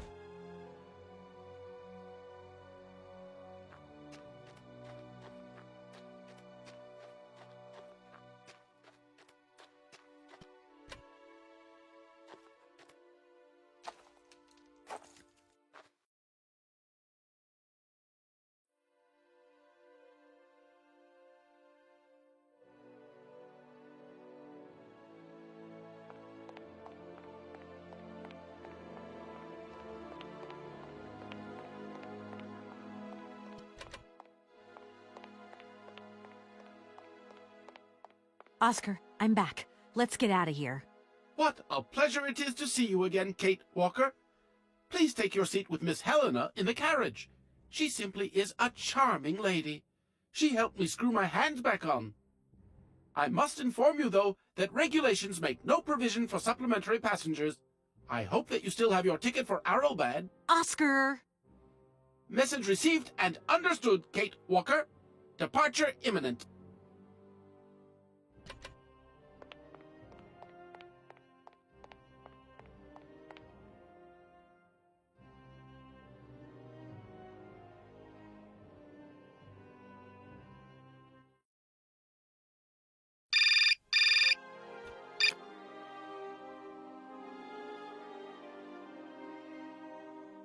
Hello? Kate, hi. It's me, Dan. Are you all right? I'm okay now, yeah, thanks. But if I said that not long ago I was grappling with a mad music lover who wanted to kidnap an old forgotten opera star, but I foiled his plan and escaped through an abandoned mine, then I guess it's completely mad. You'd be proud of me, Dan. Real proud. Kate, I don't understand a thing you're saying. I barely recognize you. No, it doesn't matter. How was your day? Yeah, of course. I went to dinner with the Goldbergs. I finally beat Bob at squash. The cleaning woman broke the vase in the entrance hall. Well, other than that, nothing new. I see. Everything's cool, though? Yeah, everything's, cool. You're not missing me at all? Oh, yeah, sure I am. I had Olivia on the phone. She was a little upset. Nothing to say? I'm so sorry. I don't know what came over me. It happened so quickly. I just totally lost control. I was so weak, so dumb. I just can't imagine how... I can't imagine how you could ever forgive me. What a bastard I've been. I don't know, Dan. Maybe I'm to blame somewhere in all this. Maybe I pushed you into Olivia's arms. I'm well aware that this trip has taken me far from New York and far from the Kate you once knew. And you know what surprises me the most? I don't miss it. What's happening to us, Kate? Maybe we've just realized we don't really love each other, Dan. We can talk about it when you get back if you want. I don't know, Dan. We'll see.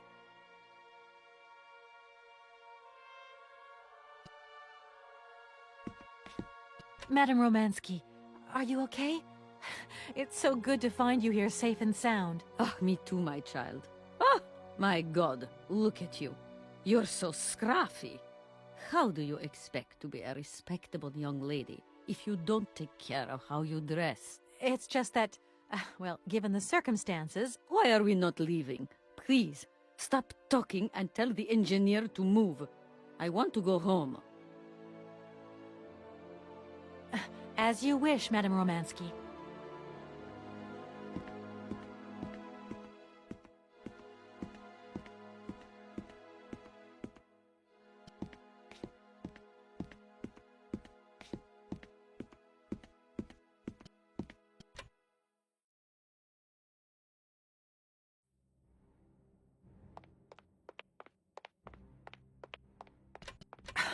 What is it this time? Large iron rods have emerged from between the huge legs of the giant statue.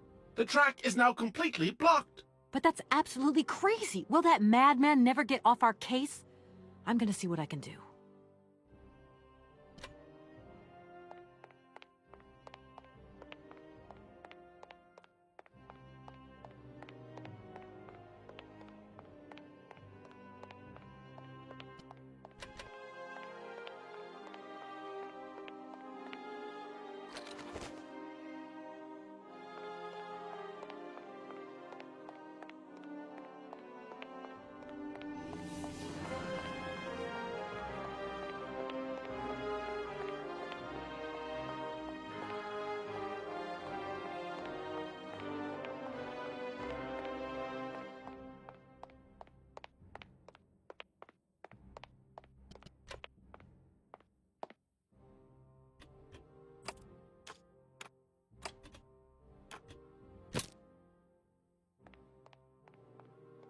Oscar, let's get the hell out of here. Message received. Full steam ahead!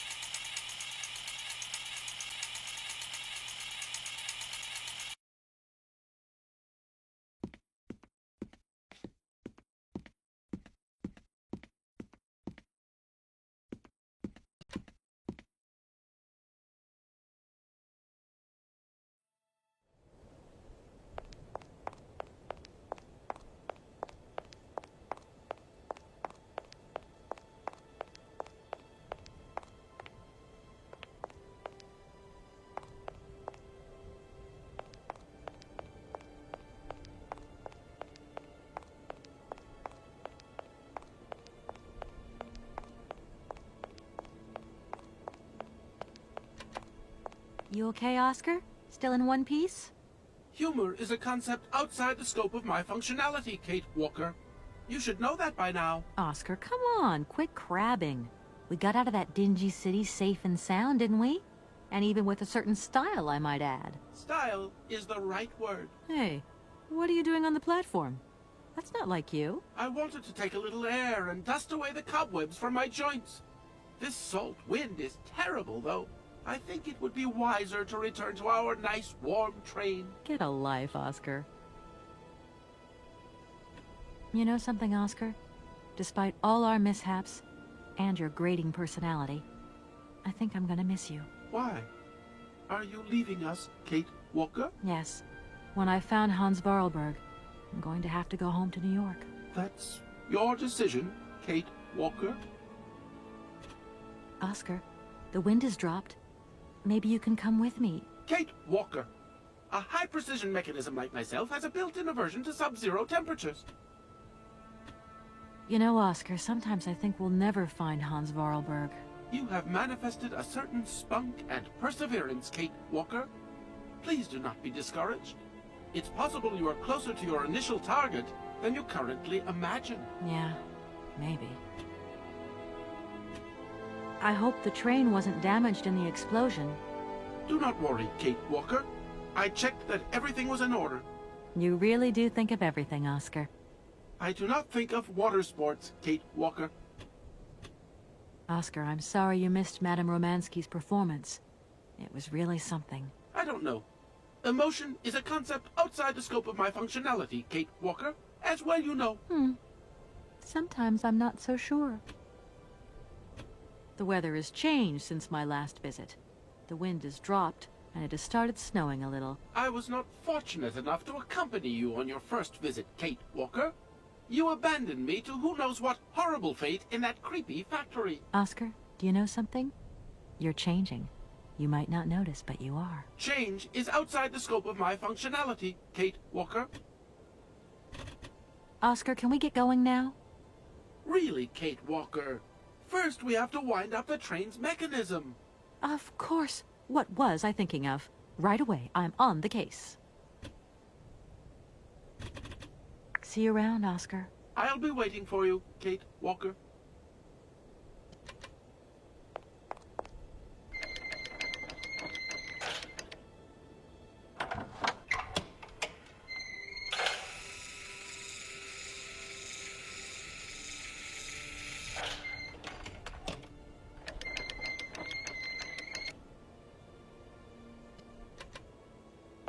Hello, Oscar.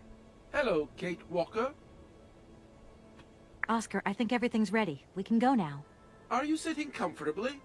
Then we can start the engine and get going. I'll be circulating shortly to punch your ticket. Give me a break, Oscar. Miss Walker! Miss Walker! Wait, wait! Don't go yet! Mr. Felix, what's the matter now? Has something happened to Madame Romansky? No, not at all. Our favorite diva's fine and dandy. But there's a package for you at the reception. I said to myself, Felix, maybe she's got to have it before she goes. A package for me? But that's impossible. But it's got Miss Walker written on it, clear as day. Why didn't you tell me about it earlier? It's only just arrived, like. Oh, and, well, who delivered it? I don't know. I just took my eye off reception for a moment. The game was on, you see, and there it was, on the counter in reception. Come and get it. Okay.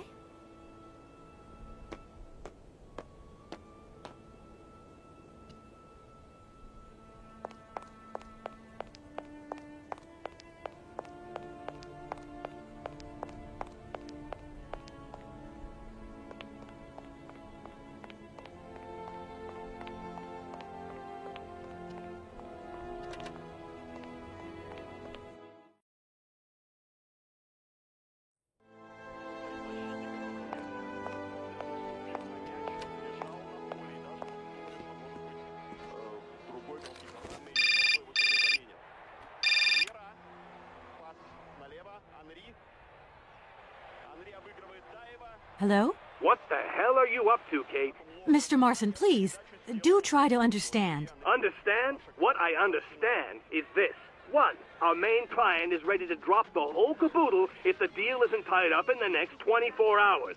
Two, this is going to cost the firm multi-dineros. And three, I made a serious error of judgment trusting you with this case.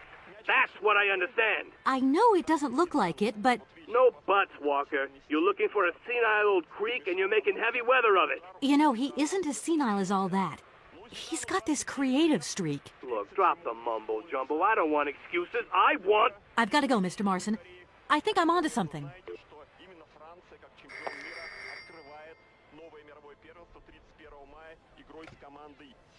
Hello, reception here. Felix Massana at your service. Yes, ma'am. Yes, yes. Yes, she's right here in front of me, ma'am. Immediately. Please, be my guest.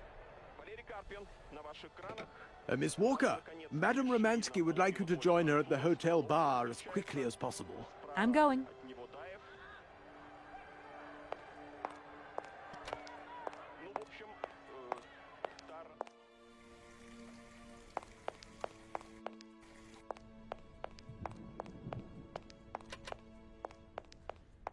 Madame Romansky, you wanted to see me? There you are, my dear. I wanted to talk to you before you leave. I didn't want you to get the wrong idea.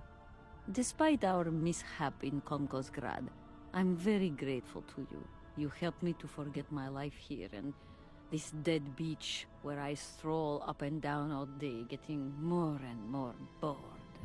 So much the better. Time passes so quickly. One day you are at the peak of your glory. You think it is going to last forever. And then one day the bubble bursts, and you are washed up and forgot. Madame Romansky, don't be so gloom and doom. It doesn't suit you. And if there is no one left to help you out, you start to sink into a long, dark winter. Perhaps you should rest now. We've had a trying time. It's been emotional. You must be tired.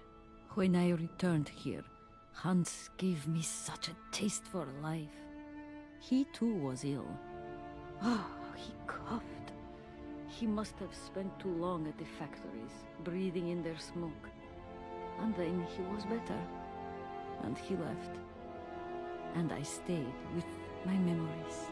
Hans Vorarlberg? Hans Vorarlberg was so full of joy, so carefree. He was a little simple of spirit, of course, as they say. He was a child who made fantastic toys. I think that maybe I loved him. God alone knows where he is today. The plane with the hotel supplies has arrived. Maybe you should take a walk outside. I don't understand. I am old. I am tired. I have been very pleased to meet you, Kate Walker. Goodbye, James. Do look after Madame Romansky. That is all I ever do, miss. May fortune follow your every footstep. The snow is a good sign. Really? The snow chases the wind away and covers the salt and sand on the ground. The air becomes purer and still. Ideal conditions for a constitutional. Great. Thanks for everything, James.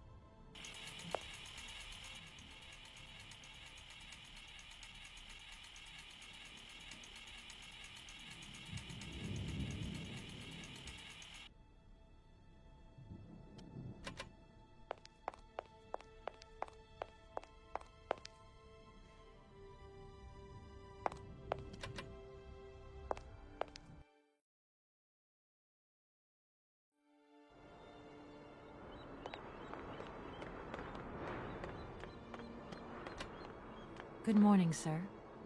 Mr. Vorarlberg? Hans Vorarlberg? You've brought the train, then. That's good. Mr. Vorarlberg, you have no idea how pleased I am to meet you at last. I'm Kate... Where is Anna? Your sister has passed away, Mr. Vorarlberg. I am sorry. Truly sorry. Ah, okay. Otherwise, it's Anna who would have come, right? Not you. I guess you're right, Mr. Vorarlberg. My name's Kate Walker. Kate Walker? Okay, I'm going away on the train. A long way away. Where's that? That way. Syberia. Syberia. I'm sorry. Mr. Vorarlberg, I've been ordered to tie up the buyout of your factory in Valladolid. It's, my job, you understand? Anna told me. The automatons. That's over now, isn't it? Mr. Vorarlberg, the factory belongs to you now, and I need your signature to tie up the deal. Okay. Then I'm going away on the train. Here's the sales contract. I'll give you some time to look it over. Your sister already agreed to the terms. All we need now is your signature. What? You've signed just like that? Without reading it? I can't read. I don't know how to. Oh. In that case, I'll read it for you. No, it's okay. Leave it. I've got to go away on the train, Kate Walker. As you wish, Mr. Vorarlberg. And let me wish you a very pleasant journey.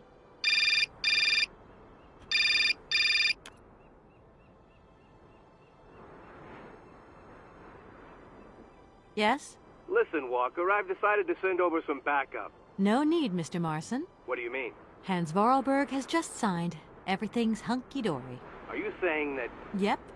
That Vorarlberg Manufacturing is now the exclusive property of the Universal Toy Company. But... that's great news. Good work. Excellent work, Walker. A real masterstroke. I knew I could count on you, Kate. I congratulate you. Thank you, sir. Right, now get back here as quick as you can. I want those papers on my desk tomorrow. My secretary will organize a meeting with Universal Toys immediately. You'll no doubt want to hand over the contract yourself. And now that I think of it, I've got no one on the Schwann Airport case. Big trial coming up. A real opportunity. The job is yours. My little way of saying thank you, Kate Walker. You're too kind. You have a great career as a lawyer ahead of you, Kate. See you tomorrow. Well done again, and don't lose those papers, huh?